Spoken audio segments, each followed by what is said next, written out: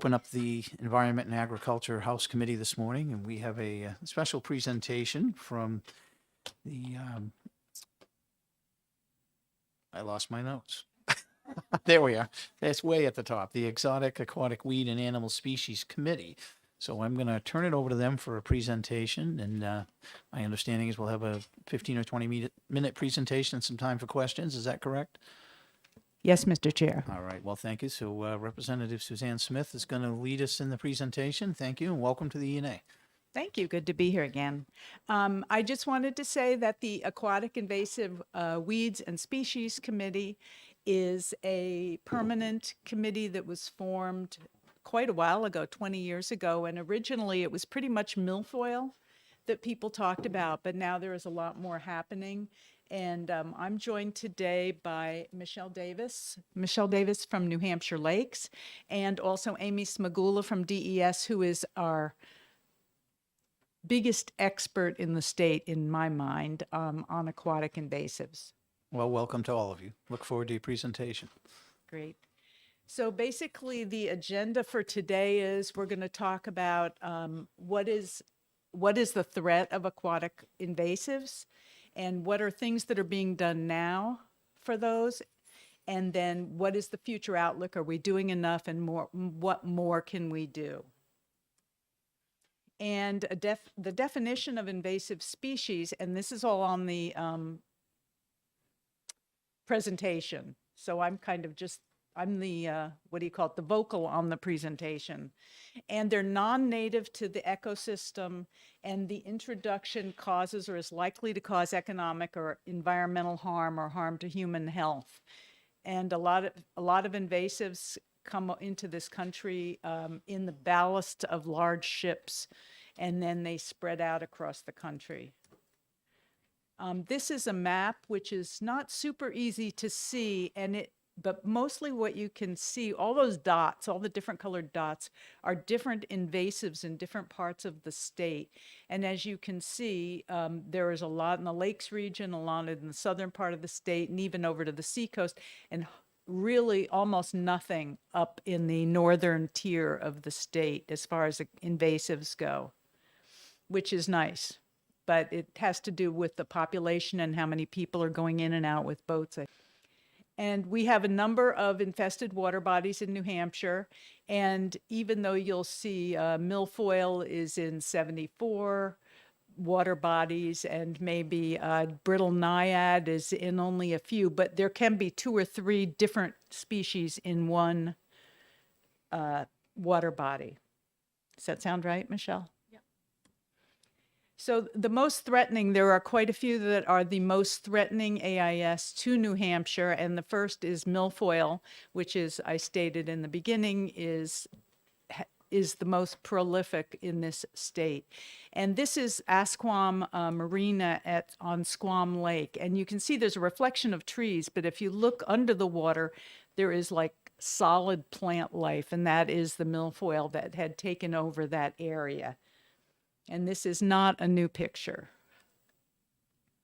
So another invasive species is the fanwort, and that is newer than milfoil. It wasn't here probably 20 years ago, I don't think. And then we have the water chestnut. That's the Nashua River, which was pretty much covered with water chestnut. And I believe that has mostly been taken care of. Yes, that has been eradicated at this point.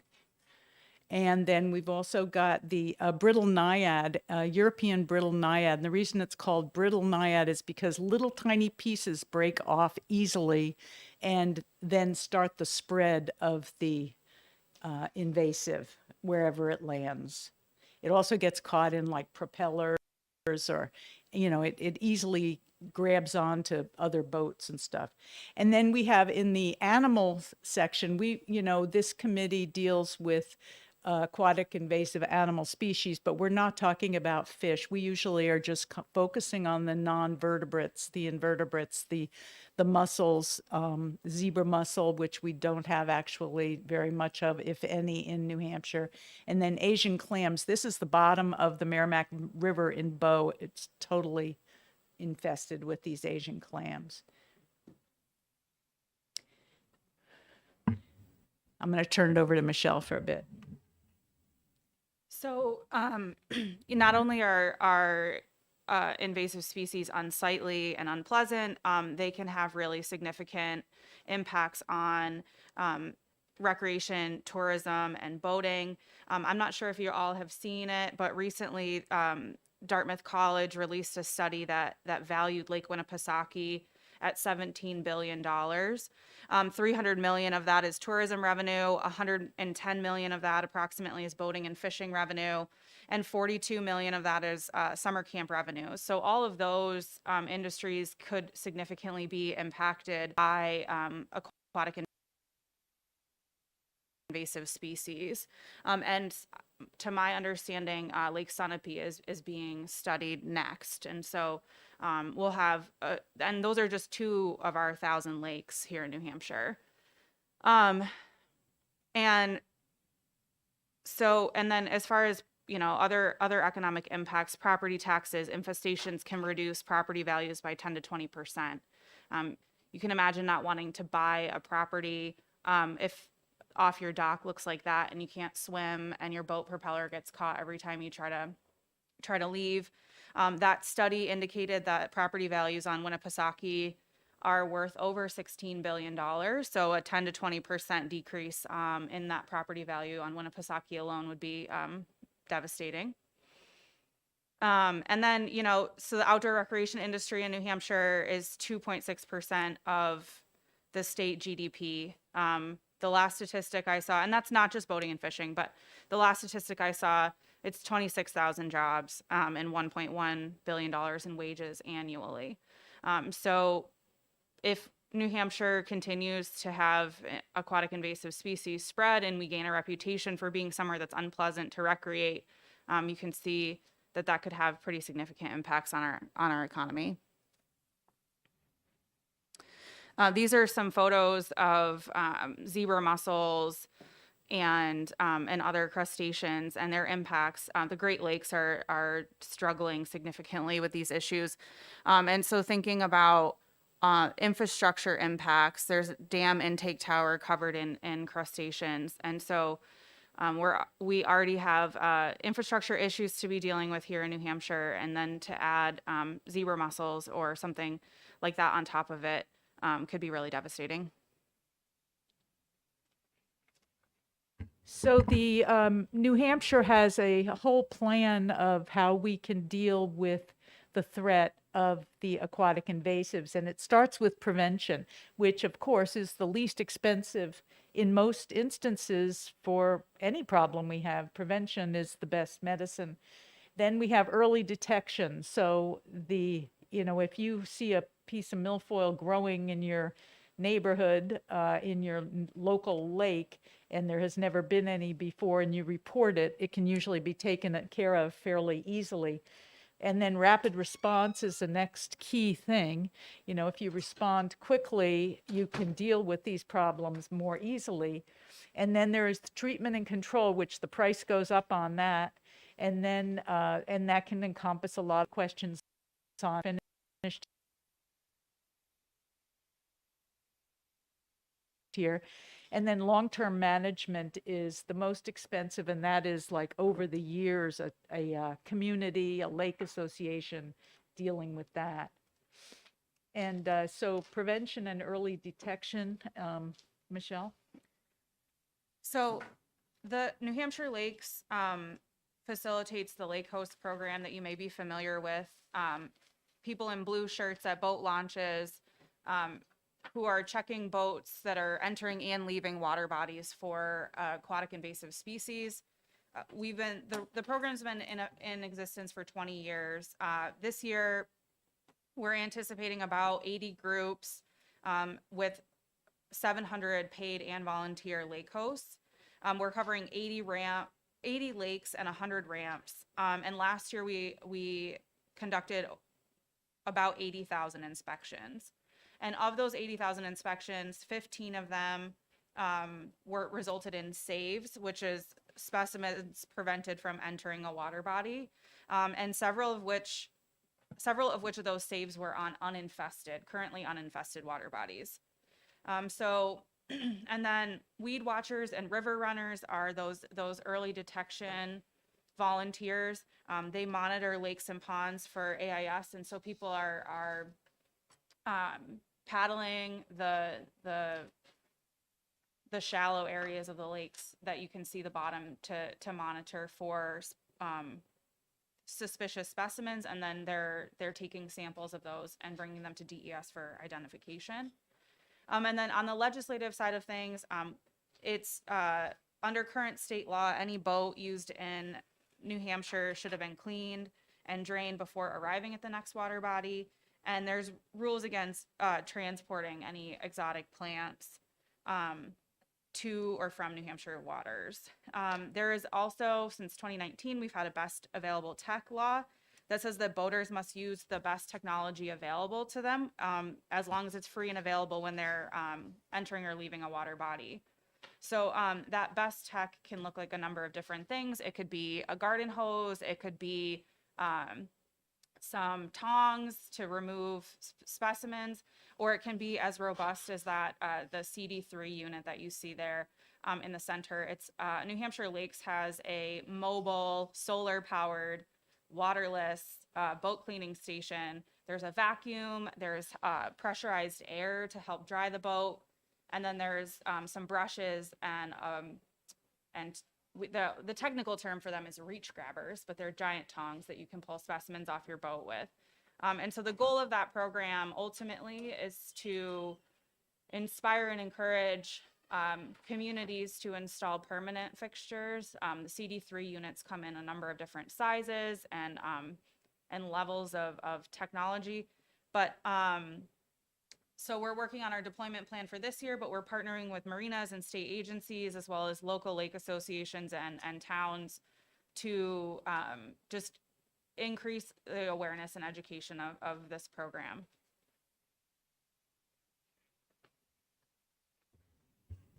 So when we get into the rapid response and treatment and control, we have the different lake associations will work with DES, and there will be divers that dive down, and there is a diver-assisted suction program. And I know that we went on a field trip a few years ago and at Squam Lake, and there was a boat, and we were all on the boat, and under us were divers, and they had like a vacuum thing, and they would like find the invasives, pull them up by the root, put them in the vacuum, and then they would come up on the boat and then get sorted. So if anything got on there that wasn't an invasive, like a crawfish or something like that, they could throw it back in the water. But any of the invasives that were coming up were then out of the water system. So that's a way, because a lot of times just you're in water that's a little deeper than you want to be in. And if it's a large infestation, that can be very helpful. It's hand pulling and then diver assisted that. There's also something called a benthic barrier, which is something that if you have a lake level, that it's the lake level is lowered in the fall. And so you put this barrier down and then leave it there. So then the next year, nothing can grow there.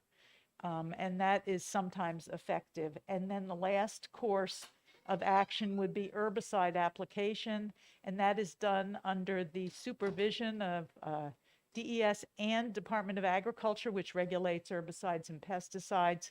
Unfortunately, Matt Bosiak, who's our member on the Aquatic Invasives Committee, couldn't be here today, but I'm sure that Amy Smagula could answer any questions about the herbicides, which I know is under the purview of this committee.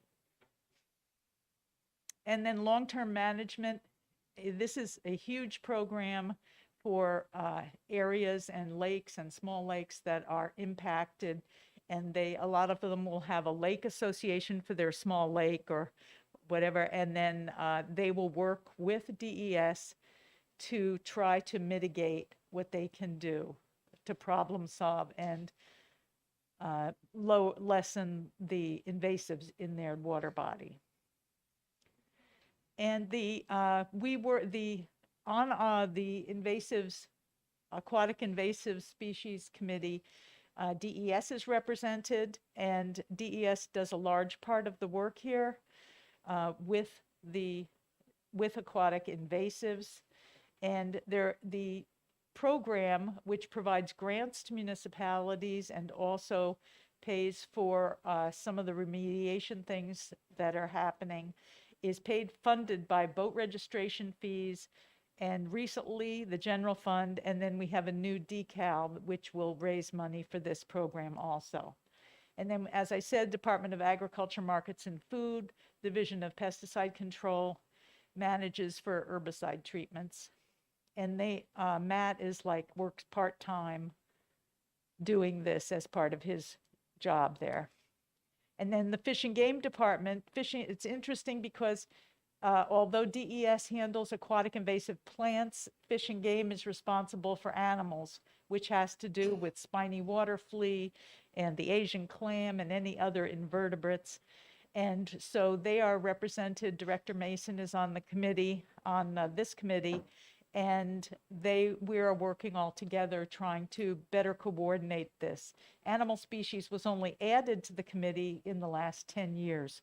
So this has been an interesting transition, and we're all learning a lot. And the committee was established in 2004. And as I said, so we educate legislators, because next year we may come to you for money, or next year we may come to you for a new plan or editing. So it's nice to educate people to the situation. And so many of us live near a lake or visit our lakes and ponds and rivers. So we do a lot of work. We meet once a month. And then here's an explanation of the funding and how this has grown from boat registration. And interesting, some people might say we have an annual registration of over 90,000 boats every year that are registered in New Hampshire. And some people may say, why do we keep raising the boat registrations? But when we work with marine trades and other organizations, they're happy to have the increase in registration fees rather than any other change in monies that are asked for. And that's something that they have supported over the years. And other funding, as I said, about, 2019, was it? Yeah, 2019, $400,000 over 2 years was allocated for the aquatic invasive species work. And then we have the decals that just was started, and that is just being implemented. Last year was the first year. And then there are private donations and municipal funds. And a lot of that is for small lake associations, like Squam Lake Association, the Sunrise Lake Association, and they work with DES, and then the people pay some of the money too. And here's expenditures, just to give you a quick thing. If you can see it, the purple is what the grants that the state gives to the different municipalities and lakes. And then the local contributions are the white. So you can see the state is a very small part of the funding. And most of it is coming from the public who love their lakes. And then this is how much was asked for and how much was given to grants over the last few years, ending in 2020. And then here's a quick overview of the funding and where it comes from. And as you can see, 35% is private money, municipalities 46%, and the state 19%. And this was a study put up by the Ossipee Lake Alliance. And so the threat is serious, and economic impacts, recreational impacts, and if it was uncontrolled, it could devastate our tourism economy. And most of the activities are paid for by boaters, municipalities, governments, and donations. So here's just another quick thing. And remember I showed you that picture of Asquam Cove on the left with all the plants. And then as it is now, you can see the milfoil is totally gone. Much nicer place to put your boat in, not have milfoil getting wrapped up in the propeller. And here are the members of the committee for this session. And yeah, you can see it's, we have people from all different agencies and then different companies and also public members. And that is the end of the slideshow, and we would love to hear if anyone has any questions. Well, thank you. We appreciate that. I'll start one off, I guess. So the state voting registration fees or the voting registration fees, which bucket do those go in, the state or the municipal bucket? I'm going to have Amy address all those kind of questions. Sure, thanks. You're welcome. Thank you, Chairman.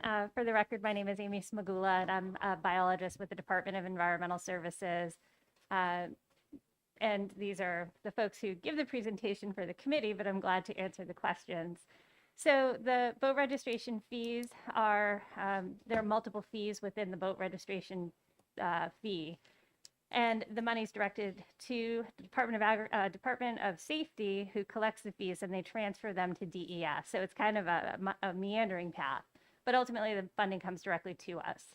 So is that counted in the state portion or the municipal contribution portion? That would be the state portion, Okay. and about 3/4 of the state portion goes right back out as grants to other entities, and then they come up with other local match.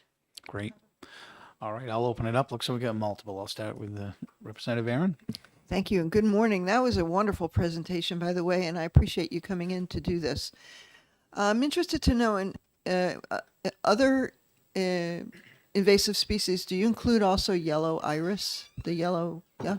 Yeah, you are correct. We do include that one as a state listed invasive. And how pervasive is that? It's scattered around the state. We've mostly noticed it in southern portions of New Hampshire along riverways. So there are, where it is, there are locally large stands of it, but it's not extremely widespread across the state yet. Okay, thank you very much. Representative Comtois. Thank you, Mr. Chair, and thank you for taking my question. My town, every year since I can remember for the last 20 years, has voted to fund milfoil divers and excavation in our town. We have a town with over 5 bodies of water. We have seen a decrease in that through the annual upkeep with that. I'm wondering how many other towns and cities contribute to the treatment of their water, and if you're seeing an improvement and if they're doing it on a yearly basis. Yeah, that's a great question. So right now we have about 50 to 60 different towns and lake associations that contribute annually for control actions. And we have seen that the rate of spread has gone down as a result of the prevention efforts, and the management efforts have been successful in reducing the overall footprint in water bodies. Go ahead, follow it. Yes, thank you. So the other municipalities and towns that don't contribute any funds, is the state then being the sole resource for controlling milfoil or any other aquatic invasive species in those waterways? No, unfortunately, if there's no local match, we are not able to award grants to local entities. So the first time a new infestation is documented, we can pay 100% of the control. After that, we need match funds. So for perspective, it took about $5 million last year to control invasive aquatic plants in about 50 water bodies. This year, it'll be about $6 million, and DES is able to offer 50% grants. We just don't have the money to cover $6 million worth of control efforts on ourselves. And as you remember in the presentation, there were 91 water bodies that are infested, so we're only managing just over half. Thank you. Just one more follow-up question. So those municipalities or towns that don't invest in their water ways are basically ignoring the tourism value to their towns. How do we get them to start investing? What is it through education of the public? And how do we do that? And how do we create an outreach for them? Yeah, that's a great question. I think continued exploration of other options too. So a lot of those water bodies are either river systems that go through many towns, or they're very small lakes that don't have an established lake association to be direct advocates for those water bodies. So for the larger systems where there are multiple towns involved, it's sometimes hard to get all of that involvement across a river course, because once it's in a different town, it's hard to piece it together. And then for the smaller lake associations, that's challenging because there's not somebody to lead the charge locally to ask for a conservation commission allocation or a warrant article or something like that. So I'm happy to continue reaching out to those groups, but unless there's a local entity that's engaged, it's very hard to keep momentum going. Representative Murray.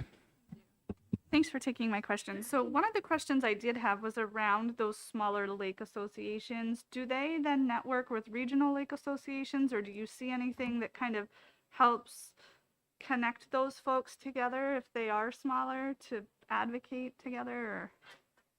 I have not seen the smaller lakes network as much. There just isn't a lot going on those systems. They sort of don't have a lot of volunteer efforts going on for weed watching. They don't have even a lake association in place to collect dues or to bring people together. It's sort of every person for themselves on those types of lakes.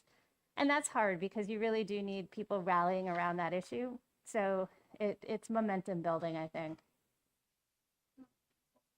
Thank you. And then, so if one of these smaller lakes were to discover that there were an issue, they would simply then have to know where to go or who to reach out to if there is a problem. And you had indicated the first instance is 100% covered, and then after that, 50% this year? Yep. Okay. Correct. So that's a great resource to know that is available out there. And I guess it's really encouraging to me to at least know that there's something there that knowledge can then be shared among the smaller networks. So thank you. Yeah, sometimes what happens is that if people find something and they don't know where to go with it, they'll start with, UNH, or they'll start with a different state agency, and then it eventually comes to me. And once I identify it, it's the tangled pathway to finding the answer to a question I think that we've all gone through. But once they get there, I'm glad to help them through the process. It's just, it's finding the right path. Thank you. Rep. Mola. Hi there. Thank you so much for that presentation. That was actually very informative. The question I had was, do you have sort of a handout sheet or something that we could provide to our towns that can at least give some information on the matching funds and things for them to consider? Of course, yeah. We do have a lot of resources on our website, but we also have little fact sheets and cardstock material that conveys the message of, if you find something, report it, and then we will work with you to help you get through the process. So I can send some to the committee. On your website, you have information on the matching funds and grants, right? We So do. if somebody was referred there, they could find that all right there. Okay. Absolutely. Thank you. Yep. It's on the Department of Environmental Services website. Thank you. Yes. Any further questions? Go ahead, Rep. Dutsey. Yes, thank you. Nashua just opened up, I think it was last year or the year before, a new boat ramp on the Merrimack River. Has the New Hampshire Lakes been in touch with the Merrimack River? What is it? The Lakes Association? Yeah, Merrimack River right, Watershed right, Council. exactly. To do anything in terms of educating boaters or setting up your educational. Yeah. I don't know the answer to that. New Hampshire Lakes is focused on lakes in New Hampshire. If there were another local group like Merrimack River Watershed Council, we would certainly partner with them and help share information. But our funding and our resources go primarily to lakes. Okay, thank you. Representative Sanborn. You got to turn your mic on. There you go. That's on? Okay. Invasive species, are they affected by water temperature? Like, will they grow more if the water's warm, or? Yeah, definitely. So warmer water makes for a faster growth rate. And some of the scary statistics that we've seen of some of the plants, milfoil will grow an inch a day in the summer months when the water temperatures are in the 70s. Other plants that we don't have yet that we really don't want is one of them is Hydrilla that grows 6 inches a day. So the growth is rapid and it is accelerated by warmer water temperature. And on top of that, as our water is warm, we will have other species from down south, which are even more potentially invasive, come our way and add to our list of infestations, most likely. Thank you. Anybody else? All right. Well, I don't see any further questions, but I again want to thank all of you. That was a very informative presentation, and we appreciate you taking the time and coming in. And if there's anything you need from us as a committee going forward, certainly reach out. And Rep. Hamola has another question. Could we get a copy of the slides? Email them to the whole committee. Oh, that'd be great. Super. Well, again, if there's anything else that we can help you with as you go forward, stuff, information that we need or issues that we need to help you with, certainly let us know and we'll do our best to do so. Great, thank you, and it's been great to be here. Great, thank you. So we'll be in recess until 10 a.m. where we'll take up our first hearing, which is Senate Bill 267.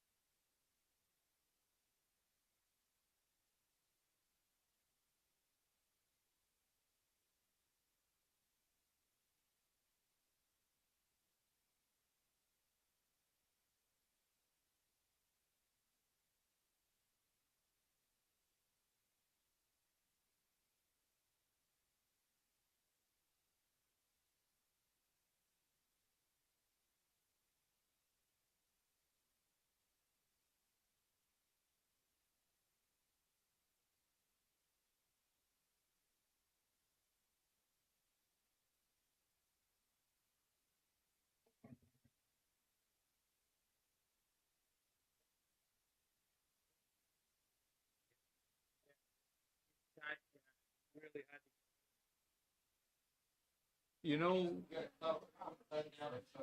Storyland, they use it to, like, every fall they cut it down and it grows right up thick and like between rides and stuff, gives like a privacy. Yeah. The only place I've seen it any good. Oh, God, me too.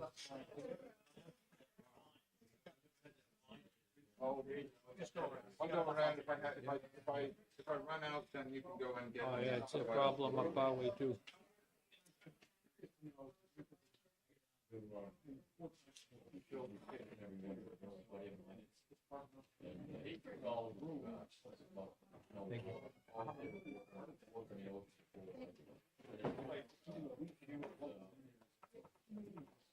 She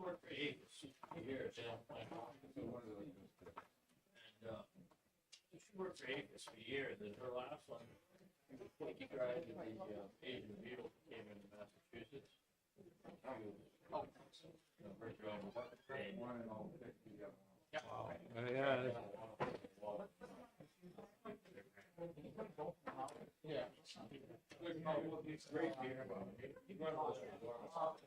Yeah. Yeah. What I just handed out was the one that don't. People can figure it out. It's not. He was a commercial fisherman, offshore draggers, all that stuff, so. No. I'm sorry. Tired, yeah. Maybe down in the stadium. Nice. I got one. Yeah. Oh. Yeah, give us just. It's got a way to stare and it skipped with a little 24. Depends on which clock you look Oh, God. All right, good morning, everyone. It is 10:01, and I want to welcome you back to the Environment and Agricultural Committee. We're going to open up the hearing on Senate Bill 267, and I'm going to call on Senator Guida to introduce the bill. Welcome, Senator, to E&A. Thank you, Mr. Chairman, members of the committee. For the record, Bob Guida, Senate District 2, and prime sponsor of Senate Bill 267 FNA. As you travel around the state, you will begin to notice entire areas of forestry that are dying, and you'll notice Japanese knotweed that's invading our streets, our communities, and so forth. Those are but two of the numbers of invasive upland species that are literally taking over much of our forests and our meadows and so forth. So the origin of this bill was that very problem. We have no coordinated statewide approach to deal with upland invasive species, unlike the water side of the house, in which aquatic invasive species are very carefully monitored by DES, and they have a program and it's well established and funded. So in the interests of protecting our forests, protecting our landowners and our private property as well, I brought forth 267 FNA, and does three things. It sets up a position of Upland Invasive Species Program Coordinator in the Department of Agriculture's Markets and Foods, and I worked with the commissioner on developing this. This bill is not a permanent fix. It's intended to get us into the next budget cycle, at which point we would anticipate a new position being established to coordinate this for the state. This bill gets it started, gets some equipment in, perhaps the location, so forth. And so the funding for the bill is actually in the text of the language, the text of the bill itself. It establishes the Upland Invasive Species Remediation Program and Fund, and it makes an appropriation to that fund of $150,000. With that, it's pretty much the bill. I'm happy to take any questions. Thank you, Senator. Is there any questions for Senator Guida? Representative Dutsey. Yes. Thank you. Thank you for taking my question. I know right now we have a gentleman by the name of Doug Saigon who works in agriculture, and he's kind of the go-to guy for invasive plants and everything. I think there's a lot of education that's being done about that, and I think a lot of conservation commissions around the state are working on that. Why, isn't that enough? Isn't that enough that's being done? Why would this bill be needed? Coordinating position across the state, and what's being done is basically voluntary. He does a good job, but we need more. Again, the invasive species are exploding.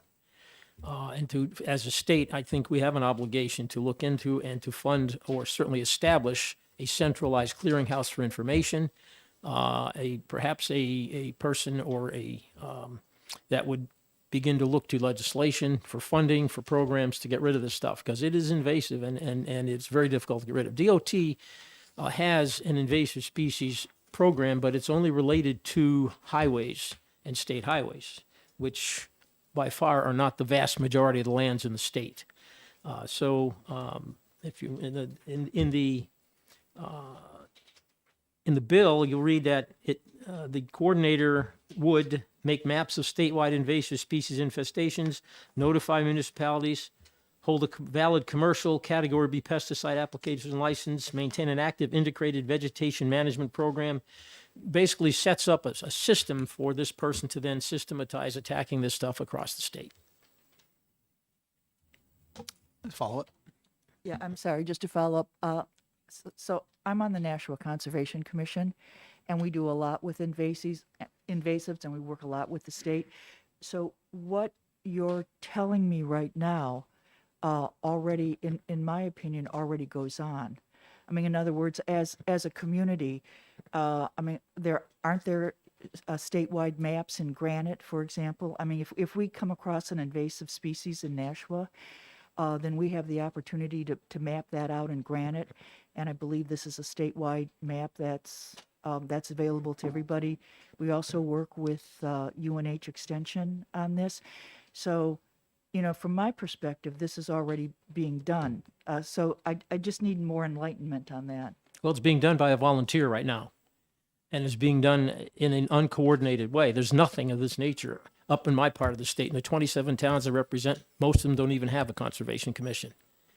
So this is a statewide problem, and it requires a statewide oversight to coordinate what's going on. Because these invasive species don't care if it's in Nashua. It floats down the river, a bird carries it over, and the next thing you know, it's up in the North Country. So you need a statewide coordinator to deal with this problem. It's been going on and increasing and getting worse and worse and worse. And despite individual communities that have both the personnel resources as volunteers and perhaps paid staff and the funding in their tax base, most of our communities do not have that.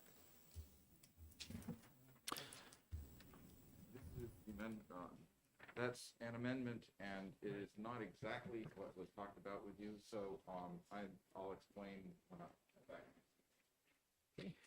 Representative Comtois. Thank you, Mr. Chair, and thank you, Senator, for taking my question. As Representative Dutsey spoke to, UNH Extension does a lot with that, and then most of the counties also have a conservation district person that they pay on staff to help with all of this. So now and we also deal with the NRCS, the National Resource Committees in our counties.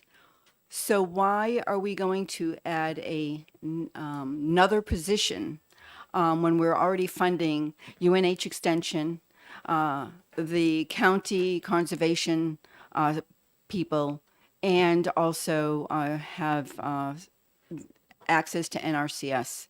So I'm just wondering why we're going to ask for more funding for this issue when I believe, at least in my county, we take it seriously and we have a lot of people working on this program. I would judge from the proliferation of invasive species around the state that whatever is happening is not being coordinated and it isn't working for the most part. And so again, since our forests are a state resource, not a county resource, and the private ownership, our private properties extend across the entirety of the state, I think it makes a great deal of sense to establish a statewide coordinator to coordinate all of this stuff. There's no requirement for the university system to oversee any of this.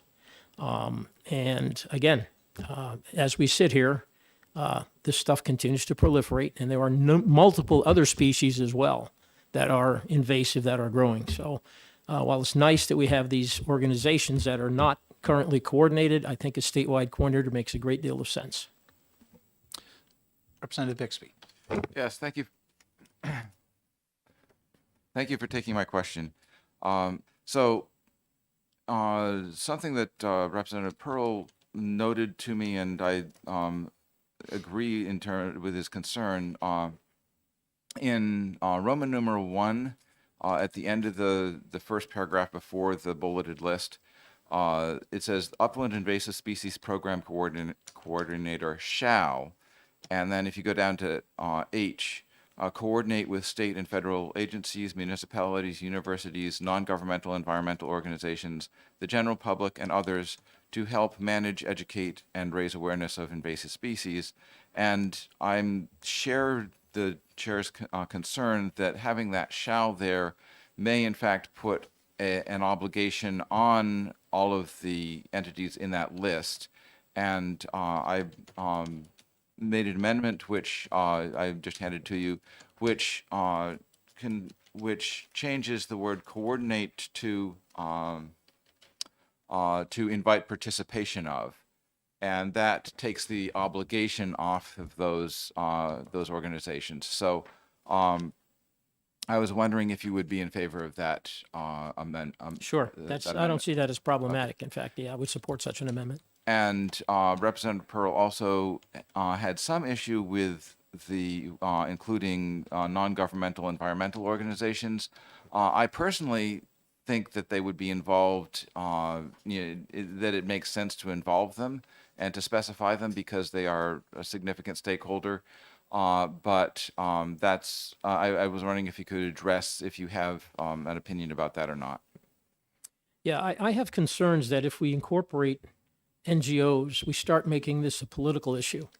And that's not what this position or this program is about. They're certainly welcome to participate and testify at hearings and so forth. But I do have a concern about NGOs attempting to hijack something rather than just participating in a discussion as, if you will, a witness to a particular bill or a program. Okay, so just as so I had a different amendment drafted that I had intended to remove that term, but only half of the term got removed. So so I'm going to need to go back to OLS. If the committee feels that it makes sense to remove that that the non-governmental environmental organizations, then I can change the amendment to deal with that. I would leave that to the discretion of the committee. Thank you. Any further questions? Representative Comtois. Thank you, Mr. Chair, and thank you, Senator, again. How will this have any impact on the aquatic invasive species program that we now have in the state? No, no, it will not.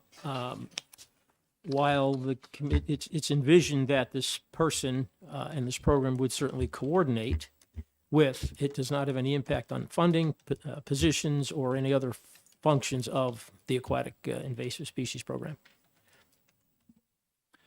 Any Representative Aaron. Thank you, Senator Gaida, for coming today and introducing this to us, to our committee. My question is, you had mentioned about how this position would be funded in the next budget cycle. Could you talk about that a little bit more? I mean, how we're looking at funding it maybe initially here for this non-budget year, and then how that would roll into the next budget cycle? Sure. Thank you for the question. It's a good question. In that the individual who's filling voluntarily this function at Agriculture, Markets, and Foods is holding a position already. What we wanted to do was fund the tools for this person to be able to function still in that capacity, essentially as a volunteer, and leave it to the next legislature in the budget process. I'm reluctant to establish new positions in the interim year between budgets. That's something that the legislature should look at, and that's the reason for funding $150,000 for equipment, allowing this gentleman to continue to do what he's doing in preparation for the discussion that will ensue regarding invasive species in the next budget, and potentially establishing a position then. Thank you. Any further questions? Seeing none, we thank you. Thank you, Appreciate sir. coming in and Thank you, members of testifying the committee. today. Next, we'll have Representative Suzanne Smith from Grafton 8.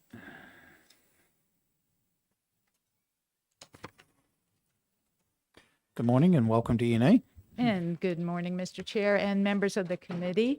And I am not representing aquatic invasive species right now, but upland invasive species. And I am in full support of Senate Bill 267, of which I am a co-sponsor. And I am a member of Hebron's Conservation Commission. And we recently held an invasive species day in the fall where we came up with like 20-foot long bittersweet roots and autumn olive, barberry, multiflora rosa, and then along our roads, as many of you probably have, we have knotweed growing. And it takes a diligent effort by volunteers to try to remediate these things.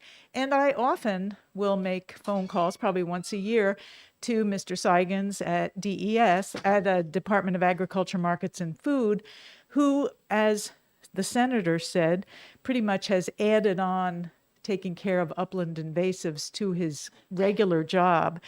And he's been very good at it, but this coordinator position, I think, is really important. As we heard earlier in the presentation, those of you who were here for the presentation of the aquatic invasives, DES has a biologist who is in charge of aquatic invasive species at DES. And I think that upland invasives are as huge an issue, and probably even more so because they're not just in water, they're all over the place.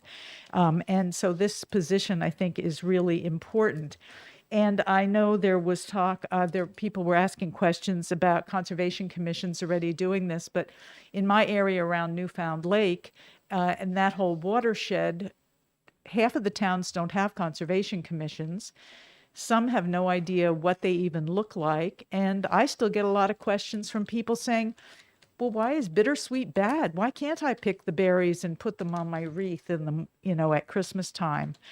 And it's, so it's a challenge. Education is a challenge. And one of the things I particularly like about this bill is that one person from each municipality will be designated to be the in-charge person. And that person will probably have a little more education than the rest of the public. And so they will be able to work more one-on-one with the invasive species program coordinator.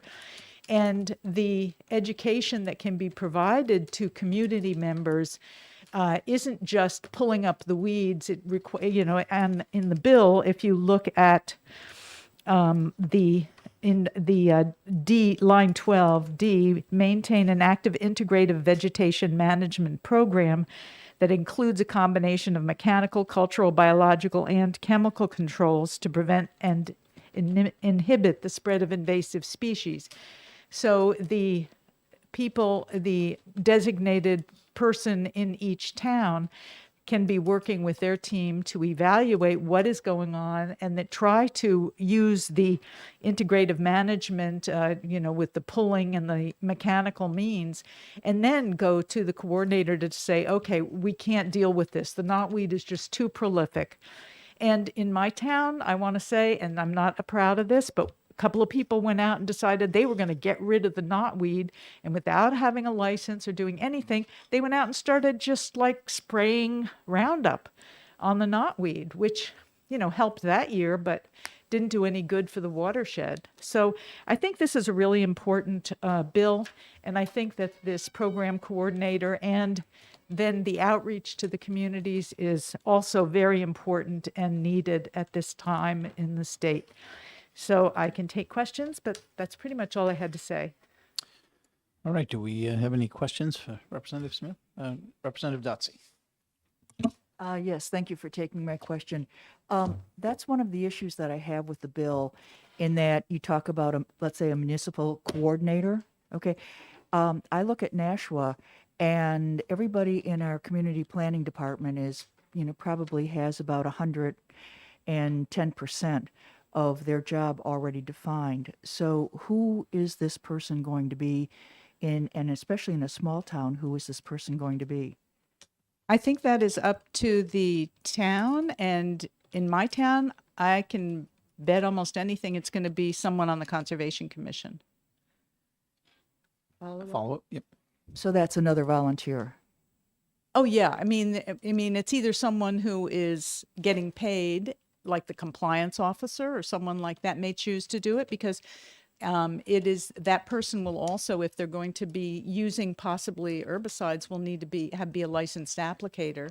So it's up to the community to figure it out. And I would think, as a member of the Conservation Commission, I would be working with other people in the community to say, okay, who can we do this to? Who can we add this to their job? Or do we have a volunteer who wants to do this? Because they're going to be educated doing it, and also will be able to get an herbicide license if they're interested, and then be able to use that for other jobs that they're doing. Okay, thank you. Any further questions? Seeing none, thank you. Okay, thank you very much. Next, we will have Pierre Siegert from Department of Ag. Thank you, and that was great pronunciation of my name. That was very I impressive. have an advantage. I've seen it before. Right. Thank you and welcome to ENA. Well, thank you. So Pierre Siegert, I'm the state entomologist and the director of the Division of Plant Industry. I'm here representing the New Hampshire Department of Agriculture, Markets, and Food. We are in support of this bill and provided input to Senator Guida as he was drafting it. I didn't have any further comments, but there do seem to be some questions about how the invasive species program currently works in the department, and I would be happy to entertain those. All right, I actually have one about the bill itself, a question, and I'm not sure if you'll be able to answer it. It might need to go to David Russo. The line 15, section 1, the coordinator shall purchase herbicides in bulk in order to reduce purchasing costs for municipalities. Having a strong background in the sale of pesticides, would he actually be allowed to do this and distribute to municipalities without running into a licensing issue? That would be a better question for David Russo. Okay. Sorry. That's fine. I kind of looked at that just now and it caught my attention. I know it's kind of a technical question, but all right, that's fair enough. Any other questions? You make it off really easy. I'm ready, but All right. Well, anything further you want to add? I guess I would just reiterate that on the ground, watching how this program works, there's essentially two areas of focus in the division about upland invasive species. Maybe three if I add in outreach. So the first is that a number of plants on the prohibited invasive plant list have traditionally been nursery stock plants. And so a big focus in the division right now is ensuring that those are not being offered for sale through the nurseries. And I have 4 people in the division. All of us do some nursery inspections, and so all 4 of us are kind of attending to the nursery stock pathway. Another area of focus is outreach, and I think that we've got excellent outreach materials about all of these invasive plants. We've got the Prohibited Invasive Upland Species Guide, which is, I can't remember which edition has been reprinted recently, but it's in constant demand by the towns. It's posted on our website. We have a Japanese knotweed best management practices manual that was distributed to all of the DOT districts as well as, I think, the towns. That's also available on their website. A lot of other states do request use of some of the outreach materials that we have developed.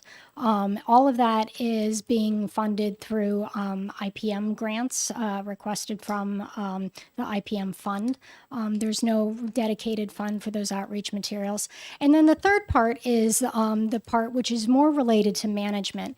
And that really is utilizing Mr. Saigan's experience with other state agencies and with the extensive amount of outreach that he has done with towns over the years to try to work on some projects. There are projects with DOT for controlling Japanese knotweed along roadways. None of that has any funding behind it in terms of how it is managed. And so that's with pesticides that are purchased by DOT, with equipment that's purchased by DOT, and then time from the Department of Agriculture for Doug's time in training and applying herbicides. And so the benefit that I see to this bill is the $150,000 of seed funding that would, be more than what is currently allocated to the invasive species program in order to extend the program to towns that maybe are not as well established with their county conservation districts and their town responses. All right. Rep. Pamola. So you may have inspired a question. Well, I'm just curious, what is the current funding? Then if you said if the 150,000 exceeds it, what's? Right now, there's no allocation for treatment of invasive plants. Okay, thank you. Representative Dutsey. Yes, thank you. So my understanding going back is that when when the law allowed conservation commissions, it was actually enabling legislation. So if a town has chosen not to have a conservation commission, why would we think that they would have the personnel or the interest in doing something with invasives? I don't know how to answer exactly the question you just asked me, in all fairness. I will say that, there's a lot of local control here, right? And so if a town isn't interested, I don't know that you would have them be interested. We do get a lot of calls from different towns requesting Doug's ability to give presentations, requesting information on invasive species. And I believe that UNH Extension did put together a survey several years ago with different land managers, pesticide applicators, groups that are involved with invasive species in terms of what they saw the needs were to further develop the programs. And they did say better coordination was one of the needs that they had cited there. And I know I did not directly answer your question. I'm sorry about that. Any further questions? All right, seeing none. So that's all the cards I have on this. Is Rep. Pamola, if you'd get the blue sheet for me. Anybody else that would like to testify on 267 before I close it? So online we have 14 people that signed in support of the bill, of Senate Bill 267. And on the blue sheet, we have 4 people signed in, also all in support. All right, with that, we're going to close Senate Bill 267, and we will recess until 10:30. We will open the next bill.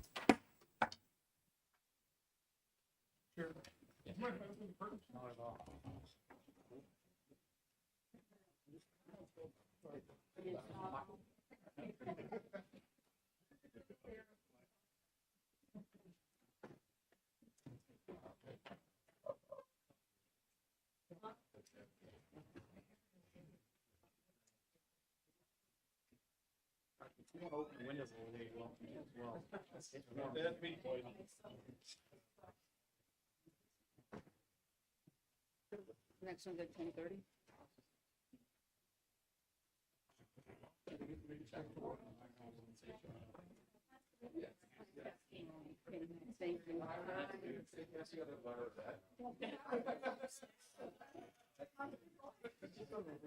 Thank you.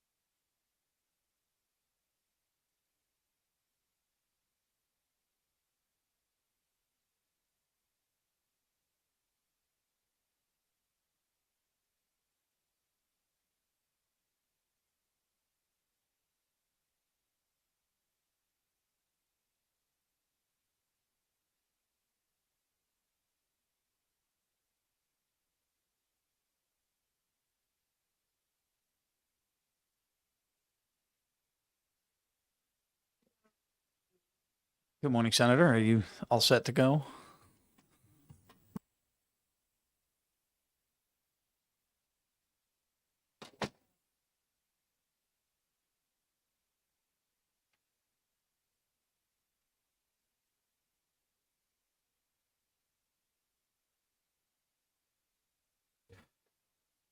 Okay, seeing it's 10:30, we're going to open up the hearing on Senate Bill 379, and I will call on Senator Waters to introduce the bill as soon as he's ready. Sorry, I put you on a little quicker there. Thank you, Mr. Chairman, members of the committee. Welcome to ENA. Nice to see you all. Senator David Waters from District 4, introducing Senate Bill 379, establishing the Solid Waste Management Fund and Grant Program.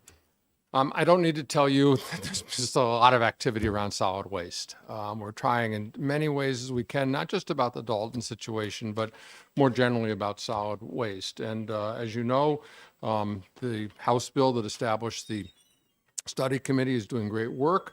And the bill we passed last year, which required the DES to develop a 10-year plan, which had been in hiatus for solid waste management and reduction. And there are lots of other bills about, how do we reduce the stream and of that and encourage more recycling, and what are we going to do about siting facilities? Well, let's see if we can't obviate the need for that by dealing with our waste. So I worked with DES and others to develop this bill, which will help us prepare for this changing landscape by establishing a fund that would be available with the parameters defined in the bill for federal funding that we expect to receive for solid waste management.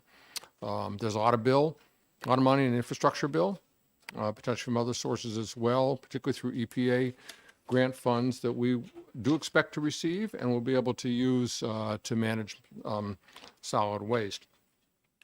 So, and I think also that having a dedicated fund with some legislative language around its purpose will give us a leg up on applying for funding, because it shows that we have a vehicle and legislative intent around it. So the heart of it is what we can do with it starting on line 22. And, over the last couple of years, all the debates on the bills, these seem to be the things that we think we could do the most good with the funding that we're going to receive. So let's help out New Hampshire municipalities and private entities and businesses for projects that will help to improve waste diversion methods. It could be helping one of our municipalities get a compactor, equipment, develop more recycling programs, businesses to help reduce their waste stream. So those are the kinds of things that municipalities and others are really looking for. Last, we've got to reduce waste, but we're in the era of PFAS, folks, and other toxic materials that we don't want in our landfills. So here, how to reduce hazardous waste materials, and what might this fund do to provide grants so that we can do that reduction and diversion of those.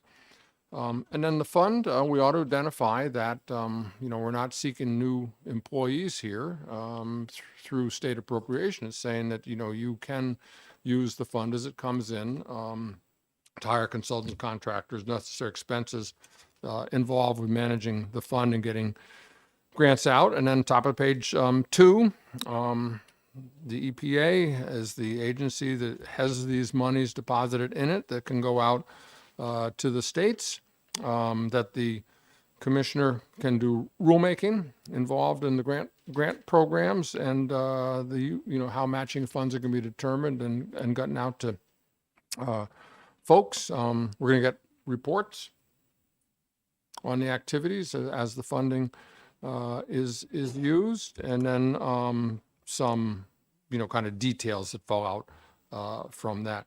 So the bill itself is fairly simple, setting up the fund, saying this is what it's for, and we're anticipating this money, and this at least let us do something to help out with the solid waste issues that we're facing. So thank you, Mr. Chairman. Do you have time for any questions, or do you need to run? Do you have time for questions, or do you need to run? Yeah. Okay. Representative Bixby. Thank you, Senator. Thank you for taking my question. One thing that I'm kind of wondering about is the long-term sustainability of the funding for this. There is currently grant money available, apparently at the federal level.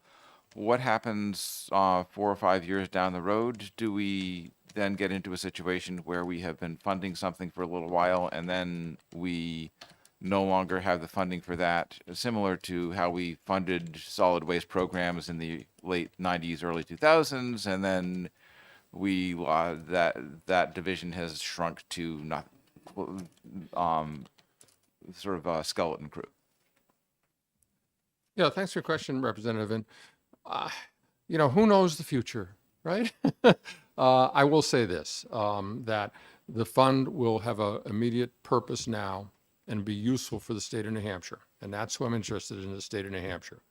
I do suspect that given the national scope of this problem and its ongoing nature, that whatever party may be in control down in Washington, both members of both parties and whoever is president knows that the states are facing these issues. So I would expect, as in the past and in the future, that there will be federal attention and potentially funds for us to apply for. But we don't know. But for right now, this will help. We'll get some money out. We'll help some municipalities and businesses, and that's to the good. Thank you.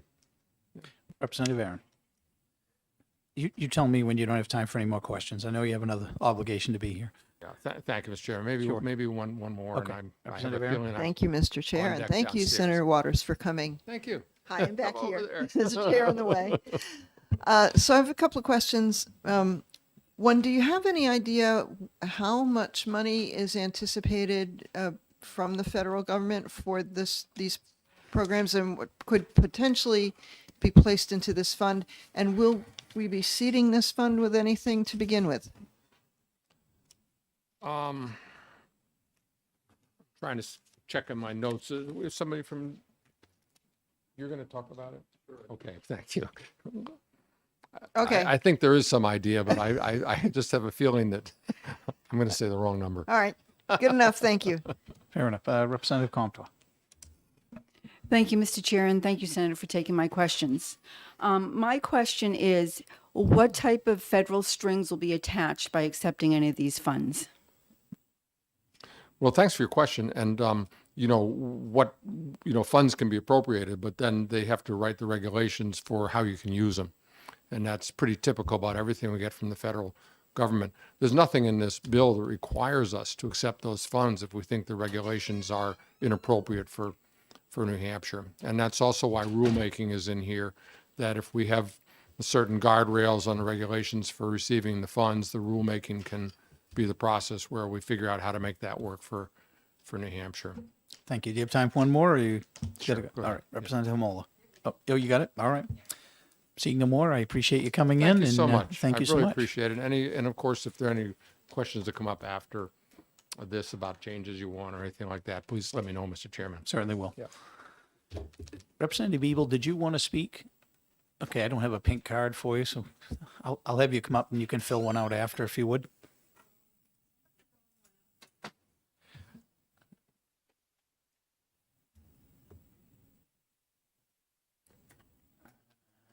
My apologies. I found another stack of them over here. No, Representative Ebel. Okay, well, thank you very much. Thank you, Mr. Chairman. For the record, my name is Karen Ebel. I represent Merrimack District 5, which is New London and Newbury. And I'm here in support of SB 379, of which I'm also a co-sponsor. I just want to say it's really nice to be back with trash aficionados. I've been talking a lot of trash lately. I know you do too, so feels like home again, or sort of. So the basis of this bill is to create a solid waste management fund, and I know you just heard the outlines of it from Senator Waters. And I also think you know some of the history, but I'll just go through it really quickly, and I had more of it in my written testimony. through the HB 617 Recycling and Solid Waste Study Committee, we analyzed many things. And one of the things that really leapt to the forefront was that a fund was needed, or some funding was needed, to help DES better perform its job in planning and solid waste management.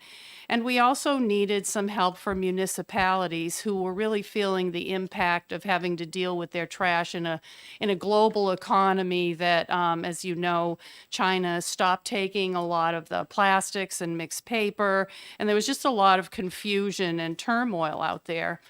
Many things have happened since 2019 when we first did that recycling study committee. There's now a huge amount of focus on solid waste, which is a good thing because I think it's been neglected for too long. And a lot has also happened. We have established new solid waste diversion goals. We have a long-range solid waste plan, which we're promised will be available to us on October 1st. And we know that that hasn't been prepared since 2003. We have a reorganization in DES that includes now 2 planning folks. One just joined yesterday.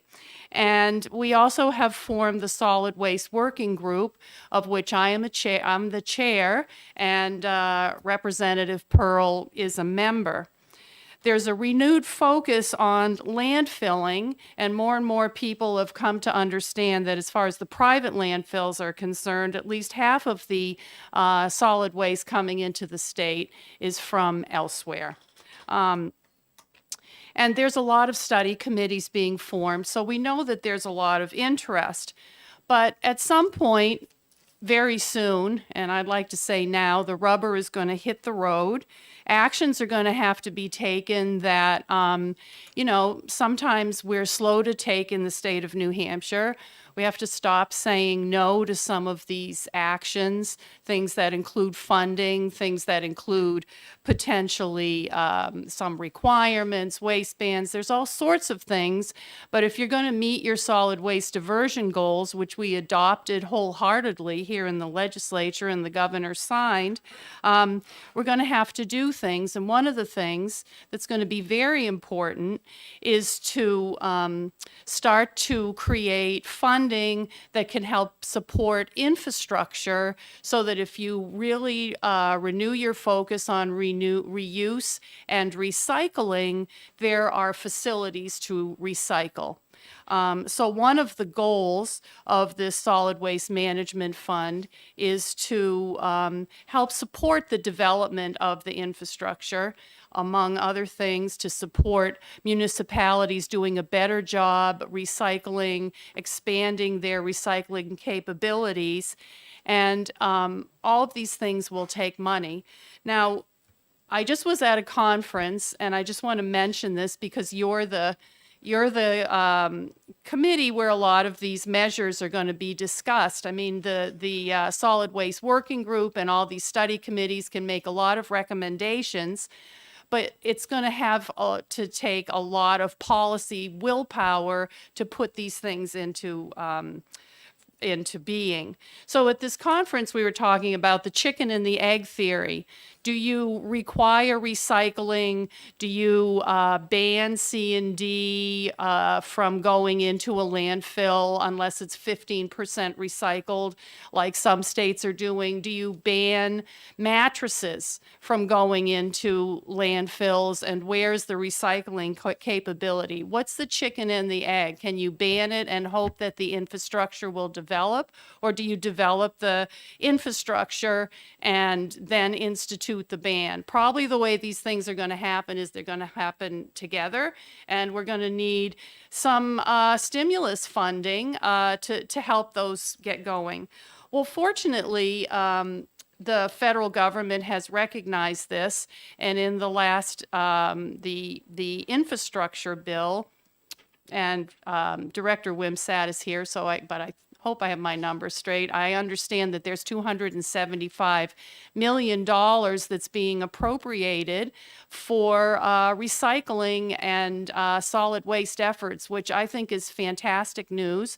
At this conference, the EPA representative said that in her career, she's never seen this much money come forward for solid waste efforts. She said that $55 million per year is going to be appropriated, and the states can request grants, and there was a question about strings attached. Any grant, you request, there will be certain requirements in order for you to get the grant, so you'll have to fulfill those. So it depends on what you're asking for. But the other exciting news that the EPA representative shared was that included in that funding, every state will definitely get some amount of money for solid waste efforts. And she wasn't really able to say exactly how much that money would be. So we know right out of the block, we should be able to get federal funding for this solid waste management fund.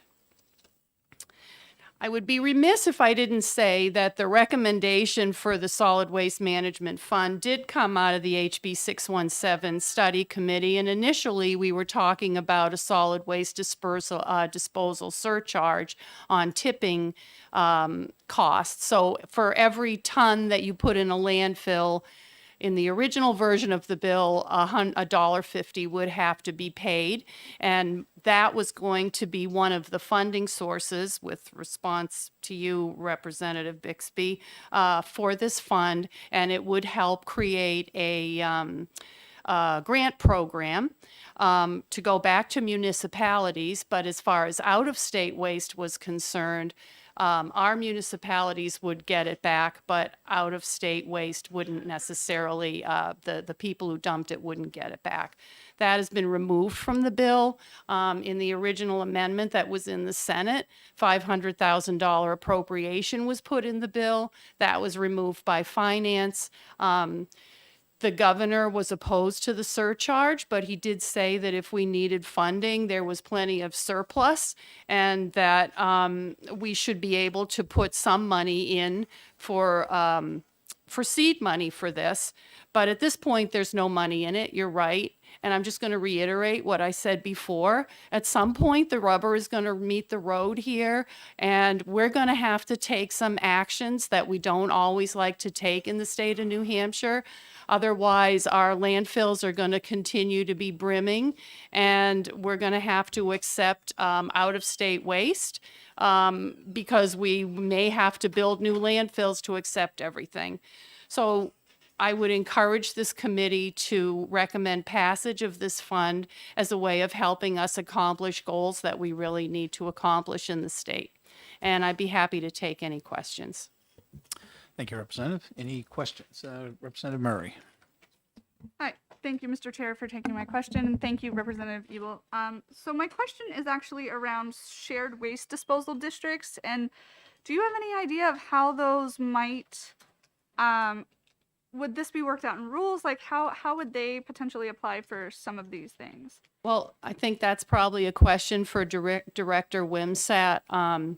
And I think we have to see also what the federal requirements are and how all that will work.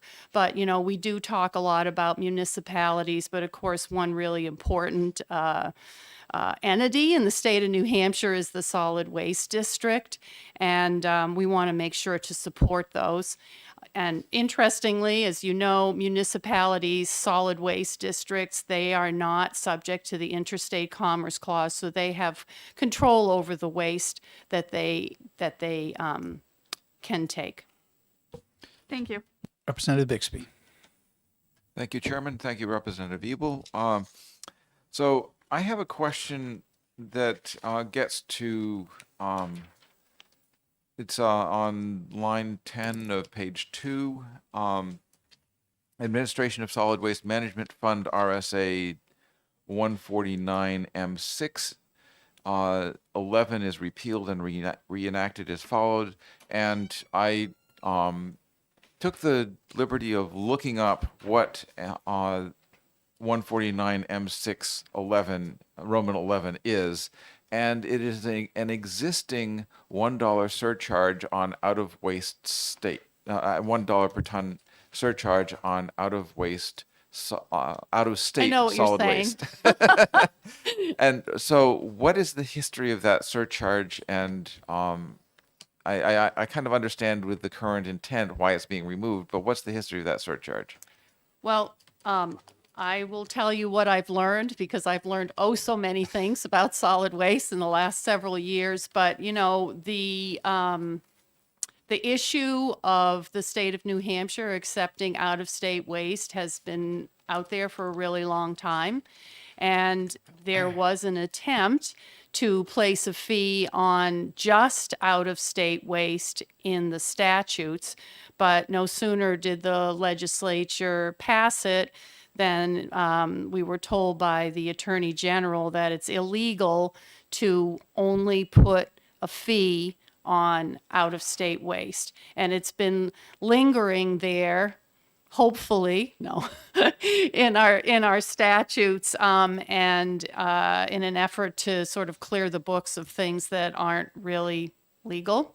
We went ahead and put the repeal of that statute in this bill. Thank you. Any further questions? All right, seeing none, we thank, do we have one? Representative Control, I'm sorry, I didn't see you. Thank you, Mr. Chair. Thank you, Representative Ebel, for taking my question. Just want to go into a little bit more depth regarding out-of-state waste and municipalities. Can you explain, right now we have to accept out-of-state waste. Is that correct? Well, stated in the reverse, you can't ban it, right? So if you're a private landfill, you don't have to accept it, but we can't ban it under the Interstate Commerce Clause. Follow up. Please, thank you. So when you talked about like there's like municipal, solid waste districts where there's like 4 towns that get together, they can control out of state, but individual cannot. Is that my understanding? Yeah. Follow up. One more, sure. Yeah. So with this funding coming in, is part of it to help prohibit out-of-state waste from coming into the state? Is there any intention in this for that? Well,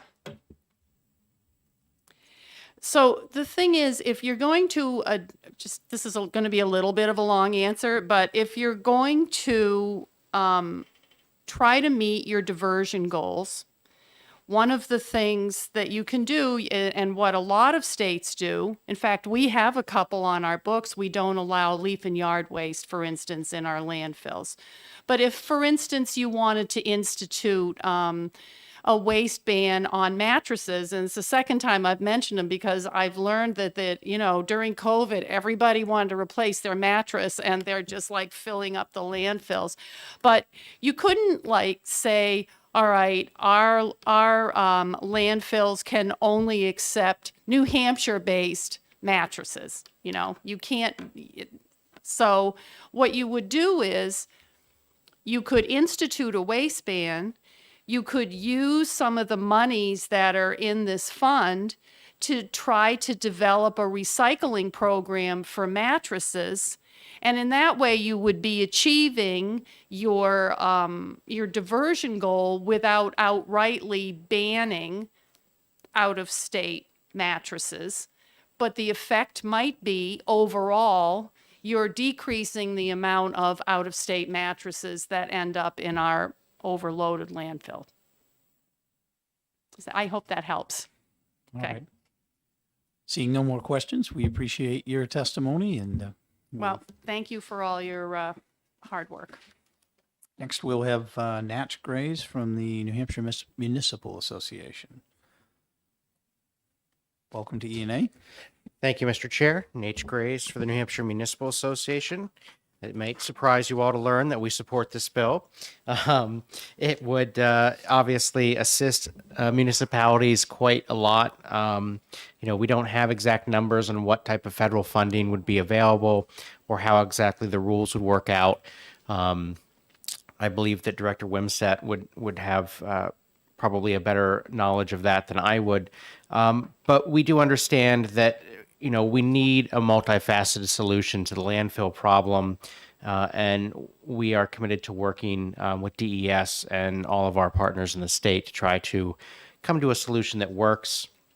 As the committee's already recognized, there are some hurdles with things like the Interstate Commerce Clause that do cause some issues in our ability to deal with the landfill capacity issue. This bill in particular would provide a mechanism to help municipalities deal with existing issues as well as future issues.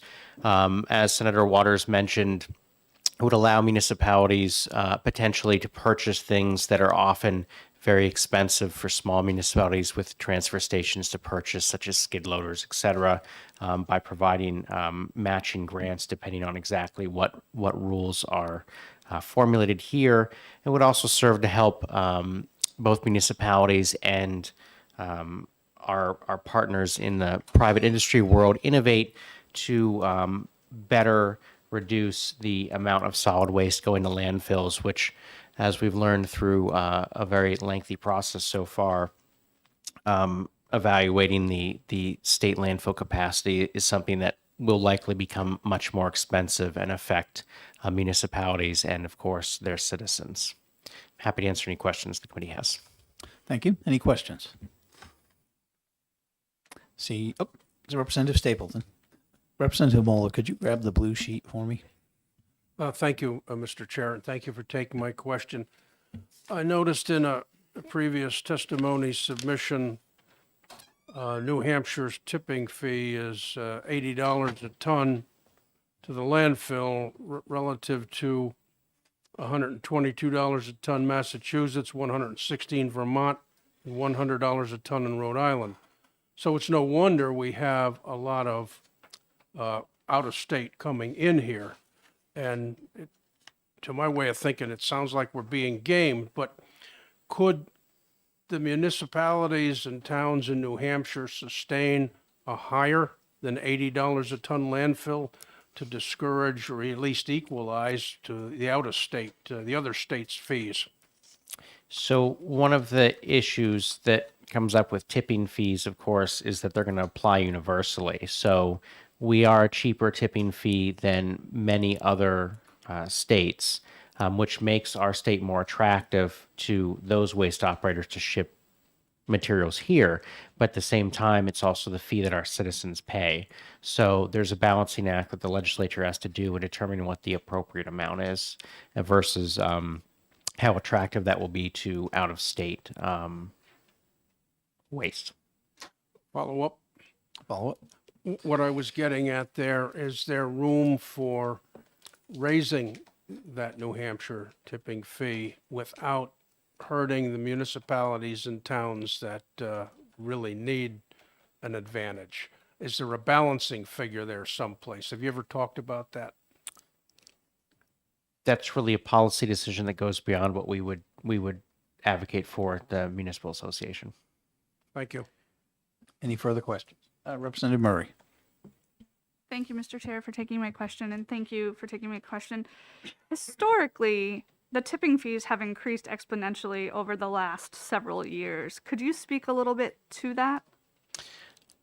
I'm not as knowledgeable as some of the people behind me are about that, but to the extent that I understand it, back in I think 2018, 2019, we saw a pretty big shift in just the way solid waste is managed because, for example, China shut off a lot of imports of waste that were coming from the United States as well as elsewhere.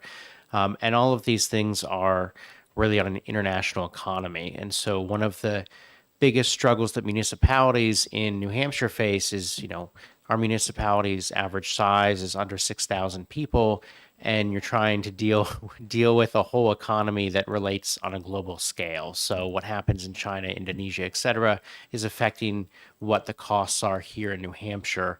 And that's really probably the most difficult thing for us to deal with, and why a bill like this is important, because it really helps us focus on things we can do at the local level to help control costs over the long term. Thank you. Any further questions? Seeing none, we thank you. Thank you. Okay, that's the last pink card I have. Anybody in the audience that wishes to testify? Representative, I keep elevating you. That Director Wimsatt. Yes. Thank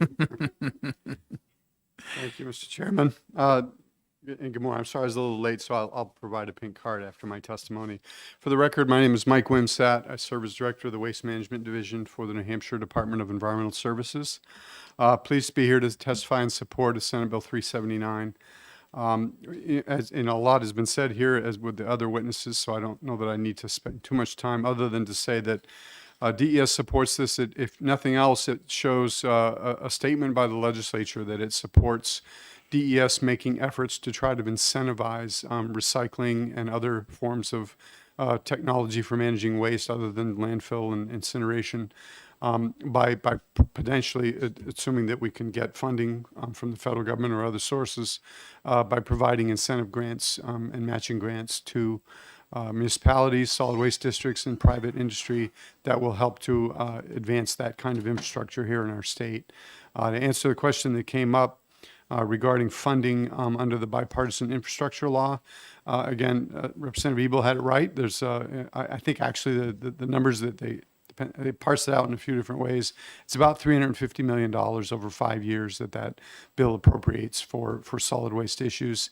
And much of that is to be dedicated to grants for recycling. Not entirely clear right now how EPA will, they're still sorting it out themselves, but not entirely clear how they will choose to administer that. They may well make some of their own grants directly to applicants who come in looking for grants, but certainly a portion of it, substantial portion of it, is expected to be allocated for grants to the states.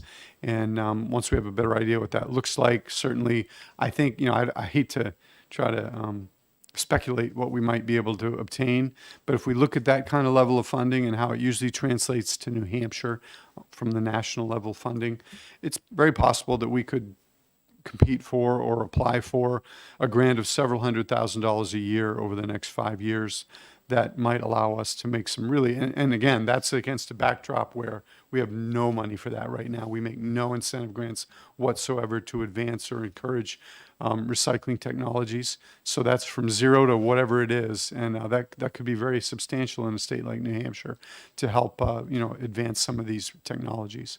And I'll leave it at that and be happy to answer any questions. Thank you. Any questions? Representative Murray.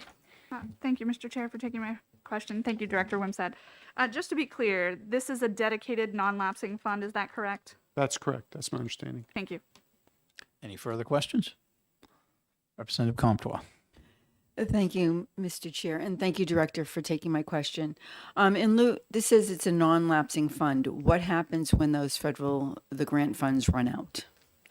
So, assuming that, if the fund is created and the only source of funding that it ever gets is from federal grants, then likely what we would do, and again, it has to be said, we don't know what these grants are going to look like. It's possible that EPA would make grants available that would do something that's outside the realm of what the fund has been intended for, in which case we could potentially go after those grants and just not put them in the fund, just administer them through the normal grant administration process, which we do in a number of programs at DES. But given that the Bipartisan Infrastructure Law is intended to advance recycling, and that's what this fund is really about, we would deposit those funds to those grant monies to the fund and administer them until they ran out. And if they ran out, we wouldn't do it anymore. But that's not inconsistent with what we've done in many programs. There are lots of programs at DES where federal funding comes for a period of time to accomplish a particular goal, and we go after those funds to the extent it's appropriate with our mission, and we administer them accordingly, and then when they run out, we go back to doing what we were doing before. Representative Aaron. Thank you, Mr. Chair, and thank you, Director Wimsatt, for coming and speaking to us about this proposed legislation. I'm interested to know, insofar as the rulemaking from adopting rules, do you have an idea in anticipation of how long it takes to get those rules put into place once this fund is established? And would the rules mirror what the federal government guidelines would dictate for disbursement of these funds? So typically, rulemaking takes, if you look at from first conception of what you want to do to actually have them implemented, you know, we've done it faster when we're in a big rush and we know exactly what we want. But usually, if you can count on about a year to get those rules in place. Wow. If we know, what I would advocate, I think, for this is to keep those rules very simple, because one of the concerns is that if you box yourself in with rules in a way that means that most of the money that might come your way would not comport with those, then you haven't done yourself any favors. So we would look at that very carefully and try to make sure that the rulemaking we did really was just procedural. This is how how we advertise and how people apply for a grant, and this is how we administer that grant. And we're not inventing anything out of whole cloth here. DES operates a number of programs where federal monies come to us, and we implement that. So it really depends. We have to look at it, but again, you don't want to do it in a way that makes your rules basically handcuff you to the point where you can't accept or spend money. Thank you. Representative Bixby. Yes, thank you, Chair. Thank you, Director, for taking my question. Is this bill aimed only at the infrastructure funds, or would you be on the lookout for other granting possibilities that could also fulfill the purpose? We would always be interested in any funds that could come our way to advance these goals. So I would not limit it to federal funds through the Bipartisan Infrastructure Law at all. Thank you. Anybody else? Representative Mola. Yes, sir. Thank you for taking my question. And if you've covered this, I'm sorry. I just missed this. But for the non-lapsing revolving fund, obviously we're talking about that it's for federal dollars. And when the federal dollars runs out, the non-lapsing revolving fund stops. Is that what we're saying, or does that get supplemented with state funding at that point? No, I think, as I understand it, the fund would, let's say for argument's sake that we got 5 years of funding and we set this program up and we put that grant funding into this solid waste management fund and administer it for 5 years. And then EPA stops making any further grants and we don't have any other sources of money. We would simply, administer the grant, give out all the grant money, presumably. And then the fund could still sit there with a zero balance, but it would still exist. And so that if something came along 2 years after that, we could go after it and put it back into the fund. That's the way I would understand it. Okay. So just to clarify, it does not obligate us then at the state level to replenish a certain amount that had been granted. No, I'm not aware that it obligates us to anything of the sort. The only thing I will say is that if when we get a grant from EPA, it has its own conditions. They're the grant giver. They get to make the rules. And so there could be a situation where, and we're pretty good at spending money, so I wouldn't think we'd run into this, but it could be a situation where we get a grant and we don't get the money out the door quick enough. And after a period of time, EPA says we want the balance back, in which case we'd have to give it back to them. But, that's something we strive not to do. Once the EPA gives us a grant, we try to use it promptly for the intended purpose. Thank you. Any further questions? Seeing none, we thank you, Director. All right, last call. Anybody else want to testify? Seeing none, I'm going to read the blue sheet results. We have 2 people on the blue sheet signing in favor, and we have 47 online signing in favor. And with that, I'm going to close the hearing on Senate Bill 379. Thank you. And now we will open up the hearing on Senate Bill 380, and I will call on Senator Hennessy to introduce the bill. Welcome to the ENA. Good morning, committee. Thank you, Mr. Chairman. Good morning, committee members. Erin Hennessy. I am the state senator for District 1, which is the northern half of Grafton County and all of Coos County. As amended by the Senate, this bill does 2 things, and those 2 things go into the same ongoing working group, and that's it amends the charge of the Solid Waste Working Group, or as members on that committee like to call it, the SWAG. And the House has a participant on that committee. It's Representative Ebel, and the Senate also has a participant on that committee, and that's Senator Gray, and they are both in favor of this. And the two charges to that ongoing committee or commission would be to review and make recommendations regarding municipal solid waste plans and implementing the prohibition of any landfill in the state from accepting waste from a municipality that does not have a solid waste management plan. Now, they would add that to the charge. They don't have to recommend that. They just have to look at that and what the benefits or costs or negative effects of doing something like that would be. Also, to review and make recommendations regarding the development of a solid waste disposal site evaluation committee, or better defining alternative site analysis in our current RSAs. And that's what this bill does. I'm happy to take questions. There we go. Thank you. Representative Bixby. Yes. Thank you for taking my question. The charge number 1, looking at requiring municipal solid waste plans for being able to dump into a landfill, is that would that just cover municipalities within the state of New Hampshire, or would any entity anywhere in the world need to have a solid waste plan in order to be able to dump into a New Hampshire landfill? So as the sponsor of this, ideally it would be everyone who would want to dump something in New Hampshire, but that would be up to the SWAG to determine how they're going to review that and what their recommendation. And again, it would just be a recommendation that they would make to the legislature. Okay. Follow up. But you are hoping that this may be a way of reducing the pressure of out-of-state waste. Is that correct?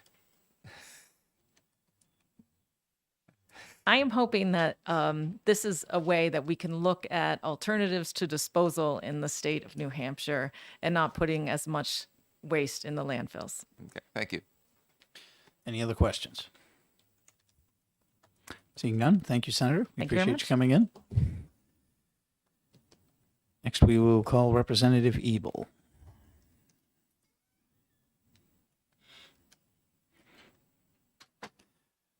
Welcome back again. Thank you.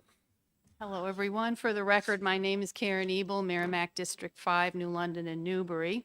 And I am the chair of the SWAG, the name of which I like very much. And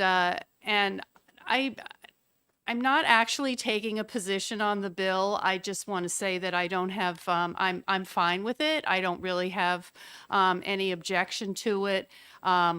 We are going, although a lot of us are very focused on the work that the SWAG is going to be doing in anticipation of the long-range solid waste plan, our working group does have a 5-year term, and we're going to be looking at many, many different things, and we're going to be continuing to work with the department because, as the department will tell you, and as we believe, we think the long-range plan will be a sort of a living, working document. And so as the SWAG makes recommendations, as they're as it's deemed appropriate to put into the long-range plan, as we come forward to the legislature with ideas for legislation, we're going to be looking at any variety of subjects. And these are ones that I'm more than happy to have included in our charge. Thank you. Any questions? Representative Comtois. Thank you, Mrs. Chair, and thank you, Representative, for taking my question. When does the working group, when is it set to expire? Well, it's 5 years and it's a November 1st, and I think it's 2026. Thank you. Yeah. I think you're right on that too. Hmm? I believe it is 2026. Yeah, I think that's right. And I mean, just by the way, we are meeting monthly at this point, but we would anticipate probably ramping that up a little bit as we work, as we come closer to the production of the long range plan. Any further questions? Seeing none, thank you. Director Wimsatt from New Hampshire DES.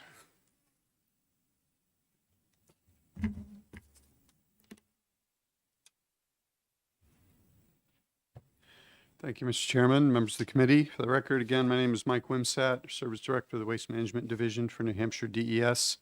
Happy to be here to testify in support of Senate Bill 380. As Representative Ebel indicated, these topics and many others are topics that a lot of stakeholders in solid waste are asking about and talking about right now. And from our perspective, the Solid Waste Working Group is the appropriate forum to explore and discuss these issues. The committee or the working group is comprised of people with various types of expertise and various perspectives, all related to management of solid waste. So we feel that these issues are certainly appropriate to be before that working group for consideration and discussion. And I'll be happy to answer any questions. Thank you, Director. Any questions? Seeing none, I think you're going to get off easy this time. Thank you. All right, my final pink card, so I would ask Representative Moeller to send the blue sheet, and if anybody else wants to speak, certainly get a card into me, is Peter Blair from the Conservation Law Foundation.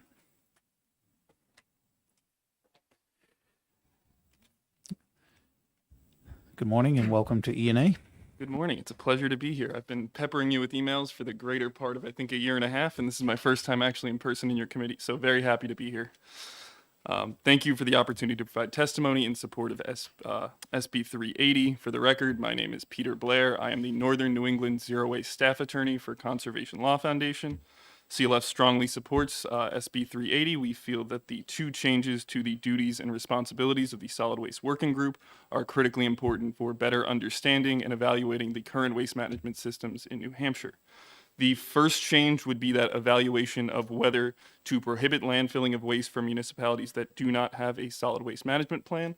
I would just like to point out that currently New Hampshire municipalities are already required to develop these plans, so it is not looking at increasing a burden on New Hampshire municipalities, just further understanding how they manage their waste, what type of waste they're dealing with, and is that waste being reduced and recycled prior to disposal. But importantly, the current law does not apply to out-of-state municipalities. As you've heard throughout this session, 50% of the waste landfilled in New Hampshire comes from out of state.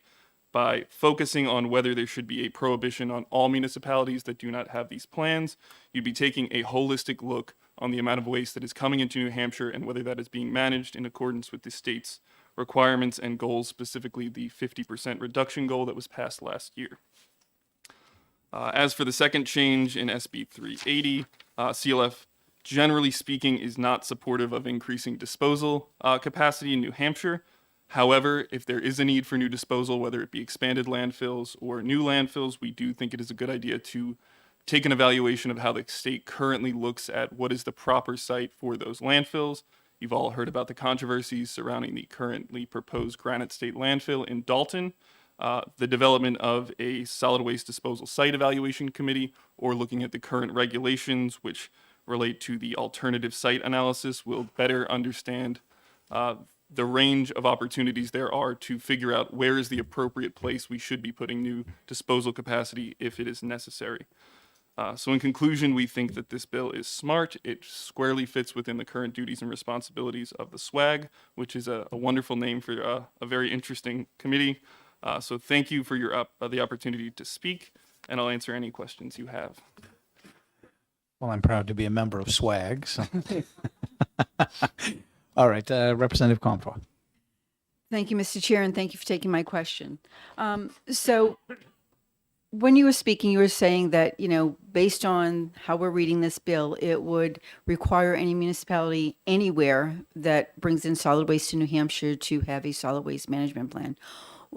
How would now there are private companies that also bring in waste to New Hampshire. How would this affect them? So it wouldn't impact private companies, but a significant amount of waste does come from municipalities, and looking at whether that waste should be managed in accordance with New Hampshire's reduction goals is really important. Currently, New Hampshire has no say over how the waste is being managed from the municipalities outside of New Hampshire that are coming to private landfills or even the publicly owned ones. So by looking into this prohibition, you'd be essentially looking at what Vermont has done, which Vermont only has one landfill. They're very protective of it.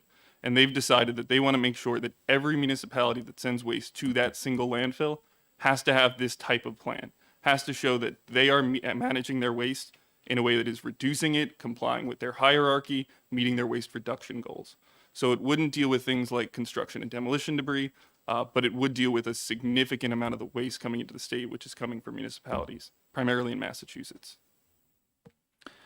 Representative Bixby.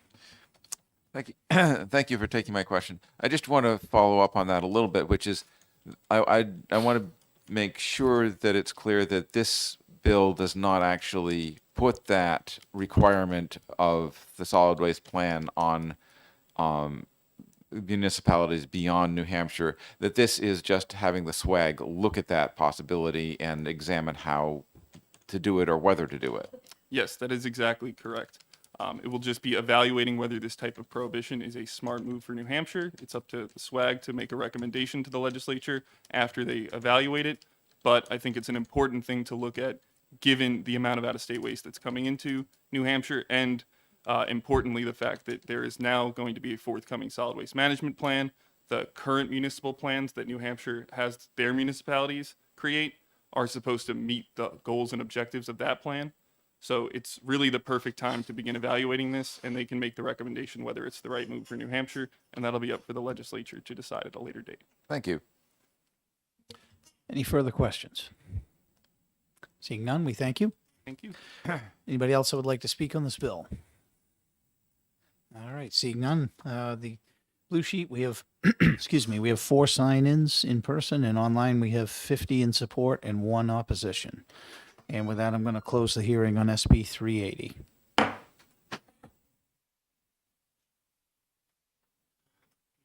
Yeah.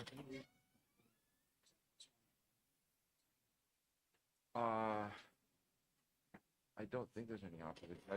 Let me just check with, you know, anybody see any reason not to exec this now? The 380. All right, I think we're good. All right, we're going to open up the exec session on Senate Bill 380, and I will look to Representative Bixby for a motion. I don't know. I just decided it was. Oh, Representative Dutsey, I'm sorry. Mr. Chair, I would like to move for OTP on Senate Bill 380-FN. All right, do we have a second? Representative Stapleton seconds. So we have a motion of ought to pass on Senate Bill 380 in second. I'll open it up to the committee for discussion. Representative Dutsey, would you like to speak to your motion? Yes, I mean, I think this is a good idea to give the SWAG jurisdiction over this so that they can explore it further and see if any regulations or legislation needs to be considered. One of the things that I want to say, and this is in relationship to Nashua. Nashua has its own landfill, and yet what we're finding recently is that we have enterprises that are coming in for the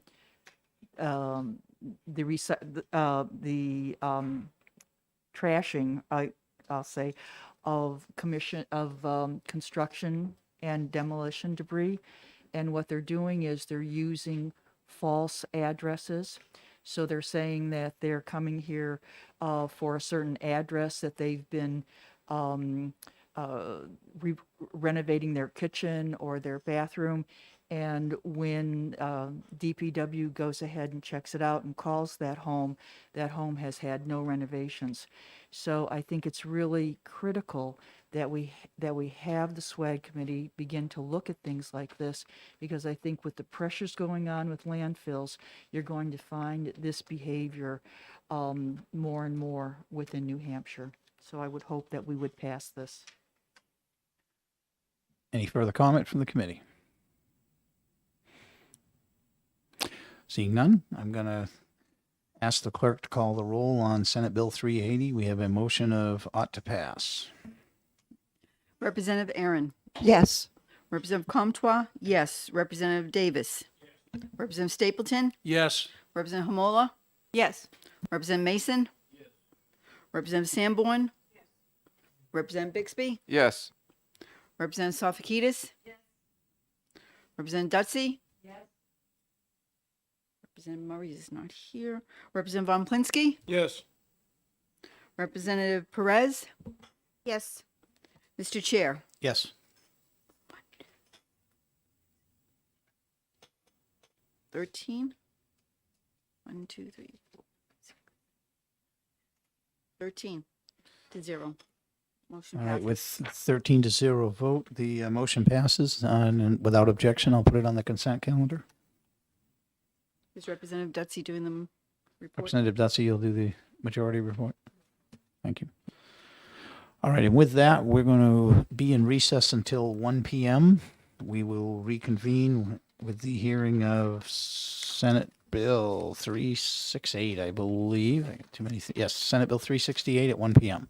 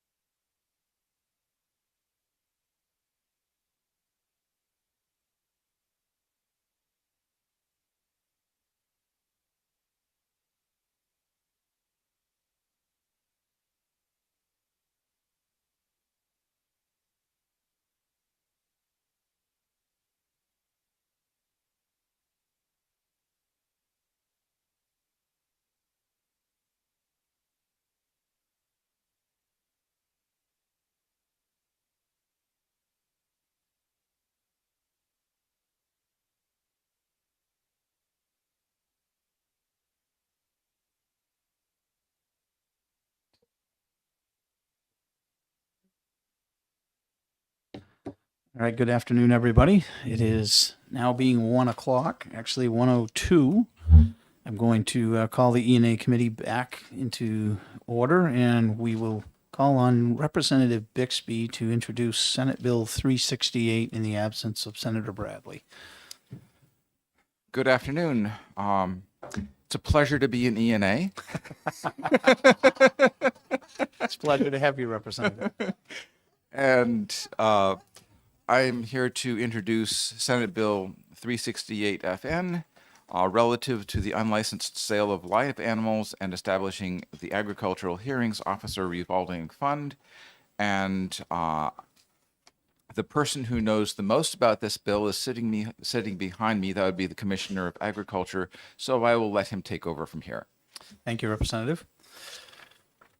So we will call Commissioner Jasper up next to testify. And thank you, Commissioner. Good to see you again. Welcome to E&A. It's a pleasure to be here. Thank you. I am Sean Jasper, Commissioner of the Department of Agriculture. 368 was introduced by Senator Bradley on the department's behalf.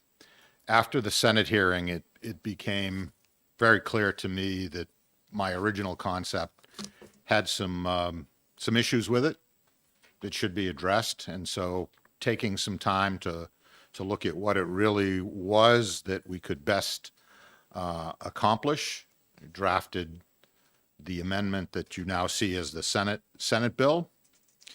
And I was quite taken back actually by an email that I received yesterday, which I believe you all received Sunday.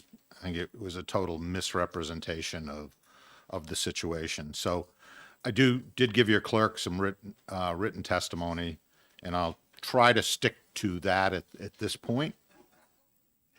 And I sent you all information that covered some, but not all of the points in the email you received. I didn't have enough time to address everything last night, nor could I even absorb all of the misstatements included at that time.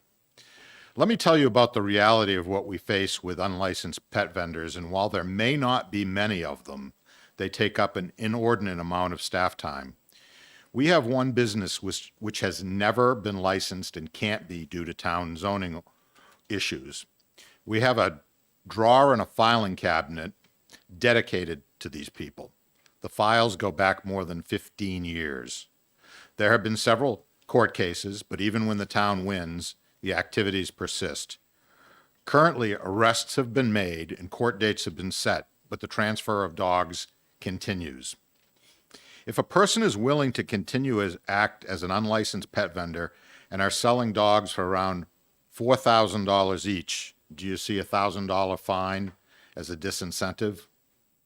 The reality is that only recently have we been able to obtain the health certificates that prove the violations of law.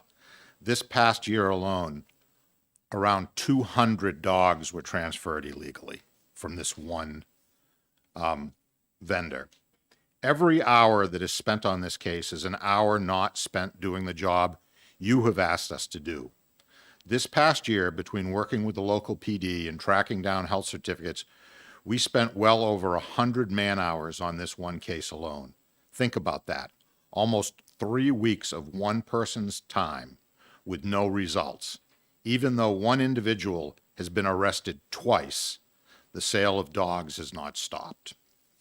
Most of our issues are actually relative to a few licensed facilities not meeting the standards set out in our rules, basic conditions that the vast majority of our licensees can and do meet. Our goal is to bring them into compliance, not to revoke a license or fine them. In the 4.5 years I've been commissioner, I believe that we have revoked one license, with one revocation being adjudicated now. While the bill does increase fees for repeated violations, more importantly, it would allow us to deal with them in a timely manner. Ultimately, it would free up time to do the inspections which the legislature has tasked us with. The revocation that we are currently dealing with has its roots in continuing violations which began years ago. Finally, after years of noncompliance, we worked out a settlement agreement that spelled out some very specific actions which needed to be taken. The settlement agreement was not adhered to, and the license was revoked. but revocation does not prevent a person to continue to operate until the case is adjudicated. The lawyer for the licensee asked me if that is really what I wanted to see happen. The issue being that these were all animal welfare violations. This individual could continue in business without violating the law as long as they transferred fewer than 30 dogs a year. At $4,000 a dog, that would mean they could have an income of about $116,000 without being licensed, and we would have no right to inspect the facility, which is based in the owner's home. So that's not a desirable situation either. We are again in negotiations to ensure the best outcome for the dogs, but this has been dragging on for months due to other pressing issues such as avian influenza. This is just one example of why we need to free up staff time through the use of an unbiased contract hearings officer. Now, I'm going to ad lib here for a minute. I neglected to put this part in. Currently, we do all the hearings in-house. All fines are issued under my authority. However, I sometimes, as the rules allow, act as the hearing officer, but it's other times, and I've said this in the email, a director that will act in that place. Can you think of a more biased situation than that, where coworkers, I'm their actual supervisor, and then I'm issuing fines? Well, I think the fact of the matter is, if you look at the fine letters and how we adjudicate it, we do a fair job. But on the surface, no one would design a system that worked that way. We can get into more issues in a work session, but I felt it was important to put a few of these issues on the public record. In closing, that I will say that the email you received is probably the most inaccurate communication that I have ever seen sent to a committee. What is truly important in this bill is the ability to contract with impartial hearing officers. The issue of the fine is much less important. The history of the department is that we seldom, if ever, issue for fines for the maximum allowed by law. However, we do believe that there should be an increase in the fine for repeatedly transferring animals above the limit. Thank you for your time, and I'm happy to answer any questions you might have. Thank you, Commissioner. Representative Aaron. Thank you, Mr. Chair, and thank you, Commissioner, for coming and speaking on this bill today. I'm interested just to refer these violations to the AG's office for enforcement. I did address that yesterday in the email.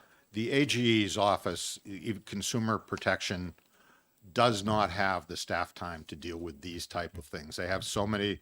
The leadership in DOJ has said to their staff, we can't deal with this. These are left to the local PD. And this is two separate tracks, by the way. So don't confuse, it's not an either or. The violation is a misdemeanor that can be adjudicated.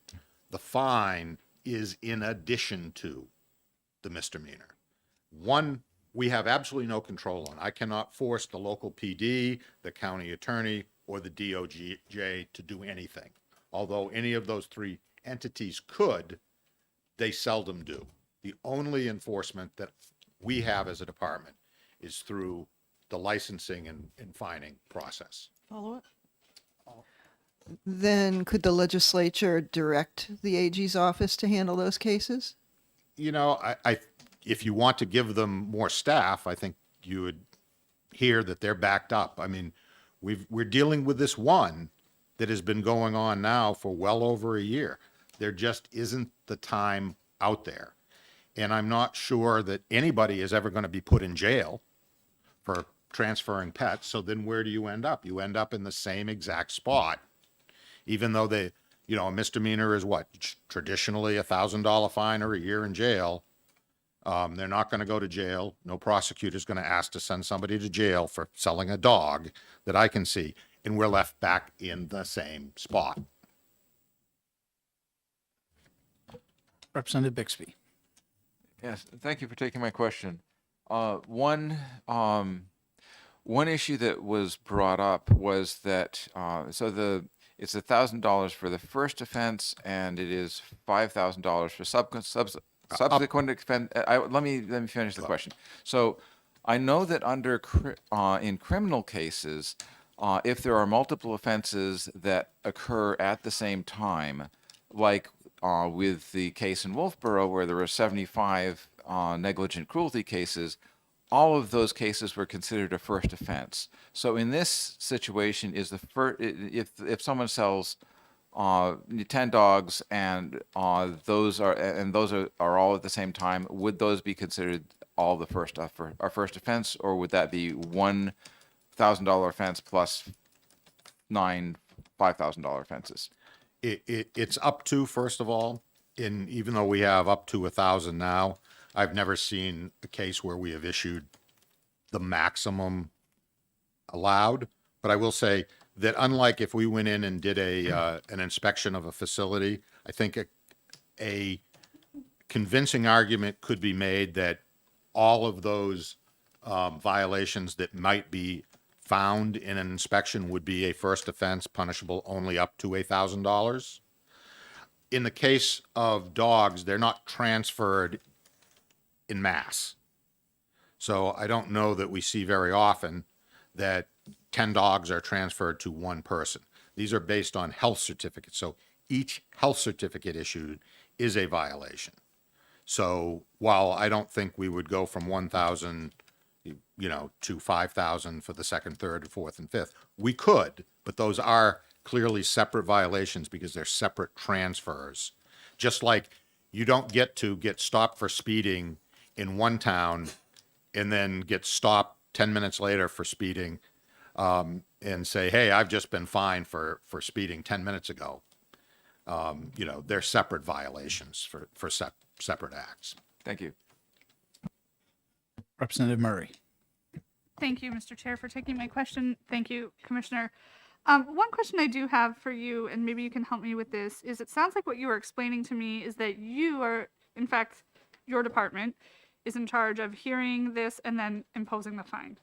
My question to you is, I know that in Fish and Game, for example, they have officers who oftentimes impose those fines or write a citation. So to your knowledge, does any other department operate the way you're describing it to us? Not that I've ever heard of. And let me be clear.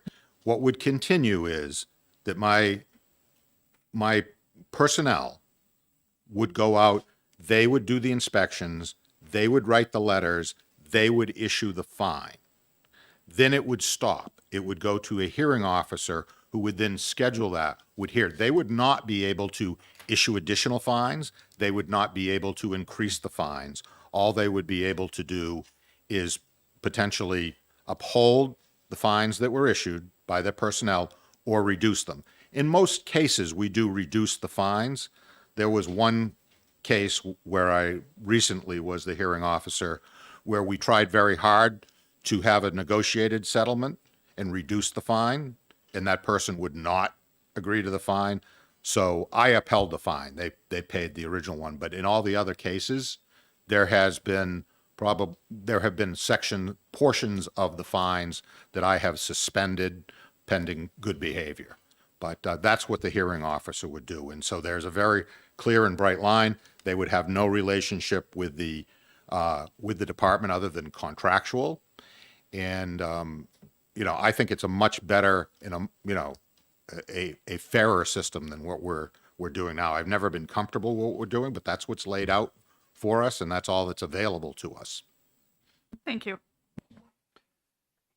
Representative Comtois. Thank you, Mr. Chair. Thank you, Commissioner, for taking my question. So I'm a little confused as to what's going on with this particular vendor. They're getting health certificates. Does that mean the dogs are healthy? Is that how we're tracking this person? They are getting health certificates. They're going to the veterinarian. Dogs are being examined. Health certificates are being issued. The veterinarian is doing nothing wrong, has no ability to say, well, you've already transferred so many without a license. That's not his thing. His obligation is when we ask him, because we're still working on the database that was approved, and that request for information has gone out. We are working there, but we're still a long way away. So we can't deal with all of the health certificates, but when we become aware of a problem like this, we make the request to the veterinarians in the area who we suspect may be issuing health certificates, and that's the only way we can figure out if somebody is in violation. Other than that, we really don't have any way of knowing. Recently, I did get a call or an email from a police department who became aware of people transferring animals without health certificates. Now, here's the interesting thing in law, which will probably be something I'll ask you to look at next year, is it is a violation to transfer animals without a health certificate, but there is no penalty for doing so. So you don't actually have to have a health certificate, and you know, I can't stop anybody from doing that. All I can say, it's a violation, and if they don't care they're violating the law, then nobody in the state can do anything about it. Follow up? Thank you, Mr. Chair. Thank you, Commissioner. So I'm trying to wrap my head around this one. So they're getting a health certificate, which means the veterinarian is deeming that these puppies or dogs are healthy. But the problem that you're saying is that they're transferring more than 30 dogs? In some cases, yes. The legislature has set the limit to say what a pet vendor was. It used to be 50, brought it down to 25, brought it back to 30. That's a legislative decision. The legislature has said that in order, if you meet that criteria, you're a pet vendor, and then you come under licensure and inspection of the facilities. But we have people that are, you know, not becoming licensed, and they are not, their facilities are not subject to inspection. Now, you have to be clear that there are two different things here. A dog can be healthy and still be filthy, and can be brought up in filthy conditions and improper.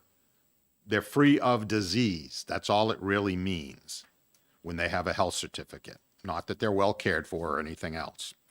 And the legislature has determined that at this limit, we want these criteria met. Now, I will tell you, if you don't have a problem with that, everyone in the Department of Agriculture would be thrilled if you just did away with the pet vending statute. You know, this isn't something I want. This isn't something my veterinarians want or anything. This is the biggest problem, other than avian influenza at the moment, that the department faces day in and day out. And we have to do something. This is an incredible waste of services. I think the state of Maine has a staff of almost 30 people doing nothing but dealing with pet vending. I have received one dedicated person for pet vending. Follow. Thank you, Mr. Chair. Thank you, Commissioner, for that explanation. So basically what you're saying is that this particular case that you have a drawer full of paperwork, it's not because they're not getting the transfer papers and a health certificate. It's because of the living conditions of the puppies. No, what I'm saying is they can't be licensed by their town because they do not live in a zone that allows them to have a kennel. And so they just continue to do what they want to do. And thus far, there really has been nothing that anybody has been able to do about it. Now they are facing court case. I don't want you to think this is the only one and the only, I mean, this is the most extreme case, but it takes up a lot of time. It's been ongoing for 15 years, and there are others. We are just at our wits' end about what to do because we're not able to do the inspections on all the licensed facilities in the manner that we should be because of the times that are taking up. We are simply in failure when it comes to pet vending. We have been in failure when it was 50. We are more in failure now. And I'm just saying, please don't ask us to continue to operate in failure. I'm not asking for more money. I'm not asking for more people. I'm asking to allow us to use a portion of that fine money to be able to hire people who can then free up a substantial amount of time. It takes hours and hours and hours to deal with each hearing that we have. So this is about those hearings, but you know, there are just so many moving parts. We are in failure. And I have a solution that costs you nothing. Now, will it possibly take some money out of the general fund? Potentially. Could it add more there? Potentially. But let's face it, we were what, 60 million above estimates last month, and we're talking about maybe worst case scenario, 80, 90,000, and I don't see that there's any way I'm going to have contracts anywhere near that amount, frankly. But, you've put us you being the legislature have put us in an impossible situation. I want out one way or another, either with a solution or just say, hey, we don't care who transfers animals and how they do it. So a couple of things that come to my mind. If this is a zoning issue, has the town taken any administrative action on their part as far as issuing a cease and desist? Absolutely. They've gone to court. They, Yep. It's, they've been there and arrested her twice. She's been arrested twice. Yeah. So I'm going to But it's actually just, change that's the just topic. that's just one example. Don't think Right. if that one person went away, that would solve all our problems. I want to change the topic here to the fiscal note and look into that just a little bit. So I was a little confused when I first read the fiscal note, and perhaps you can just give a little clarity. So it appears what you're looking for is to use current fines that you're already, the department is already receiving from areas other than the animal department. And you just want to allow the fines that come from this to be included with those other fines to go to hiring this contracted position. Am I understanding correctly? You are, and thank you for that question, Chairman Pearl. And I should have clarified that a little bit.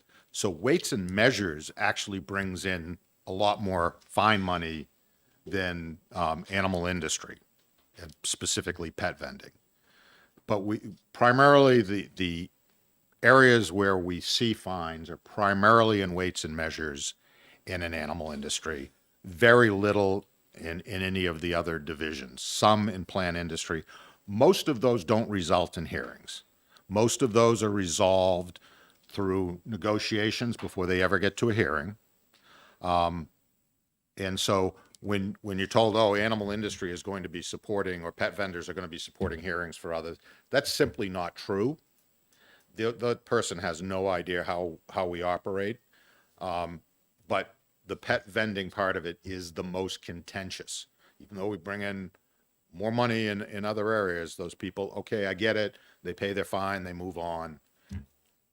And this is where we get into the really bogged down areas. Thank you. Representative Aaron? Thank you, Mr. Chair, and thank you, Commissioner, for taking my question. So I guess I'm not familiar with this, so I'm a little confused about it. I mean, we have all four divisions: the animal industry, pesticide control, regulatory services, weights and measures. They all generate administrative fines. Are all of those administrative fines placed in one fund? They would be. Right now, they're simply, when the money comes in, it goes to the general fund. Okay. So there are,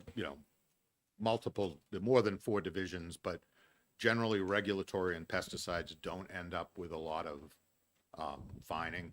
It's really the three divisions that tend to have some fine money coming in.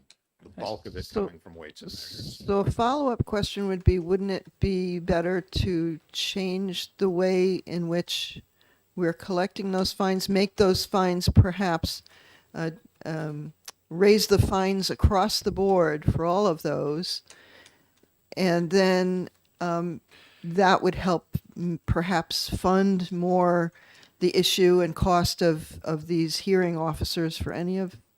No. Well, no, because currently, and I don't like the idea of fine money staying within a department. And so this doesn't really, because it's going, whatever we need is only being expended to hire the hearing officers.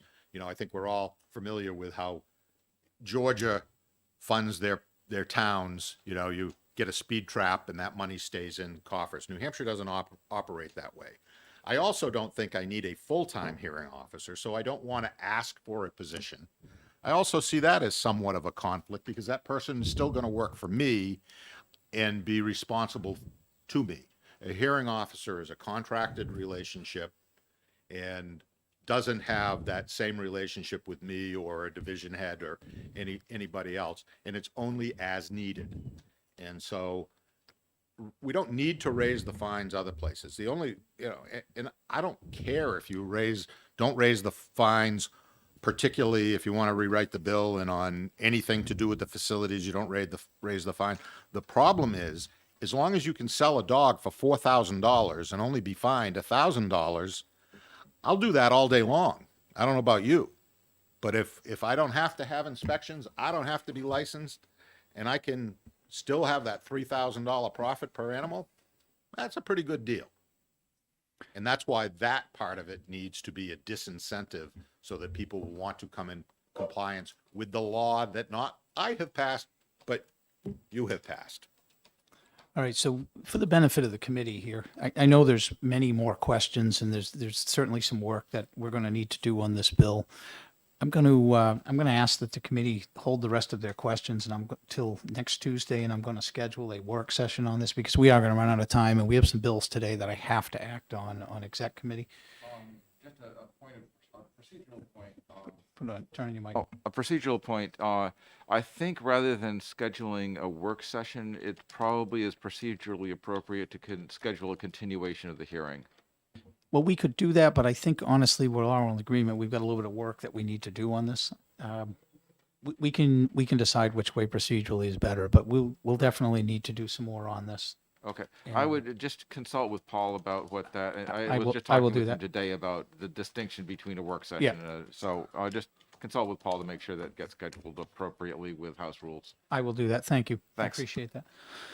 All right, Commissioner, we're going to let you go for now, and we've got one more card, and then we're going to have to go into an exec session here within about the next 5 minutes. So I'll call on Angela Ferrari from the Dog Owners of the Granite State.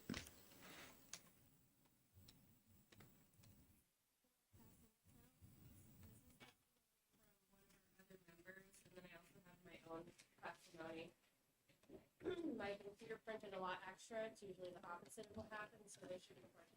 All right. Sure, you can just leave them there, and we'll pass them around. And I will try and keep this short in the interest of everybody's time. And there was a lot of questions raised that I have as well. One thing, and Angela Ferrari, Dog Owners of the Granite State, thank you very much for your time today. One thing I just want to hit on that was most recently discussed by the commissioner was for those who may be selling a dog for $4,000 minus a $1,000 fee does not equal $3,000 profit, and they're happy. Raising dogs, breeding them, everything, the care that goes into them is a very expensive line of work, and is not just all profit. So a $1,000 fee would definitely be detrimental to most breeders who are even able to sell their dogs at that cost. One other thing I wanted to bring up was that in discussions previously with the commissioner, he had mentioned that fines were typically not being paid and were being ignored at the current rate that they even are. So I thought it was a bit curious that the direction of this bill, as it has been amended, is to just increase the fines.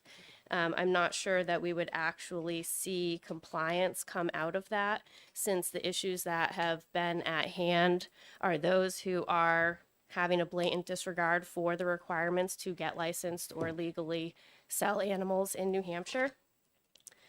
Also, as mentioned by Representative Bixby regarding the violations and what would be a subsequent violation, we do read the bill that an initial transfer of a puppy would be the $1,000 fine, and any subsequent puppy transfer would allow up to $5,000 per transfer.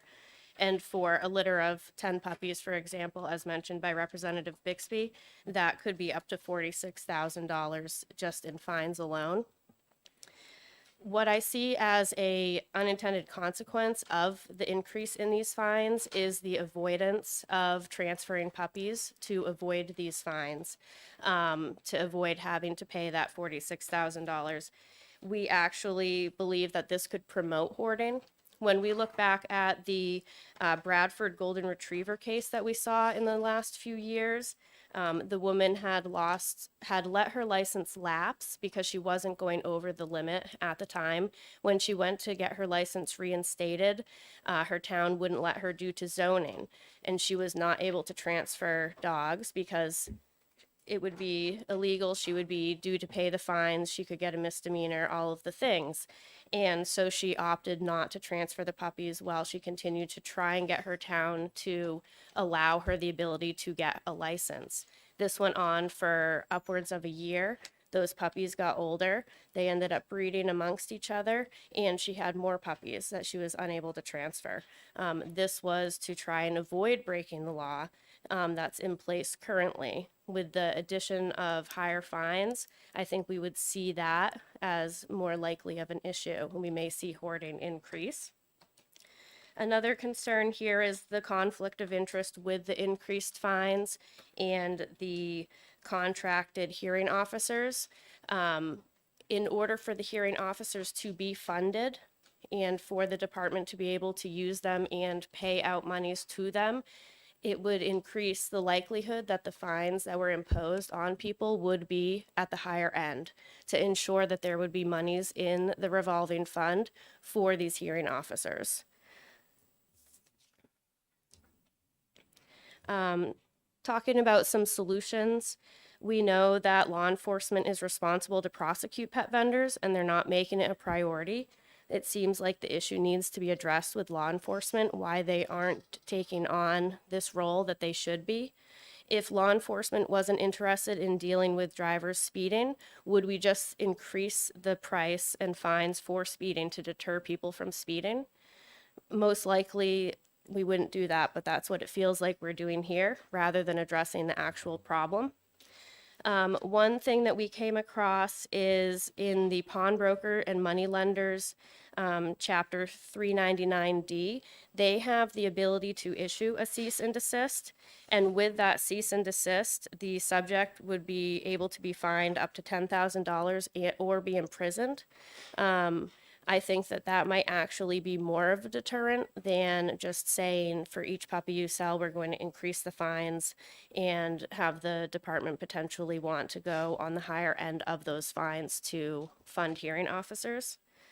So I would like to request that the bill be inexpedient to legislate or refer to interim study because I think there's a lot of questions that are still open. I don't think that we're solving the issue at hand. And if we could have the time to work together, dog owners of the Granite State has always offered to work on any of the bills that impact our community. And we would really appreciate if the commissioner or any others would reach out to us to come up with a viable solution. And I would be happy to take any questions. Thank you. I think in the interest of time, we're going to hold off on questions right now, and I think I will take the advice of my fine friend from sitting 2 seats down and just, we're going to recess this hearing and we're going to continue it to next Tuesday at 2 p.m. And we'll do that. And if there's further input and questions, and in the interim, we'll probably work on scheduling a work session as well. Potentially after that, I'll check on the viability of that as well. But for the benefit of the committee, there's clearly more work that needs to be done here. So we'll recess this hearing until 2 p.m. next Tuesday. And I'm going to go out on a limb and say we can have this room, but I have to check and make sure on the scheduling. But it will be here someplace. We'll find a room. But I believe it. I'll work to get it here. So we're going to do that, and so that we can act on the exec the bills that we need to before 2 p.m. today. And we have some early bills. So I'm going to recess this hearing now until 2 p.m. next Tuesday. The only thing I forgot to, well, I guess I don't need to read the blue sheet. We'll do that next week. Okay, I'm going to give the clerk a minute to catch up before we go into exec section here. Yeah.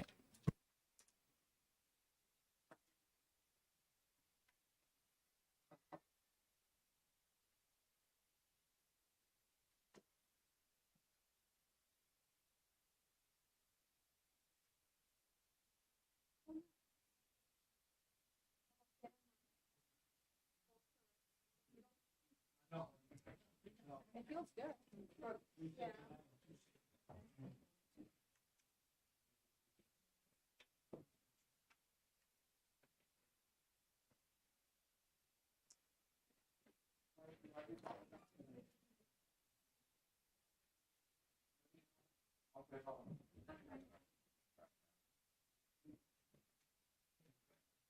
just one of these with your seat over there. I will give you in a moment. Okay, so ignore the ones that you have there. There's a new one coming out. There was a.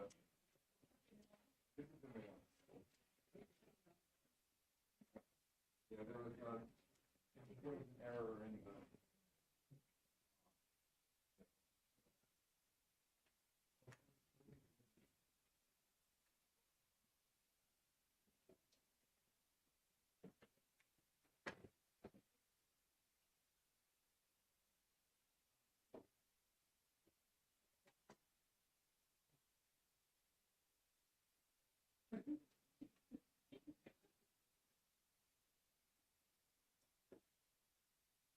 Okay.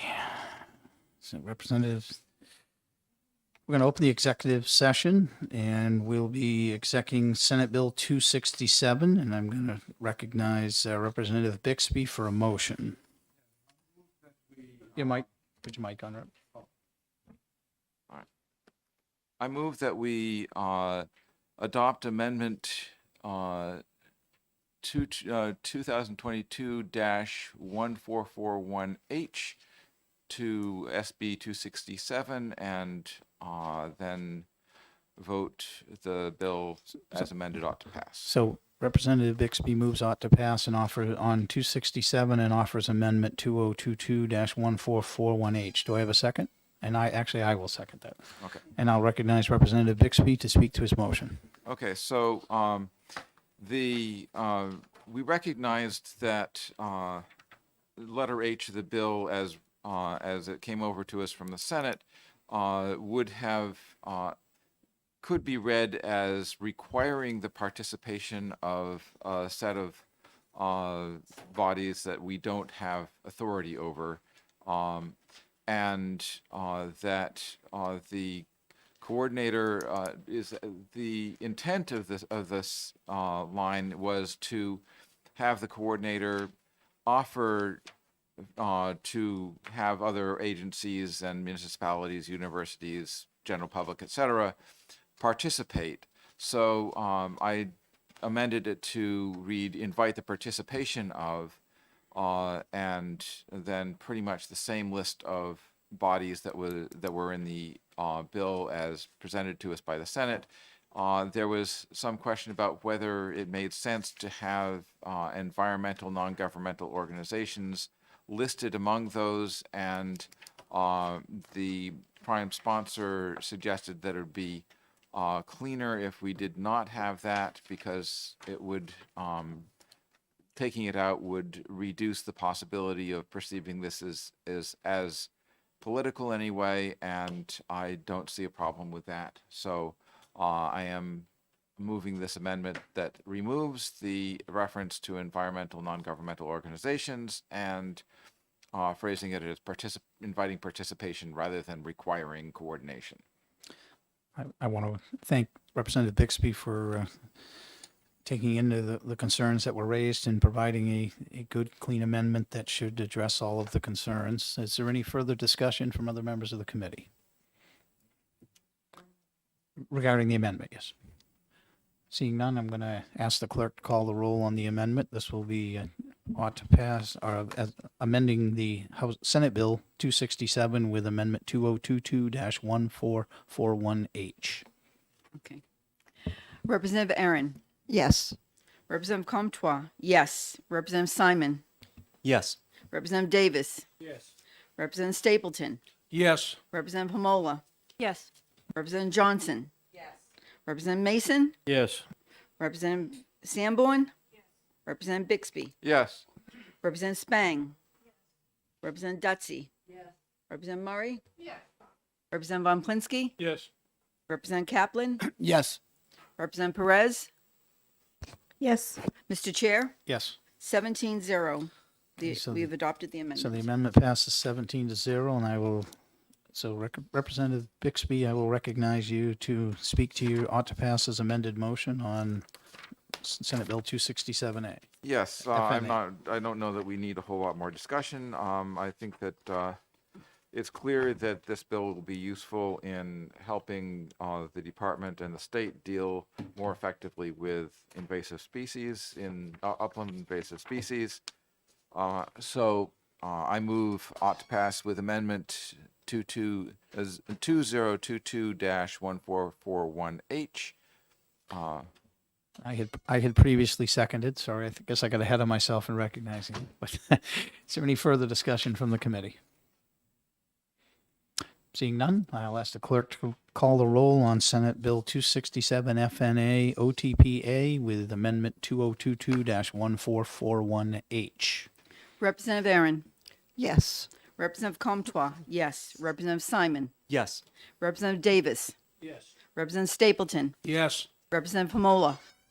Yes. Representative Johnson. Yes. Representative Mason. Yes. Representative Sanborn. Representative Bixby. Yes. Representative Spang. Representative Dutsey. Representative Murray. Yes. Representative Von Plinsky. Yes. Representative Kaplan. Yes. Representative Perez. Yes. Mr. Chair, Yes. 17-0. Motion Okay, is motion passes and we've adopted the OTPA. Because we have such a high fiscal note, we're not able to put this on consent, I don't believe. And so I believe it's going to have to go on the regular calendar, and Representative Bixby, you'll be doing the committee report? Thank you.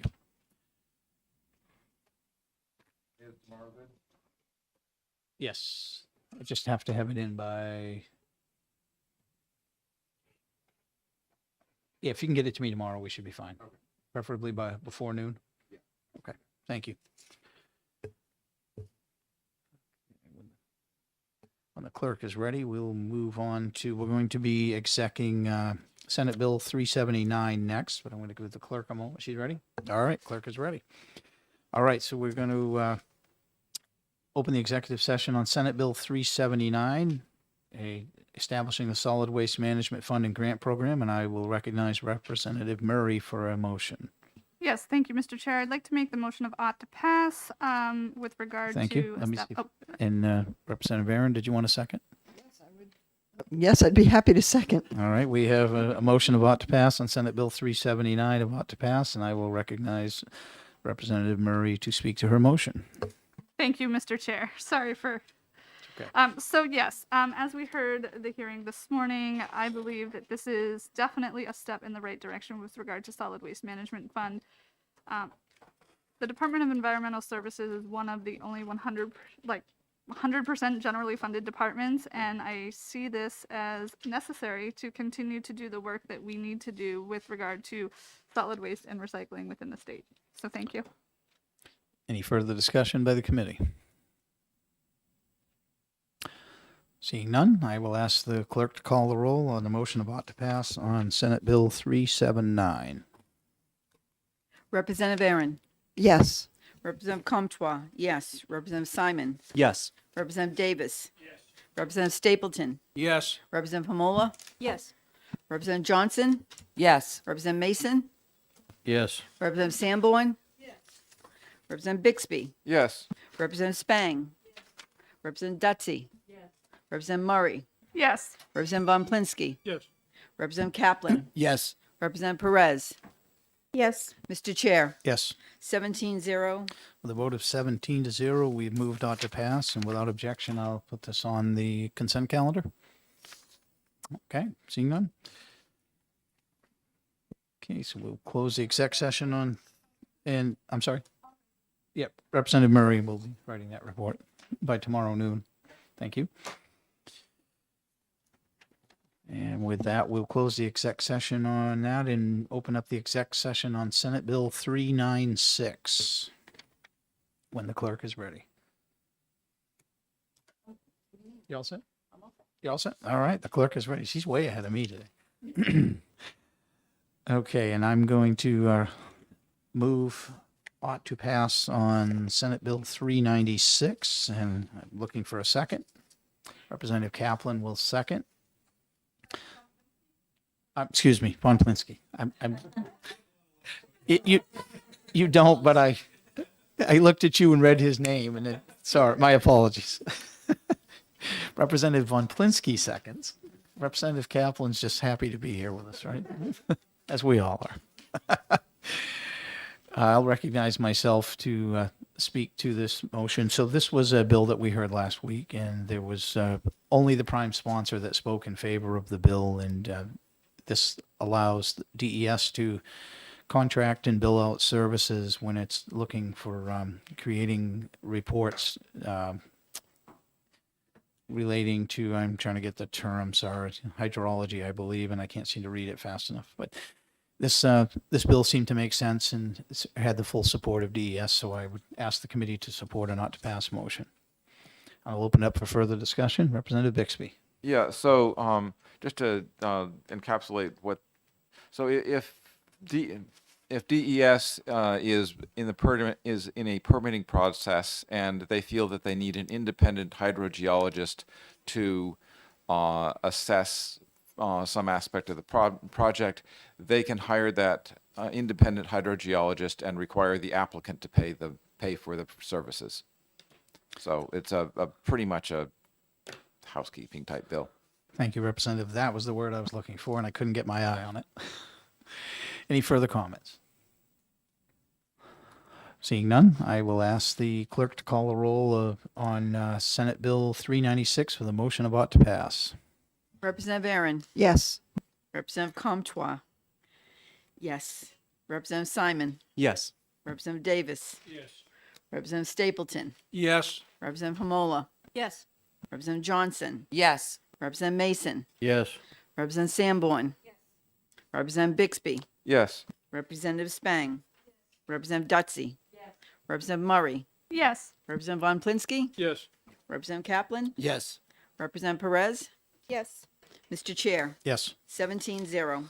With a vote of 17-0, the committee moves the ought to pass recommendation, and without objection, I'll put it on the consent calendar.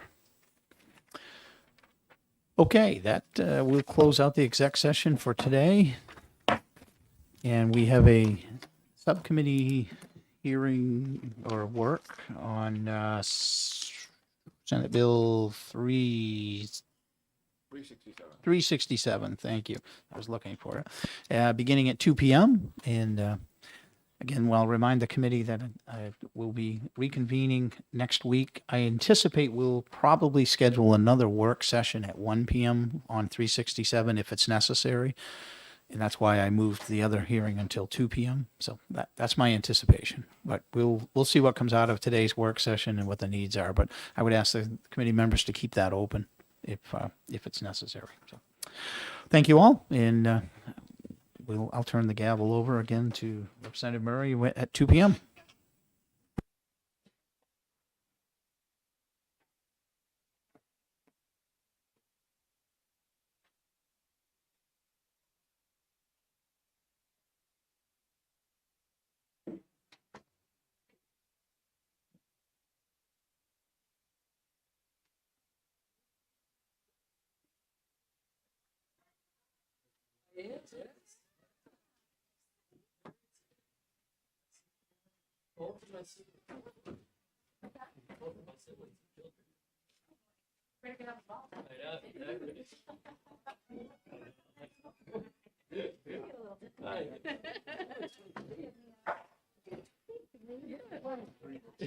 Crazy.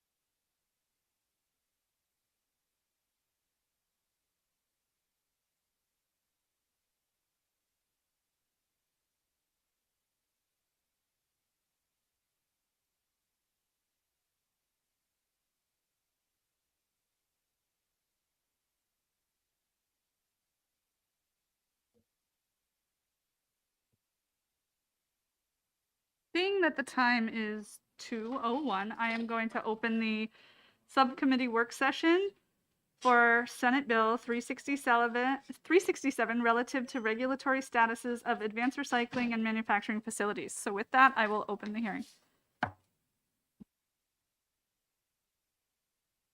All right. Good afternoon, everyone. Just a brief reminder today that as we are proceeding and asking questions that we have, that we make sure that we are being mindful of the process of as we're going back and forth between those who may be pros and cons. It's a fairly informal process. So for those of you coming before us, please make sure you turn on your microphone and announce yourself and who you are with or where you are from. So with that, I will open the floor to any of the subcommittee work members who have questions. Oh, you're right. I'm not. I'll recognize Representative Comtois first. Thank you. And I'm not sure if anybody in the audience can answer this. My question is regarding the energy that it would take to run a facility like this.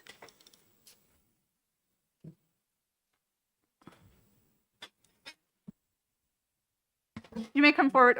Your name?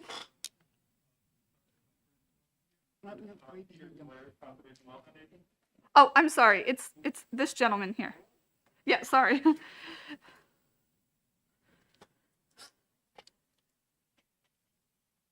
I didn't see I was apologizing. I didn't see a badge, so. On here. Good afternoon. How's everybody doing today? Good. Just, I'm Craig Cookson. I'm the Senior Director of Plastic Sustainability with the American Chemistry Council in Washington, D.C. But happy to be here today. Get to the question in a second. I'm actually a native of Keene, New Hampshire. I grew up there. I'm a Keene High Blackbird. My father worked at a company called Kingsbury Corporation for 27 years, well-known employer in Southwest New Hampshire for over 100 years. And my mother worked at Keene State College. So it's always great to be back in New Hampshire. So as to your question, we talk a little bit about the process. So the most common technology used in advanced recycling is known as pyrolysis. And pyrolysis is there's no oxygen in the process, so there's no combustion. So let me talk about what kind of happens. So plastics that have been sorted from the solid waste stream, they've been sorted, segregated once, twice, maybe 3 times, come into the facility. Excuse me. Those plastics are usually shredded up and maybe melted so they provide sort of an even kind of flow into the system. Then they are put into the system, and the system is heated using natural gas. Natural gas, the same natural gas that would go into your home or to a business to provide, some heat. And they're heated until they melt, and they continue to be heated until they turn into gas vapors. Again, there's no combustion, right? And you cool and condense those gas vapors back into what's called a liquid feedstock. And that feedstock displaces natural gas or oil used in the production of new plastics and chemicals again. So it keeps that oil in the ground, keeps the plastics out of landfill. Now, there is 100% of the plastics do not become this liquid feedstock. There's a byproduct called char. Char is kind of like an ash, or basically it's carbon in kind of a powdered form. That can be, they're looking at opportunities to use it as carbon black or an ink or tires, things like that. And then the other fraction is about 10% are non-condensable gases. So think of propane that you have a backyard grill or a backyard barbecue with. So they use those non-condensable gases as process energy for the system so that you don't need to use any sort of new virgin natural gas. So once the system gets going, it actually kind of powers itself. Now, there's been a lot of different life cycle analysis studies on this technology that looks at the energy use, but that's basically the energy use, right? It's just to provide a heat source for the system. But a range of life cycle studies done by BASF, excuse me, Honeywell, Eastman, Agilix, and others show that there are reductions of greenhouse gas emissions. So there's lower energy use compared to sort of the conventional way that we both manage our plastics, which would be to incinerate them or to landfill them, and at the same time also drilling for a new oil source, right? So you have to kind of account for both things. The fact that one, the plastics are not going to landfill and not going to incineration. And number two, you're not having to drill for that additional unit of oil. So this is a process that's going to help us get to a lower carbon economy. Follow up. So what you're saying, and I was just wondering about the energy consumption at the plant, Sure. more so than in the process. How much, well, I guess if you're using natural gas throughout the entire plant, what are the BTUs that are being consumed? I would have to get back to you on the exact amount of BTUs. It's going to depend on the size of the plant. Representative Homela. Hi, thank you so much. I had a question. Do you have a percentage of what amount of char is produced in this process? Yeah, so I would think of it almost like an 80-10-10 type of proposition, give or take a few percentage points. The 80% is the liquid product that, goes and becomes new plastics again. And, think about it this way. That's where these facilities make their money, is by selling that product. So they are uniquely incented to maximize every last molecule into the liquid feedstock. About 10% stays as this non-condensable gas and is used as, again, process energy for the system. And then about 10% is char. I'm going to recognize myself for a question, if you don't mind. Sure. So when we're talking about the char, that 10%, right? We also see similar sort of processes when we're talking about solid waste management. I know a little bit about that. So oftentimes that method leaves a leachate cake or like some sort of non-disposable thing that then has to be disposed of elsewhere. What is happening to that 10% of char? What are you doing with it? Yeah, that's a good question. So right now, that char can be safely landfilled. Again, these facilities want to maximize every single thing they produce, right? Both their products and any sort of byproducts or co-products. So they are currently looking how this char can be used in other products, again, like a carbon black. But to your question, just as any manufacturer has kind of a byproduct, and then that is governed by RCRA and your, state, solid waste statutes. So any waste that's produced is governed under your solid waste statutes, right? They have to be in compliance. So this is all fully regulated. This is, again, has to be regulated under the Resource Conservation Recovery Act. Thank you. Antoine? Thank you, Madam Chair, and thank you again for the question. When it comes to the char that's going to be disposed of in the landfills, knowing that it is a plastic byproduct, will it contain PFAS? No, it won't. So first of all, the char is really just a carbon product, number one. So it's almost like powdered carbon. Number two is the facilities. This is, I think where we have to, I think the most important point to mention here as we discuss these technologies, really separate what these technologies are from sort of your traditional solid waste, right? Where solid waste is handling mixed garbage with no sort of incoming specification, right? And facilities that get garbage are being paid to take it off people's hands because it has no value in the marketplace. The big difference here is this is a very, high-tech process. So number one, the facilities are going to be managing their inbound feedstock. So they're going to be working with their suppliers of the plastics to make sure that they don't have contaminants, or if they have any contaminants, they're very, very, very, very low, right? Because they don't want to inherit somebody else's problem. Kind of like a bakery. A bakery is, if someone sends them rotten eggs, you don't want to make cupcakes and brownies out of those rotten eggs. You're going to send them back to that farm that they came from, right? So the same thing here is they're going to be managing the plastics that are coming in because they just want the carbon and hydrogen molecules because that's what converts to a liquid. So number one, there's controls on the front end. Excuse me. On the back end, this liquid feedstock is replacing, a sort of a gas product, a natural gas product or an oil product in billion-dollar chemical and plastics manufacturing plants. So they have to hit a very tight specification to be accepted at those facilities because you have billions of dollars of infrastructure, in jeopardy. They're not going to sort of put those in jeopardy by introducing contaminants into the system. So the point being is there's a lot of management on both ends, right? So you're really managing your inbound feedstock and you're managing the product that you produce because you have to hit specifications on both ends.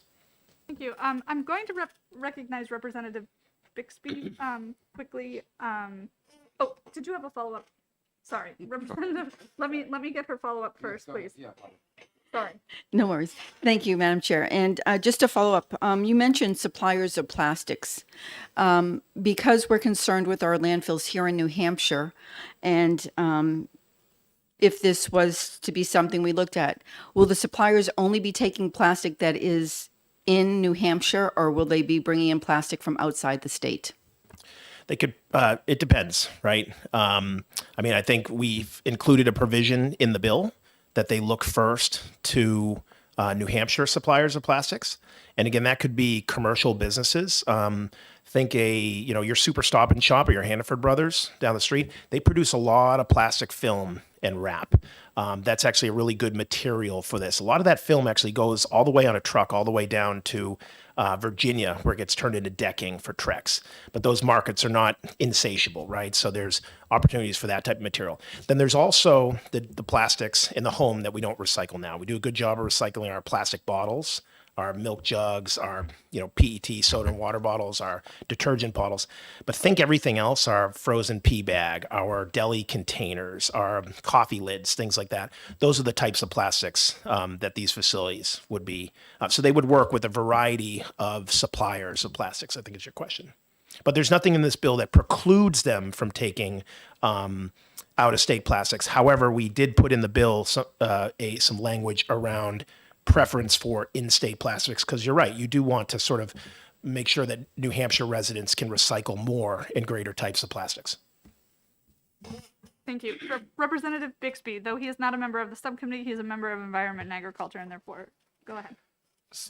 So a little bit more in terms of the sort of the process from feedstock through separation.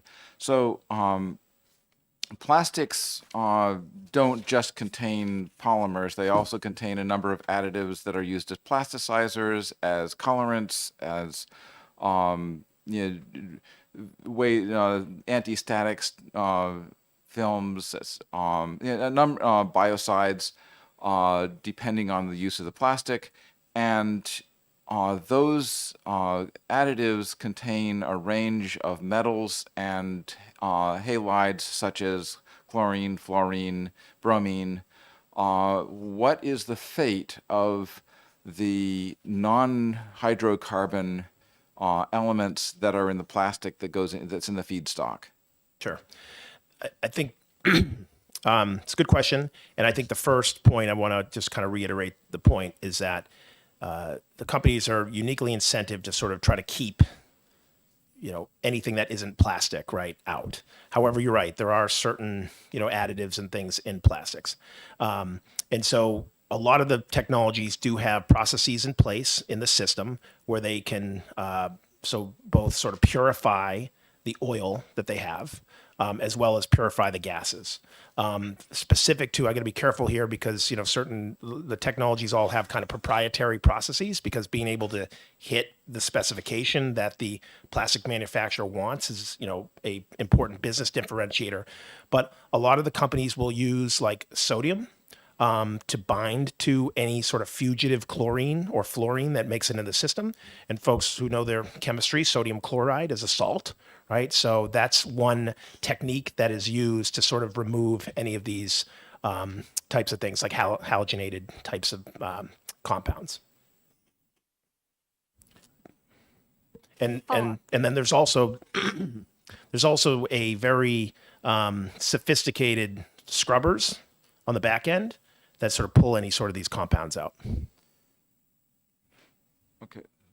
Yep, go ahead. Yeah. So do the halides end up in the liquid fraction and then get extracted at that point with the sodium, or do they Or do they, or is that extraction done in the pyrolysis chamber at the 300 to 600 degrees Celsius? It's normally done during the pyrolysis process, right? So you sort of form the salts there to take those out. A lot of these facilities, you know, I'll give you sort of a quote. Excuse me. Sorry, I got a little frog in my throat. But we have one member that is taking a sort of a product, a feedstock product from a supplier. And their catalyst, which is a $50 million catalyst, insured up to $50 million, I should say. To continue to get that insurance, they have to ensure that anything they put into their system has less than 10 parts per billion of chlorine. So this is a system where these companies are uniquely set up to have to do sort of the purification steps and anything to avoid, things downstream where the ultimate customer will not take them. So again, there's kind of several controls here. One is prevent it from coming in the door in the first place. So they're going to know where their feedstock is coming from. If it's coming in with, levels of chlorine that are high, they're going to send it back and say, we're not doing business with you anymore. It's possible to keep 100% of everything out. So that's where the systems come in place with the scrubbers and making sure that they, sodium and other types of systems to neutralize it. Follow up. So would this mean that they would not be able to accept polyvinyl chloride pipe as feedstock for this process? And given and sort of as an analogous to that question, is there an entire range of plastics that are just not susceptible to being processed in this way? Yeah, that's a good question. So PVC kind of has its own types of technologies. The technologies listed in this bill, like pyrolysis, for instance, are going to be taking mostly polyethylene, polypropylene, and polystyrene, because that's what's going to yield the most product. Technologies like methanolysis or gasification can take plastics like this PET water bottle, because there's actually oxygen atoms in here, and they do a little bit of a different process and form different types of molecules and precursor chemicals once they're done. But so I would say if you're running a pyrolysis unit, I can factually say this, is that they are very much likely not to be taking PVC pipe. Thank you. I'd like to also ask, continuing down this line, a couple more questions around the condensation process, because we're talking about an anoxic environment, and you mentioned that then there is some sort of condensation. In that, are there other sorts of chemicals that are trapped inside the condensate? What's going on inside that leftover water? Is it being off-gassed? Is it leaving some other way? Are you collecting it and then disposing of it? What's happening with that?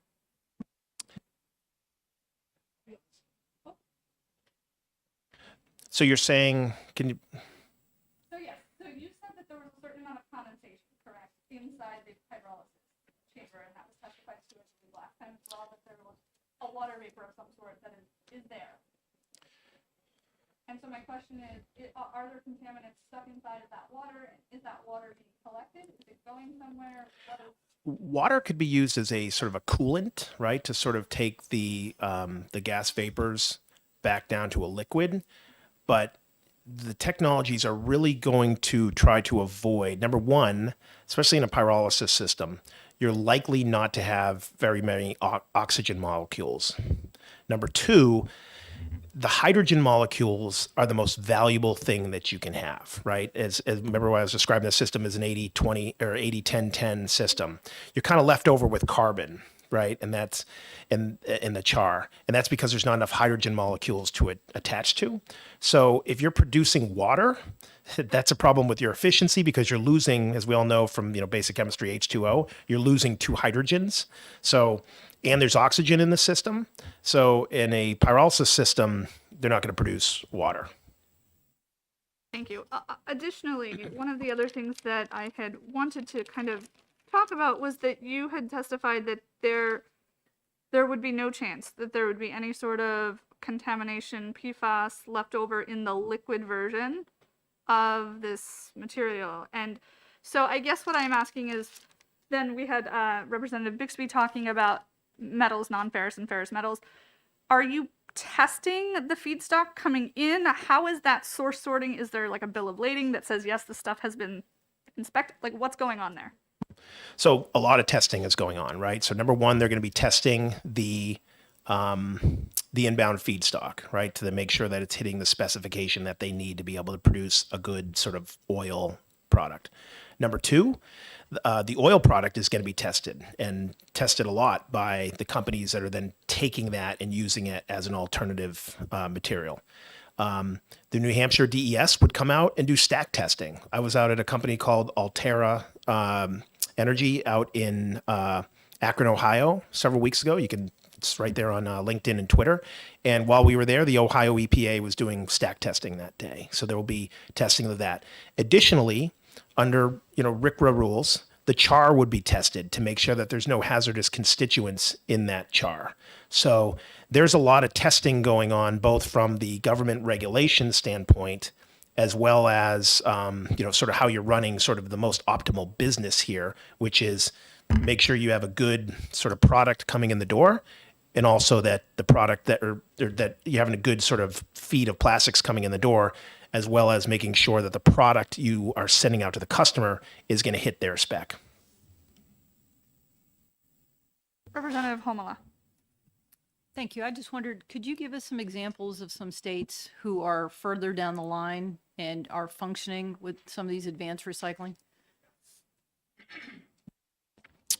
Ohio's a great example. Wonderful company there called Altera. They have a investment from a company called Neste. Neste is a big Finnish company that is really moving towards more circular types of products. They do a lot. They actually just had an announcement with McDonald's.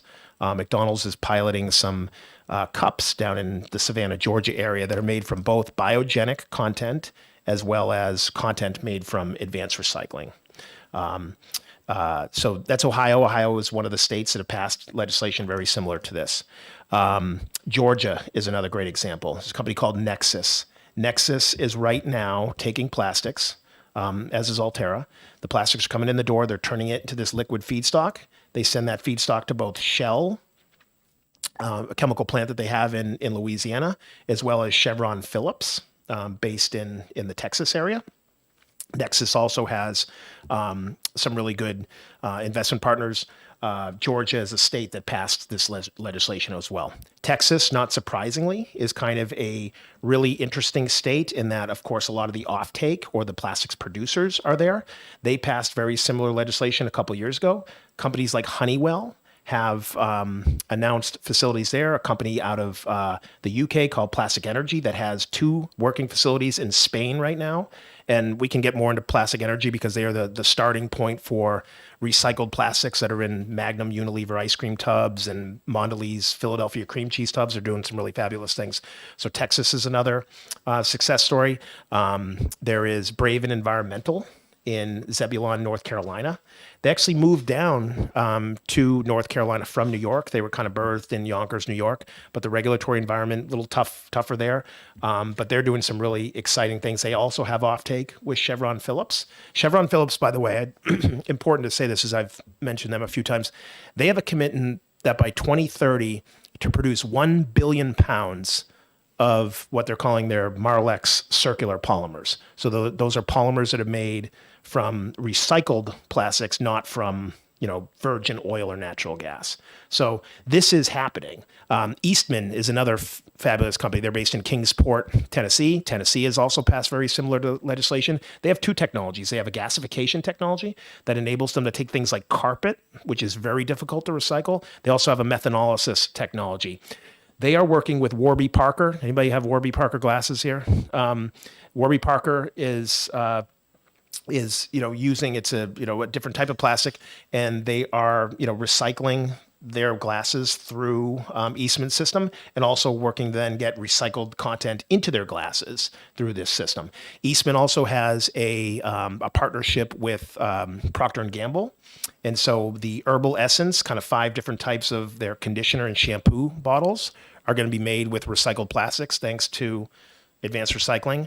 And I think my favorite example is Wendy's. Wendy's announced, and this is all, it's all on Google. We can provide all these examples, following the testimony. Wendy's announced several months ago that they're moving from a lined paper cup, which was not recyclable, to a fully plastic cup made with 20% recycled plastics. And again, and one thing I haven't said is all this is certified by the International Sustainability and Carbon Certification Program, ISCC+, which means that somebody goes to each step of the process and says, okay, you got plastics in.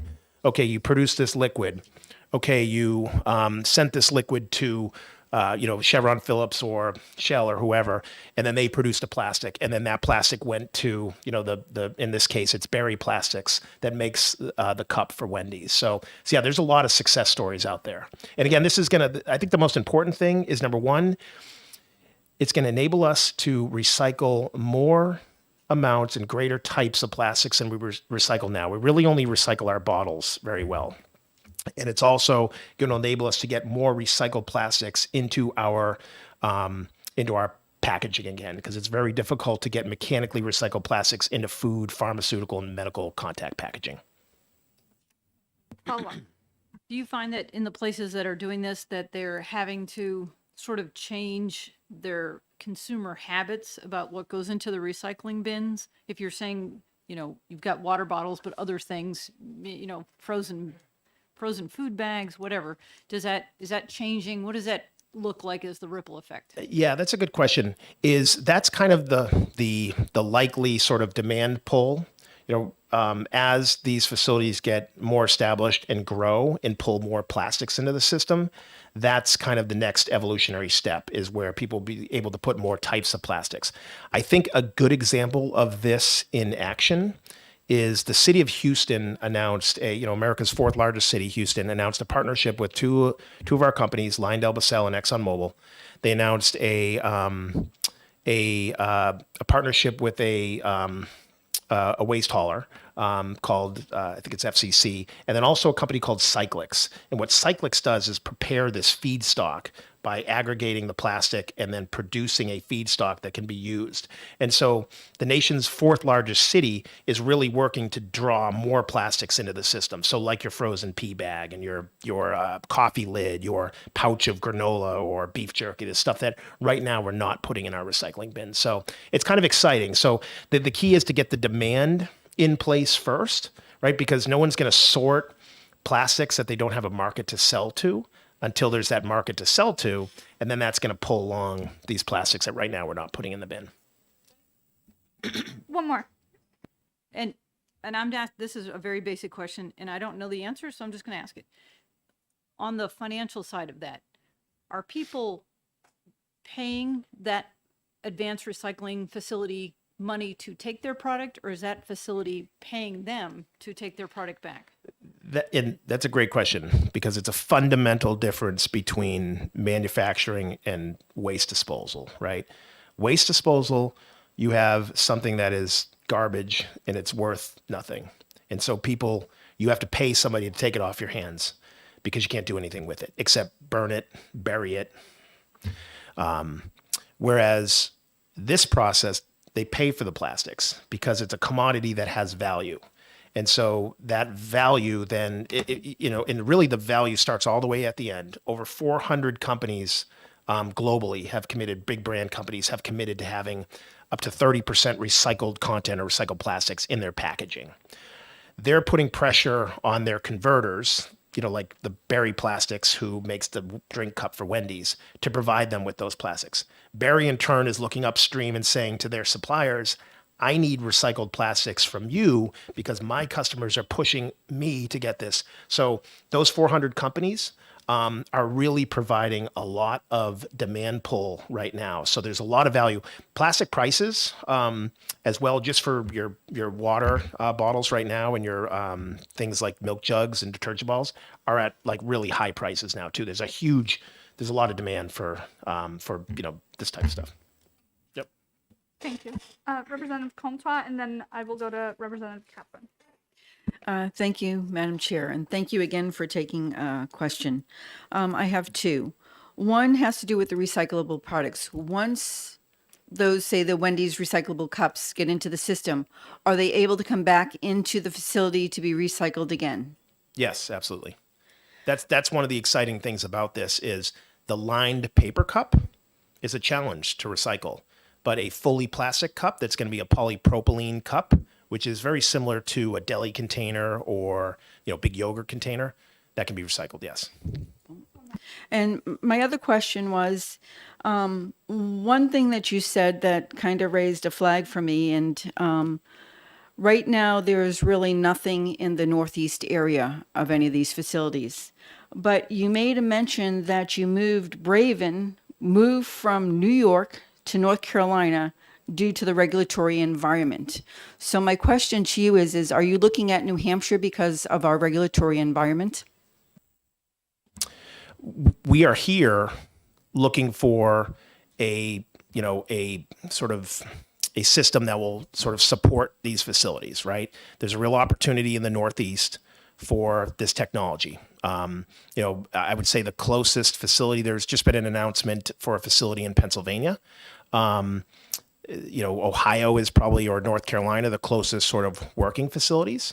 This is an opportunity in New Hampshire to allow the residents here to recycle more types and greater amounts of the plastics. But to do so, the challenge is when these facilities, a lot of these technologies or companies are more early commercial. And it takes from the day of the announcement, it might take up to 3 years to build a facility. And so the challenge is if they go in and they're classified wrongly as solid waste, it's going to be number one, kind of time consuming to sort of talk about, okay, this is what we're doing. And 6 to 9 months later, the solid waste folks are going to say, okay, whoops, you should be down the hall, getting the air permit and your water permit and other things from the manufacturing office. So that's number one. So because when you are looking to site a facility, it's kind of 4 key things. Is one, you got to find a site, right? So you got to work within the local community. I think that's very important. Is working with the local community. Just because you might pass this law in New Hampshire doesn't sort of negate the fact that companies are going to work with local officials to find suitable locations. So that's number one, right? Number two is they have to line up their feedstock agreements. Okay, who's got the plastics and can they get the plastics to us in the specification that we need it, right? They're not going to be taking PVC pipe likely, right? So they have to line that up. Number three, they have to line up their offtake partner. So once we produce our liquid, who are we going to sell that to? And what is their specification? And then number four, there's lining up investors or loans or whatever to finance the facility. So having a transparent, predictable regulatory system of the types of permits that they need is very important. And we can get into it more, but regulating these facilities as manufacturing also better protects the public health because you're regulating the things that these facilities actually do. One more, and then just so that we're clear, I will go to Rep. Okay. Oh, thank you. And then I'd like to actually ask a few questions from folks in the department. Yeah, absolutely. I guess, you gave a nice answer, but the question was the regulatory environment in New Hampshire versus the surrounding states. Is it why it's more attractive to try and push this legislation through New Hampshire? I would say, to answer that, I would say we are looking at, there are other bills in states right now. So New York is considering this legislation.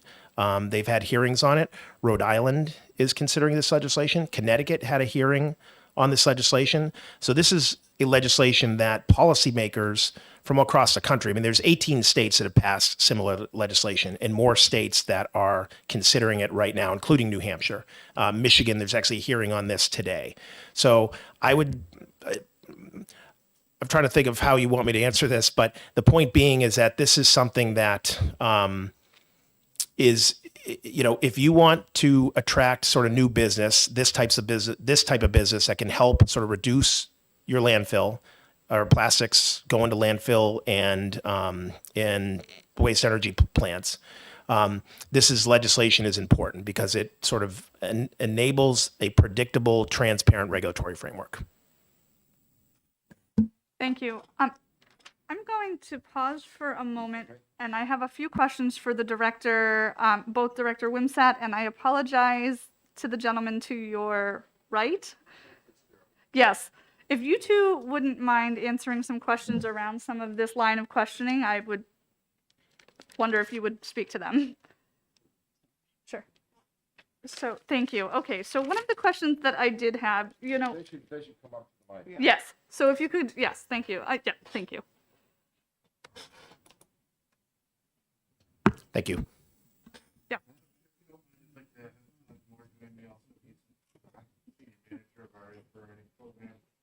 Yes, absolutely. And feel free, yeah, if there's a third chair, just arrange or. Department of Environmental Services, and then an additional air quality. So my name is Mike Fitzgerald. I am the Assistant Director of the Air Resources Division. We are part of the Department of Environmental Services. We're in a separate division from the Waste Division. And also, as I mentioned, with me is Todd Moore. Todd is one of our senior permitting managers within the Air Division.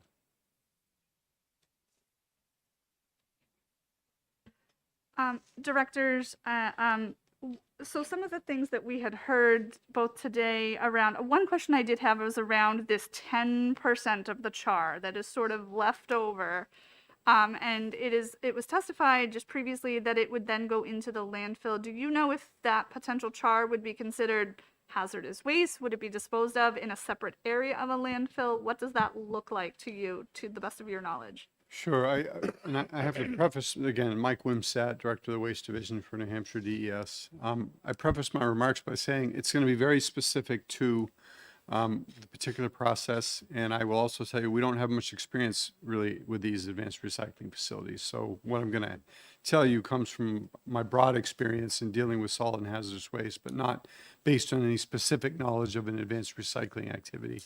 But generally speaking, any waste that's going to go to a solid waste facility, particularly from a manufacturing facility, there's a requirement under state law to do what's called a waste determination. So you're required to understand what went into generating your waste, evaluate that.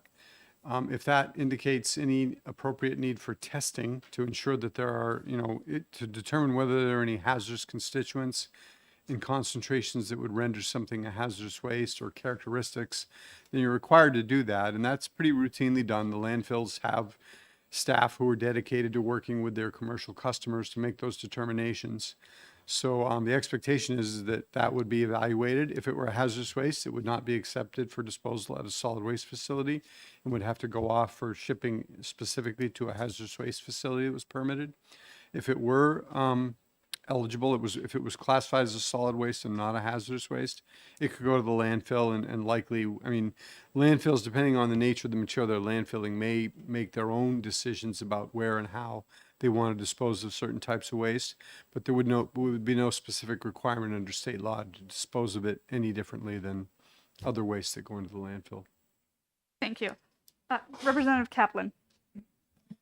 Yes. Are you concerned at all that the EPA hasn't issued any rulings on these sort of facilities? And because usually you try to guide yourselves by what the EPA is doing in most cases. Is that correct? Sure. So there's a couple of things going on here. Basically, EPA does have very specific standards associated with the design and construction of what they call a Subtitle D facility, which is under the Resource Conservation Recovery Act. Subtitle D covers solid waste. And they have very specific requirements for how, if you're going to have an approved program, which New Hampshire does, how those landfills are designed and operated. And our rules for governing those landfills are consistent with that and actually exceed the requirements in many respects of what's required at the federal level. But as far as them looking at the specific activity, I think that is more focused on air emissions issues than it is waste disposal. So I haven't really familiarized myself with that debate that's going on right now. And perhaps Mike or Todd could answer that.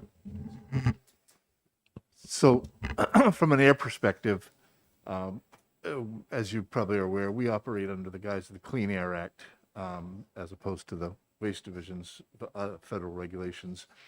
And these type of facilities would be treated just like any other manufacturing facility that coming into the state. We would meet with them, take a look at the specific process, as Mike mentioned, and make a determination.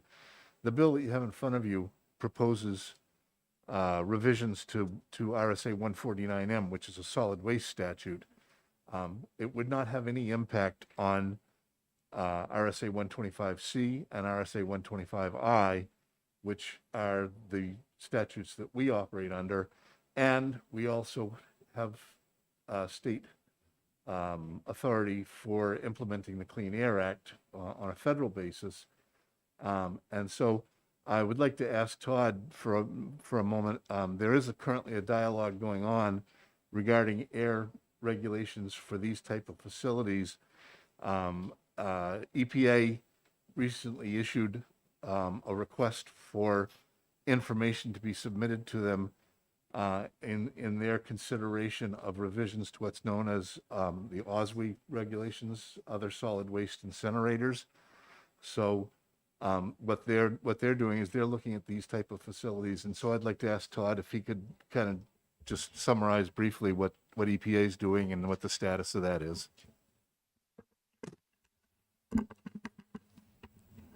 I'll scoot up. Todd Moore, I'm the Air Permitting Programs Manager at DES.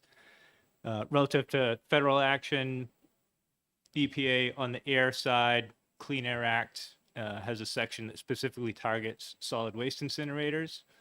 For many years, both the industry and EPA and us implementing these rules have struggled with where does pyrolysis, gasification, where do those types of facilities fit in? EPA recognizing, I think what they said is they recognize it's not clear in the existing structure, and also they've had a number of inquiries recently about people wanting to use these types of facilities. So what they've done is they issued a rule. They requested officially information. So they opened a public comment period. I believe the American Chemistry Council has submitted comments similar to what they're, some of the things that they've said here today. Is it fair to say, though, that this industrial process is in its early days, so to speak, and so therefore they're trying to gather more information in terms of the emissions so that they can issue the specific guidelines that the public would require? I'm not as familiar with the actual, if you're saying if the industry itself is still in its infancy, I'm not sure. I think these types of chemical processes are probably in use in various manufacturing facilities, but maybe how they're being used. But again, it's been a number of years now that people have struggled to figure out where they fit into incinerator regulations. And I don't want to speak for EPA, but those incinerator regulations were primarily developed looking at your classic incinerators, recognizing these are not those. One more question. Yep, one more, and then I'll go to Representative Comtois. We just heard anecdotally from the gentleman that was speaking before about smoke tack testing at some of these facilities in Ohio, I believe. Is that your understanding under the manufacturing regulations that would happen in New Hampshire, that the DES would go in and test the smokestack at these facilities? There's no separate set of manufacturing regulations per se. If somebody were to propose a facility in New Hampshire, we would need specific details on size, type, what are they doing, what materials are they using. We would take that information, determine whether or not any of the existing rules apply. I don't know, I'm not familiar with the Ohio facility. They may, because of the current regulatory structure, be subject to federal incinerator regulations that prompted the testing. I'm not really sure. Thank you. Representative Comtois. I'd like to, if I could sorry, just yes. clarify. Again, we would look at this process as we would look at any company coming into New Hampshire for with a new manufacturing process. We would meet with them, as Todd said. We would evaluate. They would provide us with specific, detailed diagrams and drawings and so on as to what the process is, what the inputs are, what the outputs are, and we would compare that against our existing state regulations and any federal regulations to determine what is applicable. And from there, we would issue, if necessary, if it was applicable, we would issue a permit pursuant to a statute, to RSA 125C or 125I, which is a toxics regulation. And that permit may or may not incorporate testing requirements and stack testing, so on, depending on what we determine. So everything would be very process specific, and any definition of pyrolysis or gasification or anything really would be sort of irrelevant from our perspective. It's just what's going in, what's coming out, what's being emitted, and is it regulated under either RSA 125C or 125I?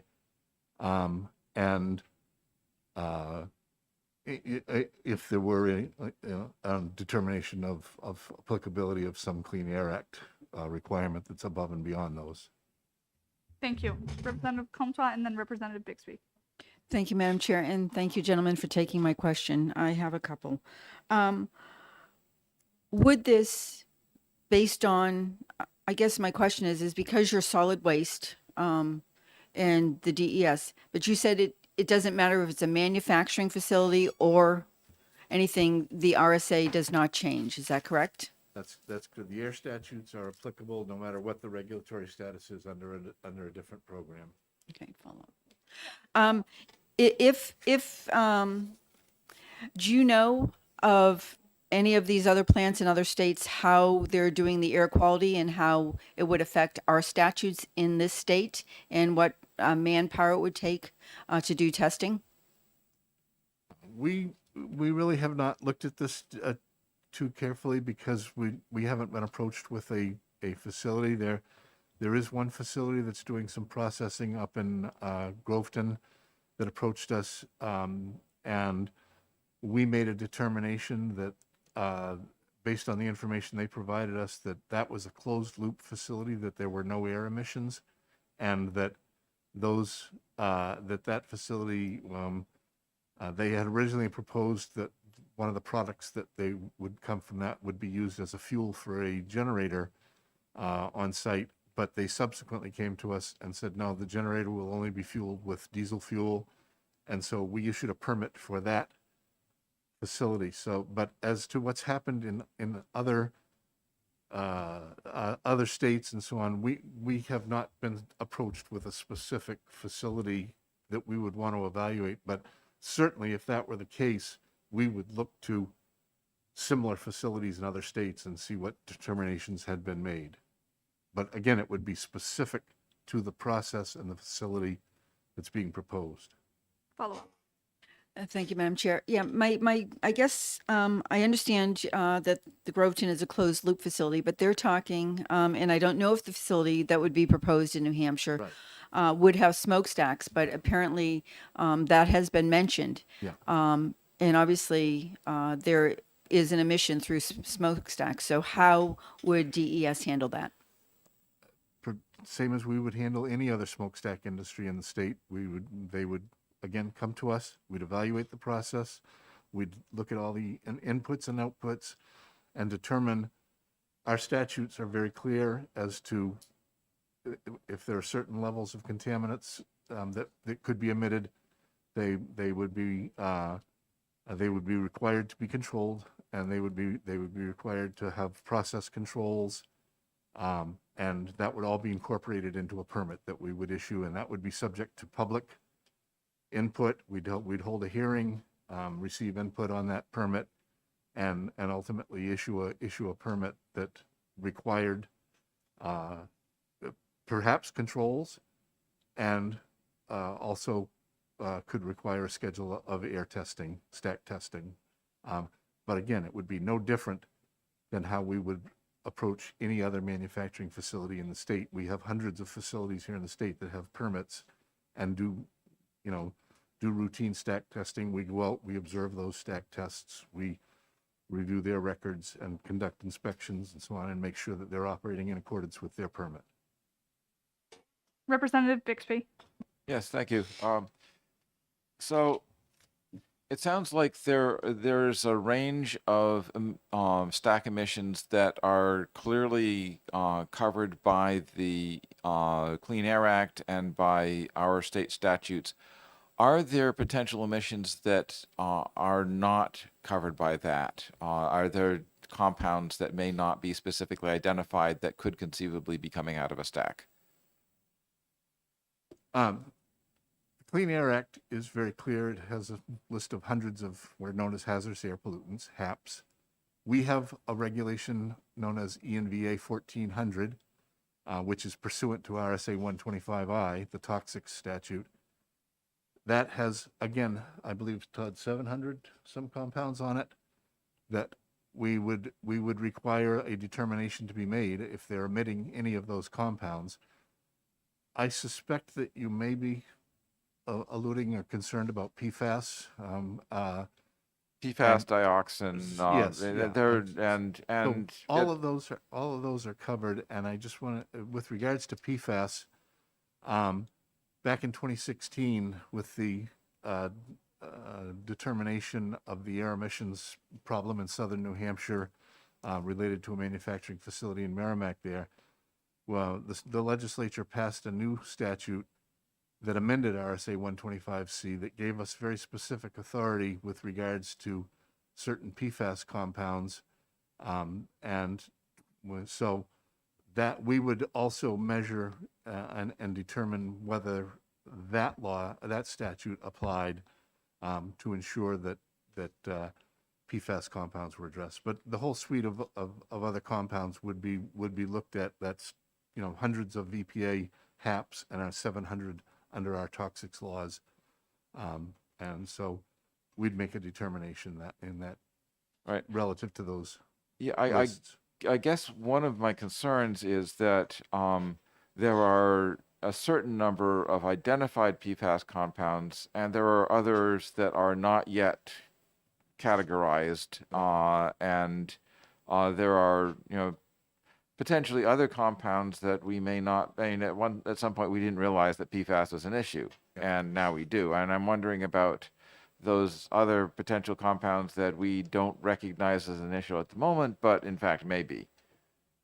So again, the revisions to RSA 125C in 2016 were intended to address not only those PFAS compounds that we know, but also what we refer to as sort of an emerging contaminants. And Okay.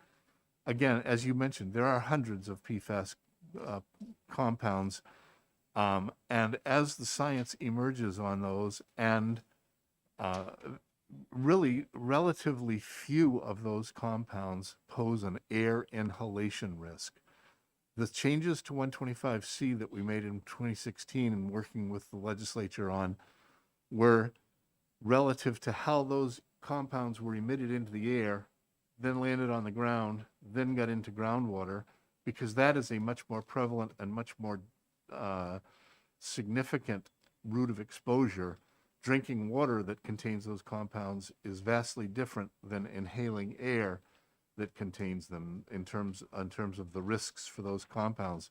So the way that statute reads is, if in our waste and water divisions, if we make a determination that one of those PFAS compounds is regulated from a water standpoint, then the way the new revision to 125C works is, if that compound is emitted into the air, we would then model and test to determine, does it have the potential to contaminate the water?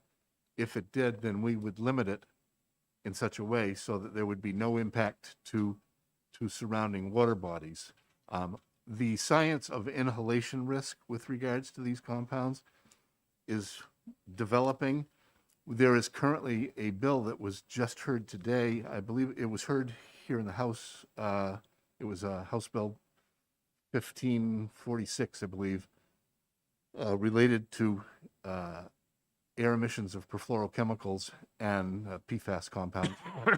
And it was just voted in the Senate, ought to pass, voted in the Senate committee today. And that bill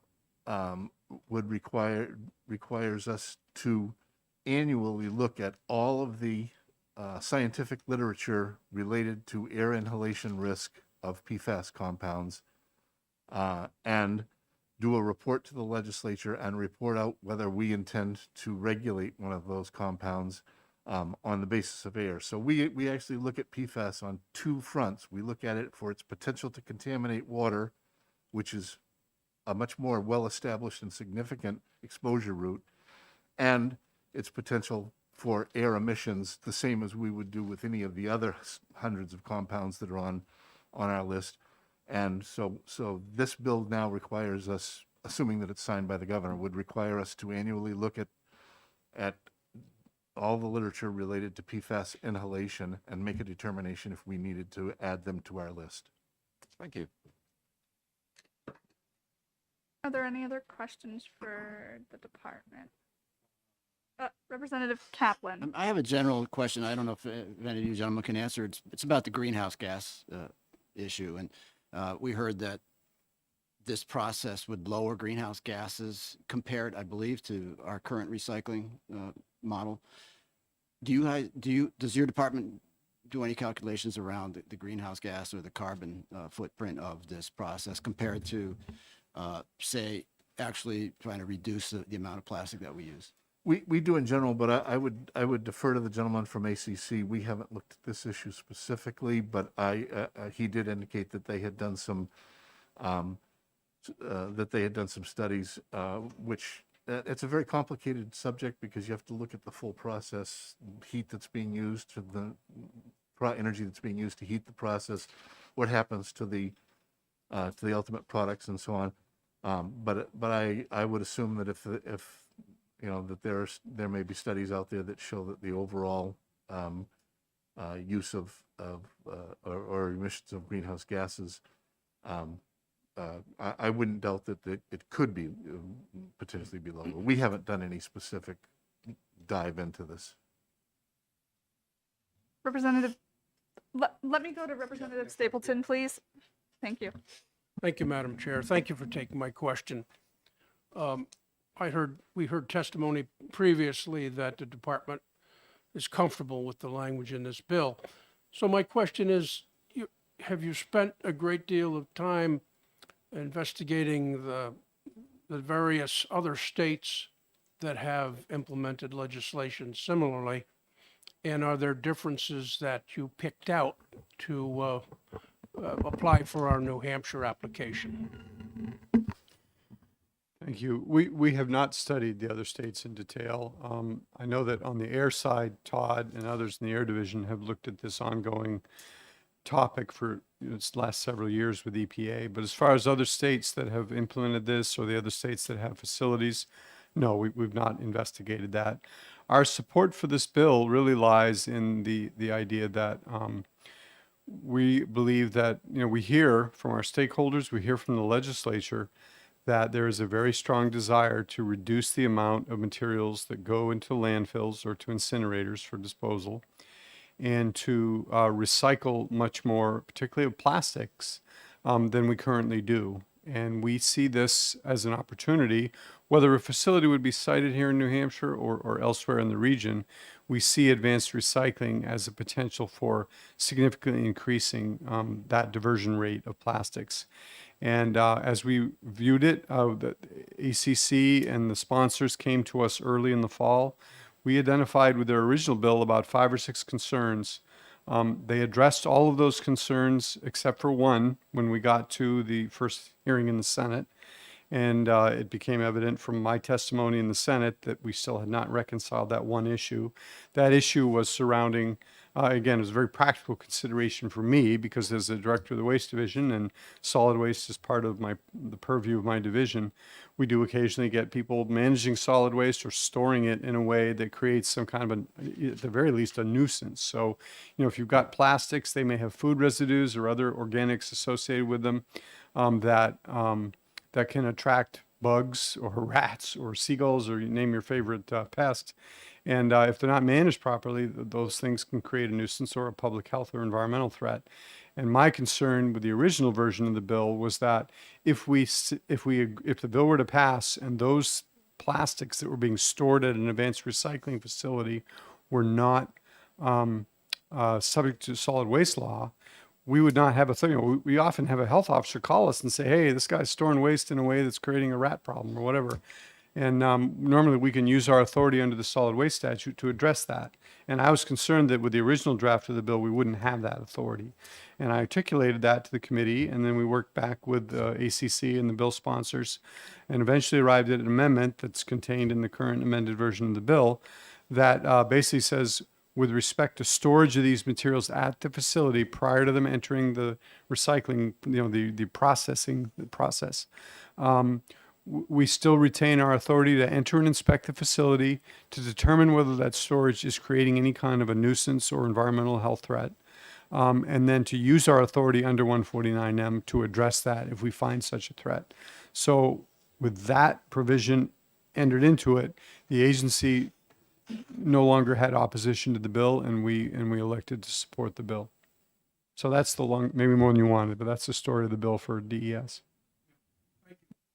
Representative Bixby, and then I have a question myself. Yeah, I have a couple of related questions, which we weren't able to get answered last week by anyone who was here. So, why does the current classification of recycling as solid waste create an impediment for advanced recycling?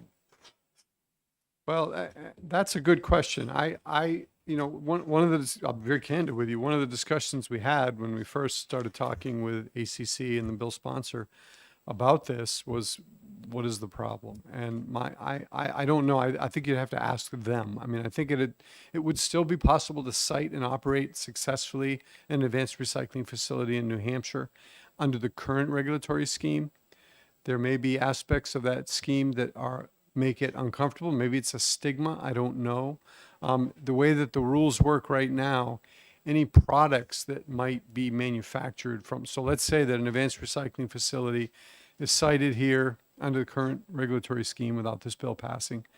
And they take in, I don't know, let's just try, it's always easier to talk about actual examples. They say they take in agricultural plastics, which is really an area where we want to see some benefit because most of that now goes to disposal in landfills, which is a shame. It's a lot of resource going to waste. And let's say they take in a lot of that material and they break it down into its monomers and they make a new plastic for sale. Maybe it's, I don't know what they can do this. Maybe they make a new agricultural plastic that's going to go right back to the same use. Under the current rules, that would be considered what's called a certified waste derived product. They would have to get a certification from the agency that basically they would have to make sure that it met that definition. We looked at this and we don't think that actually adds any particular protections or value. And so that's why we were comfortable saying, okay, if this bill were to pass and you operated a facility like that, you wouldn't have to get that certification. You could just make your product and market it. And that may be, again, that's conjecture on my part because I'm not trying to cite an advanced recycling facility, but that may be that kind of requirement is unattractive to the folks who were trying to operate these facilities. So I think that question is probably better directed to ACC than it is to me. You actually, that was a very helpful answer. So another question I have is, would classifying the plastic going in as feedstock as not solid waste have would that impact the way that we count our plastic diversion goals in the solid waste plan? Yeah, that's a great question. And I think the answer is both yes and no, depending on the circumstances. So if you talk about, and again, just listening to the conversation with the other witnesses, let's say that we get to a point where typical waste that you and I generate, a granola bar wrapper or a beef jerky wrapper or something like that, which we normally throw in the trash right now and it goes to a landfill. If that's in a new environment with an advanced recycling facility in the region, became those kinds of plastic, an additional group of plastics became recyclable. And we got to a point where you could put those in addition to your 1s and 2s, you could put 3s, 4s, and 5s in your recycling bin. And that went to a MRF, a materials recovery facility, to be separated. And then eventually that fraction found its way to an advanced recycling facility. Then yes, it would be counted because the way that we collect data, we would know that the transfer stations that collected that, or the haulers that collected that, would report that they sent X tons to that materials recovery facility, and so basically we would know that essentially was diverted from disposal. That's where you get to a yes. Where you might get to a no is, let's say there's a farmer. It's the things that we don't know about, right? Let's say there's a farmer in the Upper Valley who generates 3 roll-offs every spring or every fall, whatever, of agricultural plastics that he used to store his hay bales or his hay, then he might just ship those. If there were a facility like this, he might ship those roll-offs of plastic directly there. We don't really have any way of collecting that information. He's not a solid waste facility. He's going directly to an advanced recycling facility. We wouldn't necessarily know that. So I think but I would hasten to add that we don't know that now either. So if there is a farmer who has found an outlet for his agricultural plastic, we don't hear about it. We don't know about it. So we may want to consider putting something into the bill that would that would help us count that sort of thing, to make sure that plastics that end up at these facilities do in fact get counted towards the diversion goals. With respect, there may be a legislative way to do that. I'm not sure trying to accomplish it with this bill. I think that would take some consideration to try to figure that. That is perhaps a more complex question than it sounds like. Okay, thank you. Yep, I'll get to you. May I ask a question? Yep. Madam Chair, Yes. could I just follow up on that last question Absolutely. and answer?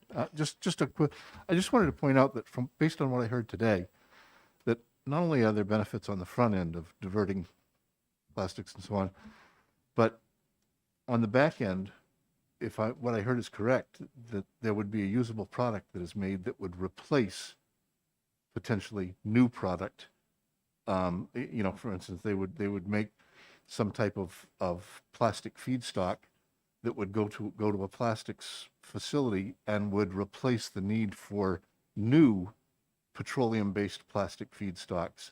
So I think there's two ends of this just that ought to be taken into consideration. So, yeah, okay.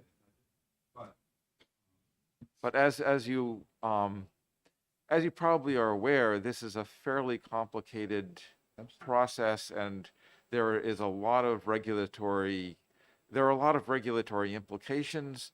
There are a certain number of safety implications. There are aspects of it that are very attractive, but we don't want to do a partial job of oversight on it.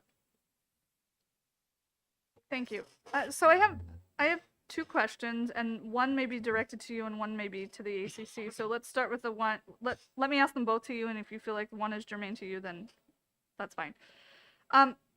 Going back to your conversation about how items are stored at the facility, and in the event that they are stored in the open air, and they are open to the elements, they're exposed to the sun, plastic degradation is a thing, water runoff, those types of things. What type of mechanism within the bill do you have to ensure that there isn't going to be runoff or degraded plastic sitting out in the open somewhere that could potentially pose a threat to the environment?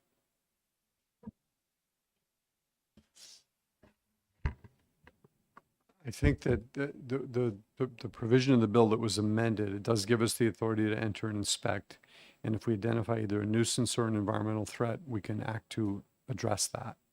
So I think that it probably makes it equivalent to the authority we have now to address that question at one of these facilities under the current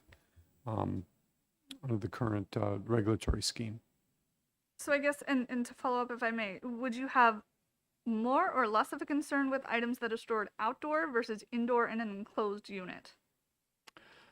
Well, certainly indoor is always, is almost, unless it's a hazardous material that is unsafe to store indoors. Indoor is almost always better for storing materials because you eliminate all of the weather issues and the rain and precipitation and all that. Thank you. And I guess then the other question that I do have is that you had mentioned that there was a change in scope in an applicant, I believe, that had desired to go from one industry to another. Does that require them to start the process over or amend their scope, or how does that work? No, our permitting process, what occurs is, as I mentioned, the facility would sit down with us, they would provide all of the information, they would fill out an application for a permit if we determined that they were subject to those requirements. In this case, the facility indicated to us initially that they planned to take the product that they were producing, the liquid product that they were producing, and use that as a fuel for the generator. During the permitting process, before we ultimately issued the final, we made a determination that the process itself was not subject to permitting, that it was closed loop, but then generators, emergency generators or electric generators at facilities are subject to our regulations. They combust fuel, and there's air emissions with those. So if they're of a certain size, they're subject to our regulations. The original application information, or the original discussions, as I understand it, were that they intended to use that fuel. They subsequently came to us and amended that and said, no, we intend to just use diesel fuel, which radically simplified the process for issuing a permit for the generator, but no permit was necessary for the process. Great. Thank you for clarifying. Representative Stapleton, thank you so much for your patience. Yeah, thank you for taking my question. That was an interesting example that you made with the farmer with a volume of roll-off plastic, and he packs it into a truck at the end of the year and then sends it to a plant for recycling or reprocessing. I mean, that's a clean example. There would be no reason for a landfill permit regarding that, because it's a direct from a user to a processor.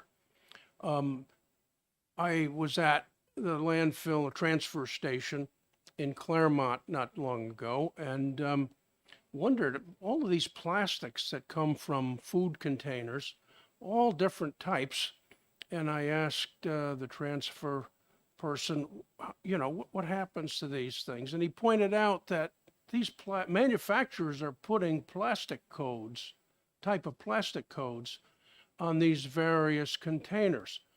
So if you have a consolidator or aggregator, they can separate these things out into different categories of plastics and make a bulk volume that this industry could buy for processing, in which case it never goes into the landfill. That's what we're looking at here. So why would we give a landfill permit to a material that's never going to go into the landfill? That's the way I see it. And that's the question. Why should we have to, run through landfill permits and considerations if it's only going to go to processing, like scrap metals, for instance? Yes, and I agree with your analysis. I do want to clarify just so that I hope I haven't confused anybody. Under the current regulatory scheme, a facility that would do this kind of advanced recycling would not actually be required to get a permit. They would be what's called a permit exempt solid waste processing facility. So they really have just a basic core set of requirements that would apply to them, much less than what is applied to even a transfer station or a landfill or any other type of facility. But I understand your point, I think, is exactly right. If more of, you're never as dumb as you are at home. Nobody thinks I know anything there. So when I tell them you can't put 3s, 4s, and 5s and 6s in the recycling, they think I'm wrong, and they say you don't know anything about recycling. So communities have struggled for years to try to get people to put the things into their single stream recycling or separated, only the things that they actually recycle in that community. And I live in Concord, and in Concord we don't recycle 3s, 4s, 5s, and 6s. They just don't have an outlet for it. They want the 1s and 2s. So the hope would be, if we get to a future state where in the region or the country we have a variety of these kind of facilities that can handle these other codes of plastics, more of the plastics will be diverted from the waste stream that is traditionally now going to disposal. Yeah, thank you. So it's a growth potential, or a growth industry with a lot of potential to alleviate this problem. We would hope. Yes. Yeah, thank you. Thank you. I do have another question, and being conscientious of the time, I did have one for the ACC. So I think unless there's other questions for the department. Great. Okay. Thank you. Thank you.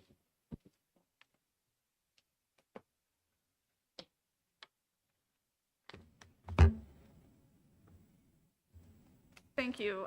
So I did have another question. You earlier in your testimony had testified to there being less suitable plastics for processing, such as maybe multi-layered chip bags or anything of those types of sorts right now that we're talking about at the moment.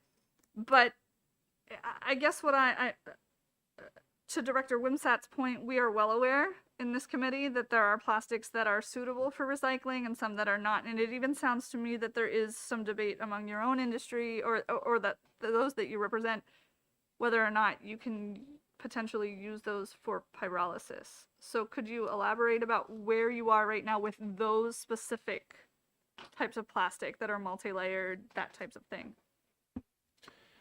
No, the technologies can take multi-layered plastics. I guess I think the key thing is so advanced recycling is not sort of one monolithic. It's not one sort of monolithic thing, right? There are different inputs depending upon the plastics that oftentimes are dependent upon the technology used. So there's 4 technologies that are kind of defined in the bill: pyrolysis, gasification, solvolysis, and depolymerization. And then depending upon the input, the process used, there might be a different output. So for example, polystyrene, which folks know is sometimes styrofoam, although that's a misnomer for, it's actually a insulation. It's not what you think of as your Dunkin' Donuts coffee cup or your foam coolers. Through the pyrolysis process, if you just have polystyrene, you can actually make essentially a styrene monomer that goes right back in the production of polystyrene again. So it could go back into your Solo cup, which is you think of that as a drink cup, or into a plastic plate or something, or a bowl. So it's kind of dependent upon the technology used, the inputs, and the process, and then of course the customer. So we have companies like America's Styrenics that has committed to a goal of 25% of all the food service plastics that they produce are made from recycled content. So again, they're a sort of a polystyrene producer. So I don't know if that answers your question, but I mentioned Eastman taking carpet. Carpet is very difficult to recycle mechanically, but they're taking it. They're taking it out of places like California, and Michigan, and others, and can take that and turn it back into, again, it's sort of basic molecules, and then use it to rebuild into different types of products again. So it all depends. But pyrolysis, for the most part, is going to take polyethylene. So think your your milk jugs, your detergent bottles, so those have good markets right now, so they're not likely. But more often, your film plastics, so the film that's around toilet paper and paper towels. Again, snack pouches, drink pouches, your frozen pea bags, things like that. Polypropylene, which you oftentimes find sometimes in like squeeze bottles. You find it in sometimes in like clamshells that have like muffins and things in them. You find them in deli containers and tubs and lids. Ice cream sometimes is packed in polypropylene. And then also polystyrene, which again you see in different applications as well. I named a few. Hey, Representative Bixby. Sure. Yes, thank you. In the discussion, the term came up that I was kind of looking for, and I hadn't remembered it before, but the closed loop process, which is essentially a process where you don't have outputs other than, you don't have waste outputs. You have your input, and then everything. And then you have essentially controlled output of everything that's coming out of it. Are these advanced recycling facilities closed loop facilities, or are there emissions and effluents that are necessarily part of the process? Yeah, that's a good question. So I would say I don't really know of any manufacturing process that is 100% closed loop, unless it's running 100% on solar energy, and also then producing zero byproduct or waste. So if that's happening, show me the facility. Right. Number one. So number two, I think I mentioned sort of that right now, it's sort of an 80-10-10 proposition, which is better than what we're doing right now. So your frozen pea bag, your pouch of granola or beef jerky, or snack mix with peanuts and M&Ms and things like that, that stuff's going to landfill. So through these technologies, at least through pyrolysis, you get about 80% of that back into a liquid feedstock that can be turned into new plastics again. You would get about 10% of this char. And as I mentioned, they're trying to get to closed loop because they want everything they produce. Remember, it's a business. So anything that they have to isn't a product that they can sell as a cost to them. So they are actively looking for markets for what you can do with this char. And I mentioned sort of carbon black as one, potentially as part of a cement binder as well. Asphalt is kind of another. There's a lot of different sort of testing going on. But then there is a 10% of these non-condensable gases. If you were co-located with a chemical plant, you could potentially use those gases to actually become a feedstock for new plastics and other things again. Here in New Hampshire, though, that's probably unlikely. So it is used as a process energy. I think the key thing, though, is you got to think of this in the context of how much. So a company called Good Company out of Eugene, Oregon, did some emissions modeling. And there was a good discussion about hazardous air pollutants and criteria air pollutants, right? So number one, these facilities are well below Title V thresholds. That's when you have to go to the EPA to get a permit. And then number two, when you look at the criteria air pollutants, no different than, a college or a hospital. You know what I mean? So when you look at the, energy needed at the University of New Hampshire in Durham or Keene State College or, Dartmouth Hitchcock, right? Because they have a boiler to produce, because they need, you need heat in the cold New Hampshire winters, right? You need steam for showers and things like that. The emissions from these facilities are basically the same or lower than colleges and universities. And we can provide that report as sort of as a follow-up too. Please Okay. do. So, is there anything in the emissions other than carbon dioxide and water, or is it? I'm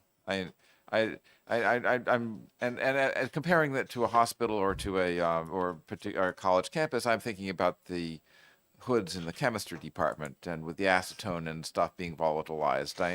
So there are emissions that you might not necessarily be happy about with even in a university or at a hospital.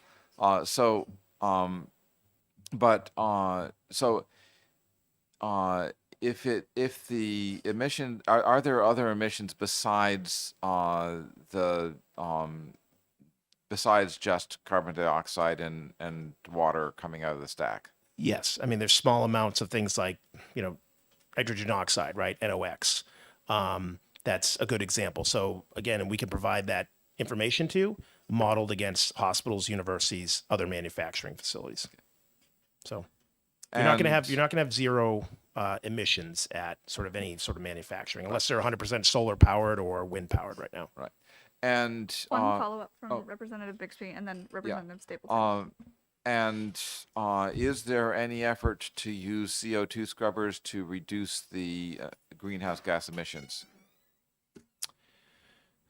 I mean, I think number one is CO2 generated is very little. Again, because you're not going to have, especially in pyrolysis technologies, there's not oxygen atoms going into the system. Number two, the carbon, you're going to take, you want to use those carbon atoms, as I mentioned, because that provides that bonds with the hydrogen to form, your liquid feedstock that you're going to sell. When there is, there's always going to be look to sort of improve the footprint, because I think that's it's an important sort of bigger societal question that you ask, is how we continually lower our carbon footprint of everything we're doing. And the studies out there now are showing that if you take there's the one model, the linear model, where you take oil or natural gas out of the ground, you make plastics, and then you take them and you either landfill them or you, you do some recycling as well, some mechanical recycling, but you either landfill them or you combust them for energy through a waste energy plant. And then you have to go back and drill for an additional unit of oil or gas to then make into new plastics again. That's one model, right? Right. Versus model number 2 of what we're suggesting, which is use the plastics instead of landfilling them or combusting them, burning them, incinerating them, take them back, turn them back into a liquid feedstock again, and displace that additional unit of oil or natural gas. The scenario B that I just laid out is going to have a lower greenhouse gas footprint. So this is helping us get to lower greenhouse gas. Is it 0 greenhouse gases? No, but it's going to be lower. Okay, I guess I'm more concerned about if you're using natural gas or the gas fraction of the from the pyrolysis, then that is potential carbon dioxide, and it sounds like that still would be an effluent or an emittent after in this process. So I think we're going to continue to see a greening of the grid, which is important as well, which will further reduce the footprint of these technologies. Company Agilix, based up in the Pacific Northwest, up in Portland, Oregon, they draw renewable energy off the grid because they have a lot of hydro there. So as New Hampshire, let's say, greens its grid, I think in the Northeast, you're very reliant, of course, on natural gas up here. There's potential. There's really good greening potential. And that kind of reminds me is Closed Loop Partners, which is a New York-based investment firm, did a whole very long, if you're interested in reading 100+ pages on these technologies, and they cover sort of different types of technologies and inputs, did a report that they released in November, and they looked at the emissions, and they talk about this, right? Number one, the lower GHG impact and the potential to get even lower with a greening of the grid. Okay, would you be able to send us a reference to that closing? We'll send it all. Okay, great, thanks. Thank you. Representative Stapleton. Thank you. We hear a lot about lightweight and strong carbon fiber bicycle frames, paddles, canoes, and various other things that is popular now in athletics. To what extent, if any, is carbon, a component of these things, or is it completely unrelated? That's a good question. I mean, I think I thought you were going a little bit different with that story, because I think one of the things from the Closed Loop report, or in your question, one of the things from the Closed Loop report, it does talk about the potential. Textiles is another great example of material that we really don't have solutions for right now. And there's a real opportunity because, again, and I mentioned sort of Eastman and the work that they're doing around carpet to use advanced recycling technologies to recycle those materials. But you make a good point is as these companies, again, continue to commercialize the interest in sort of having a lower and lower environmental impact, and that includes any emissions, that includes any greenhouse gas emissions associated. It includes being able to take a byproduct and turn it into a product that could go into something like you were mentioning, using the carbon. That's an interesting opportunity. So I think, again, the goal here, these are for-profit companies. So they are incented, to stay in business to produce something that can be sold as a product, right? That's I think really the key thing here. Follow up, Representative Stapleton. Yeah, the analogy that I can think of going back to the old days in coal mining, around coal mining towns like Scranton, the culm piles all over the place. They're non-existent anymore because as technology developed, they found a use for these to making briquettes or liquid fuels or liquid mixtures of culm or slurry. And some even in chemical process, and virtually used up all of what was a waste for some 50 or 60 years. Thank you. Yeah, can I just build on that? I think that's a really important point is I think we also have to remember that technology and innovation continues to improve.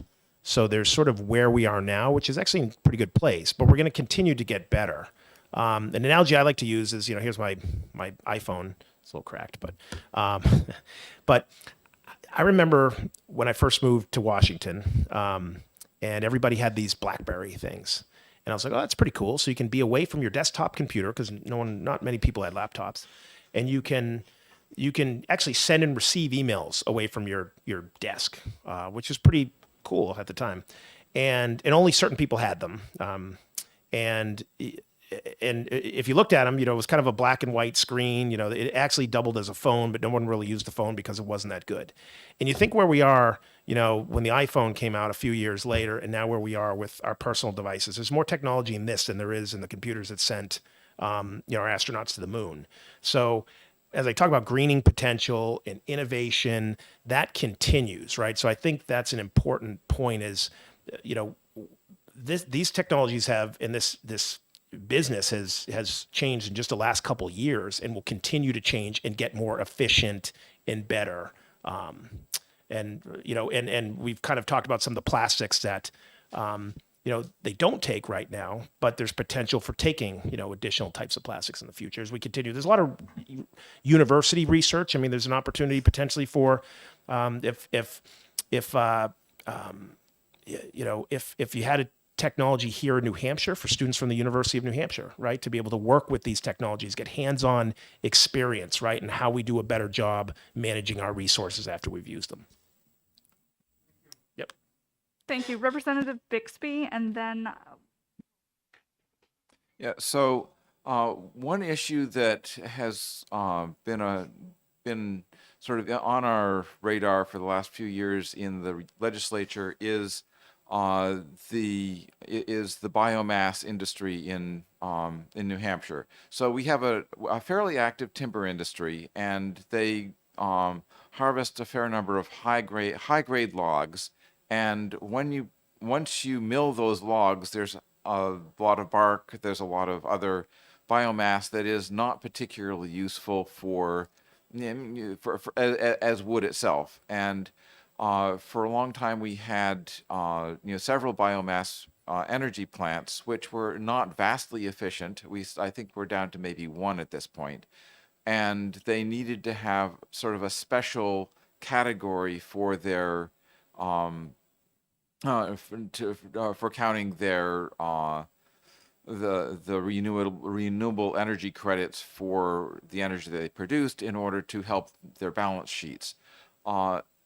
It looks like with the way regulations are going now, there's going to be less and less of an outlet for that biomass in the energy sector. And I was reading about pyrolysis, and it sounds like biomass can be incorporated along with plastics into pyrolysis, and that will drive the reaction more towards aromatics rather than alkanes. Is that something that your council is looking at as a potential resource in New Hampshire? I think, most of the companies, getting started, looking at the low-hanging fruit, right, which is like your polyethylene and polypropylene plastics. But I think you hit on something very important, right, is that I think biomass is going to be increasingly a feedstock as the industry looks to get, the industry as a whole looks to get, lower its carbon footprint. It's going to continue to look to both recycled products, but also feedstocks made from bio. The McDonald's drink cup is a great example of sort of one of these. I mentioned the Ellen MacArthur Foundation and the 400 companies that have committed to, higher levels of recycled content. There's also sort of the spin-off of that is called the U.S. Plastics Pact. And about 100 companies have made commitments to use 30% recycled content in their packaging and other products. But in that part of that 30% is less talked about. It's 30% either recycled plastics or from sustainably sourced biomass feedstock. So I think I would say it's less mature than where we are now on on sort of using pyrolysis for recycling plastics, but it's definitely coming. And you're right. There are companies that are looking at sort of how you incorporate biomass. It's going to change the molecular structure, and then you have different types of outputs that you can produce. Thank you. Without seeing any further questions, I'd actually like to have, I believe there's a gentleman here from the CLF that would like to come forward, and I just want to be honest with everyone as to where we're at right now. I'd like to give you 5 minutes to come up and speak about the issues and concerns you may have, but then we are going to continue this conversation next week at 1 p.m. on Tuesday. Is that correct? Yep. Thank you. So with that, I will have you. And thanks again for the questions, and we'll make sure that we provide all the reports and other studies that I cited as well, like closed loop and good company on emissions and other things. Okay, thank you. Thank you.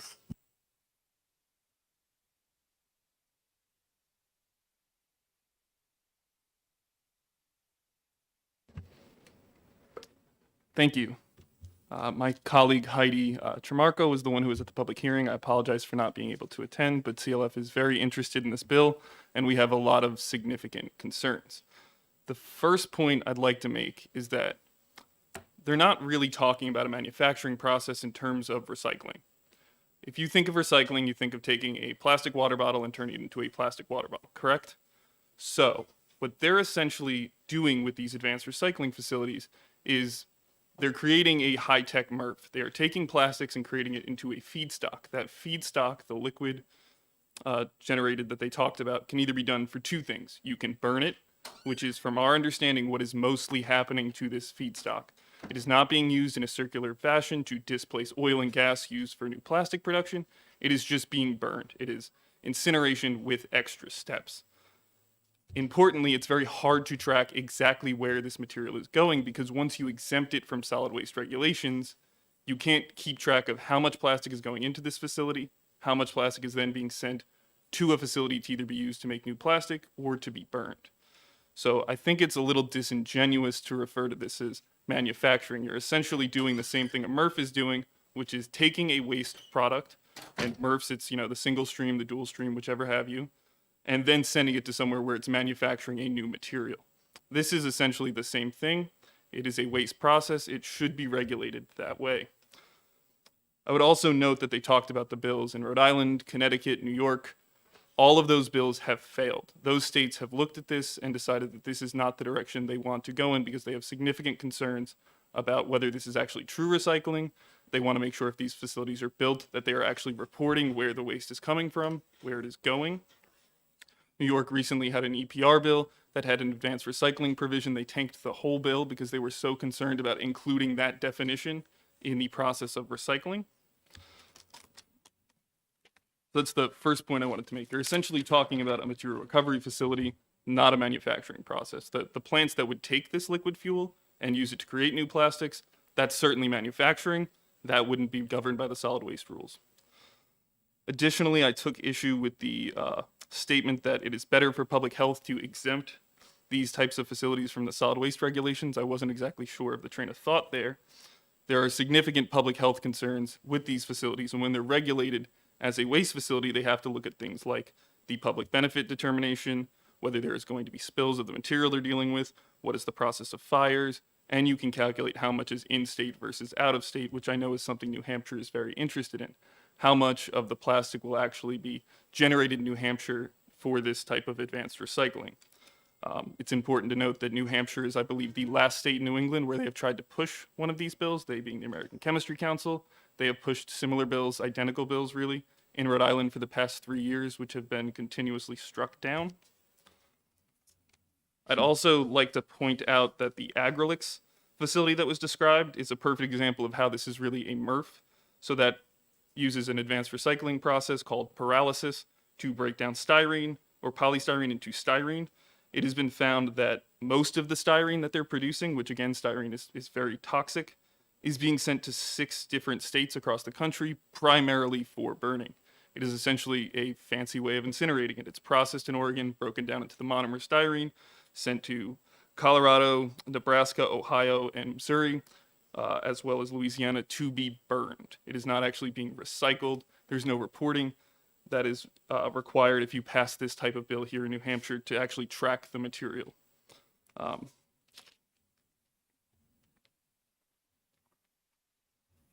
also like to point that a lot of the questions talked about it depends. Advanced recycling is a catch-all term. You're talking about pyrolysis, solvolysis, gasification. There are reasons we have specific regulations for landfills, for composting, for recycling, for the different types of waste management practices that happen in New Hampshire. That is because they're different ways of dealing with solid waste. DES is responsible for figuring out what kind of bucket something falls into and then crafting regulations that are specific to how we manage that type of waste. Whether you are dealing with the landfill and you have to make sure that there's not going to be leaks. This is a new technology. There are significant concerns. If you deregulate it now, as this industry moves into maturation, you're not going to be able to go back and regulate them. You can't look at what's going wrong and say, okay, how can we look at this from a solid waste perspective and pass regulations particular to pyrolysis?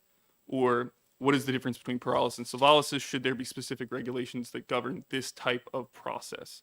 You'd essentially be restricting it just to the air permits.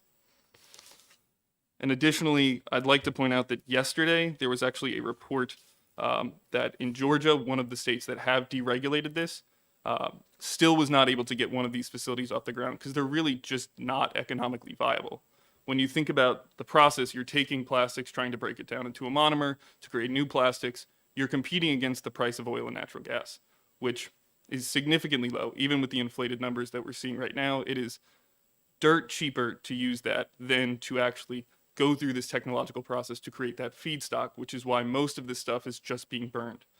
So in Georgia, even though they deregulated it, the facility they were talking about, it's a Brightmark facility. It was going to be about $600 million. They wanted public funds to do it.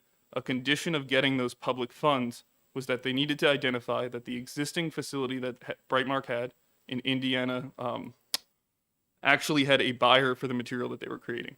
They weren't specific whether that was a buyer to burn the material in an incinerator or a cement kiln, or to use it to create a new type of plastic. The threshold was significantly low. Just prove the existing facility you have before you build this new one in Georgia actually works, and they couldn't do it. So the public funding was taken, and the facility's not moving forward. I'd point out that RSA 149M-9, Roman numeral 3, has a similar provision. Whenever dealing with a permit for solid waste, DES is allowed to look into the economic viability. They can look at the backers of a project and see how have they fared in other jurisdictions? Do they have the financial ability to move forward with this project? So that's one of the key considerations that would be removed if you deregulate this in one fell swoop. And in terms of working with the local governments, which they said they try to do when building these facilities, I would note you're removing the public notice and comment process, the public hearings that are all associated with waste facilities, something that's incredibly important, as you've seen from the ongoing issues with the Granite State landfill. When you're building waste facilities, which in CLF's view, this is a waste facility, people have significant concerns. You're talking about bringing a lot of waste to a community, and in this instance, there will be air emissions. And people deserve to have a say in that. They deserve to be able to say, is this the right choice for us? And go to the DES and work through the permitting process. That public process will be taken out if you deregulate this. So it's not just about the specific permitting factors that are addressed for public health, environmental safety. You're talking about removing local control and the ability to weigh in on whether this facility should be developed. So those are the main points I had based on kind of the Thank you. conversations I heard. I'm Thank you. happy to answer any questions and be back next Tuesday. Representative Comtois has a question, and then I'm going to go to Representative Homola and then Representative Bixby. Thank you, Madam Chair, and thank you for taking, actually, this question is for everyone in the room. So my question is because we've heard contradictory information regarding House bills that are now in legislation that either have passed, have not been passed, or in study in each of those states that were mentioned.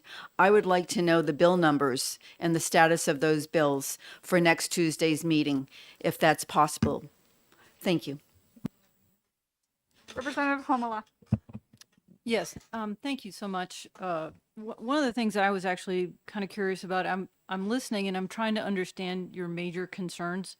And we heard from DES prior to you speaking, is one of your concerns that you feel like you have unique information that perhaps DES doesn't have available to them? Because I didn't get the impression that they share your concerns. CLF has been paying attention to advanced recycling for quite some time. We've worked on the bills in Rhode Island, Connecticut, Massachusetts, to an extent in New Jersey, and to an extent in New York. So we are significantly concerned about the air emissions related to these facilities and exempting them wholesale from solid waste, specifically, again, that reporting requirement, not being able to understand where is the plastic coming from? Is that plastic being turned into a fuel that is then burned in an incinerator, in a cement kiln, or actually turned into a plastic? We see this as a greenwashing system, and we really are worried about how can you actually heat these materials and not have those byproducts released into the air.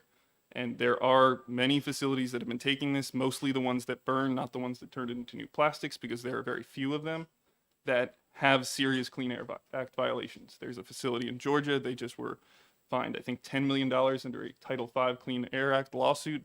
They take styrene to burn from advanced recycling facilities. So we have reports, which I'm glad to share with the committee and to DES. So could I just quickly, so just to confirm to make sure I understand what you're saying, that based off the information you have, you feel as if it may be, it yields a different result than what DES is coming up with. Yes. Okay. Representative Bixby, and then Representative Kaplan, and I think then we're going to have to call it for the day, and in the interest of time for everybody, and then we will continue this next Tuesday at 1 p.m.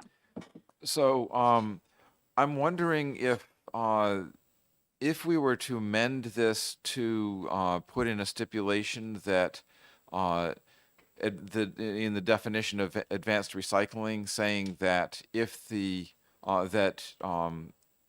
using the products of this as fuel would void that classification as advanced recycling, would that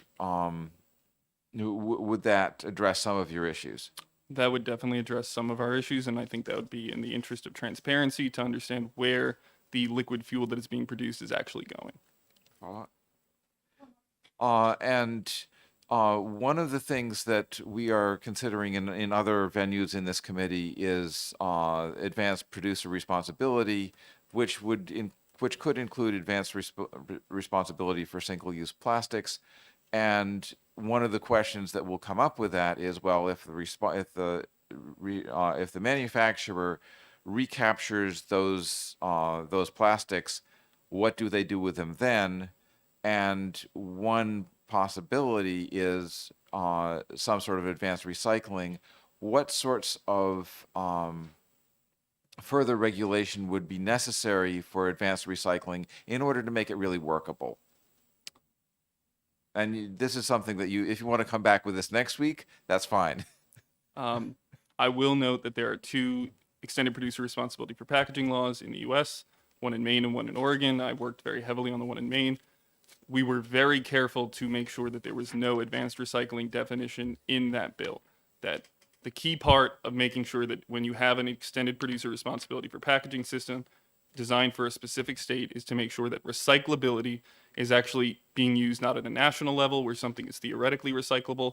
And that's an important part with this. The Agrilix facility in Oregon is shipping that material very far. That is a lot of greenhouse gases to just burn the material.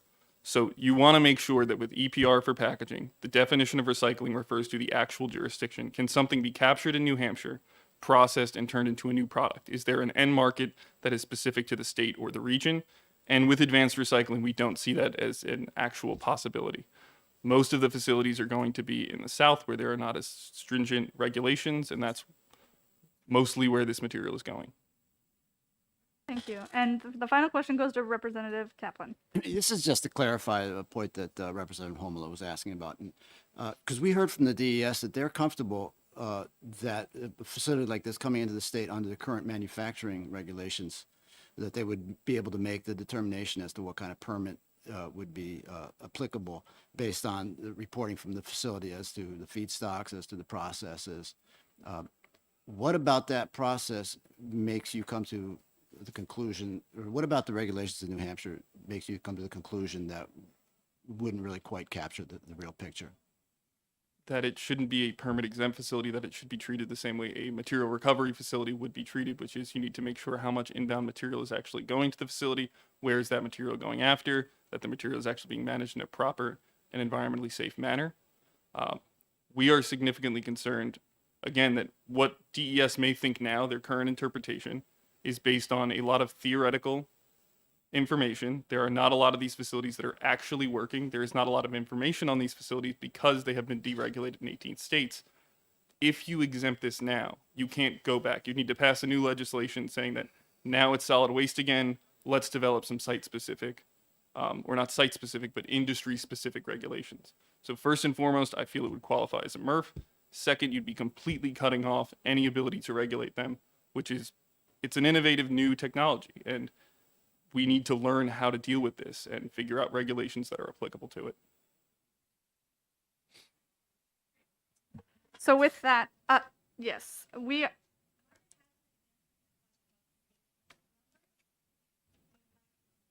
she's welcome to send that along to us, and if she emails that to the entire committee, to House Environment and Agriculture, we will all get it, including the members who are not on the subcommittee work session, so please send that along. And with that, we will see everybody again on the 19th at 1 p.m. This is continued until then. Is that your amendment? It doesn't quite qualify as being an amendment, but it's sort of some revisions that might help. Yes.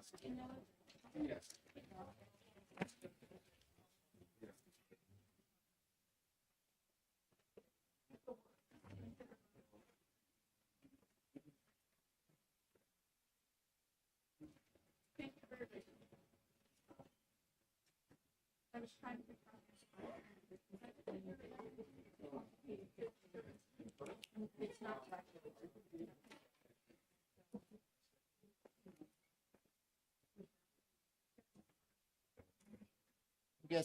Who gets this sheet with the attendance?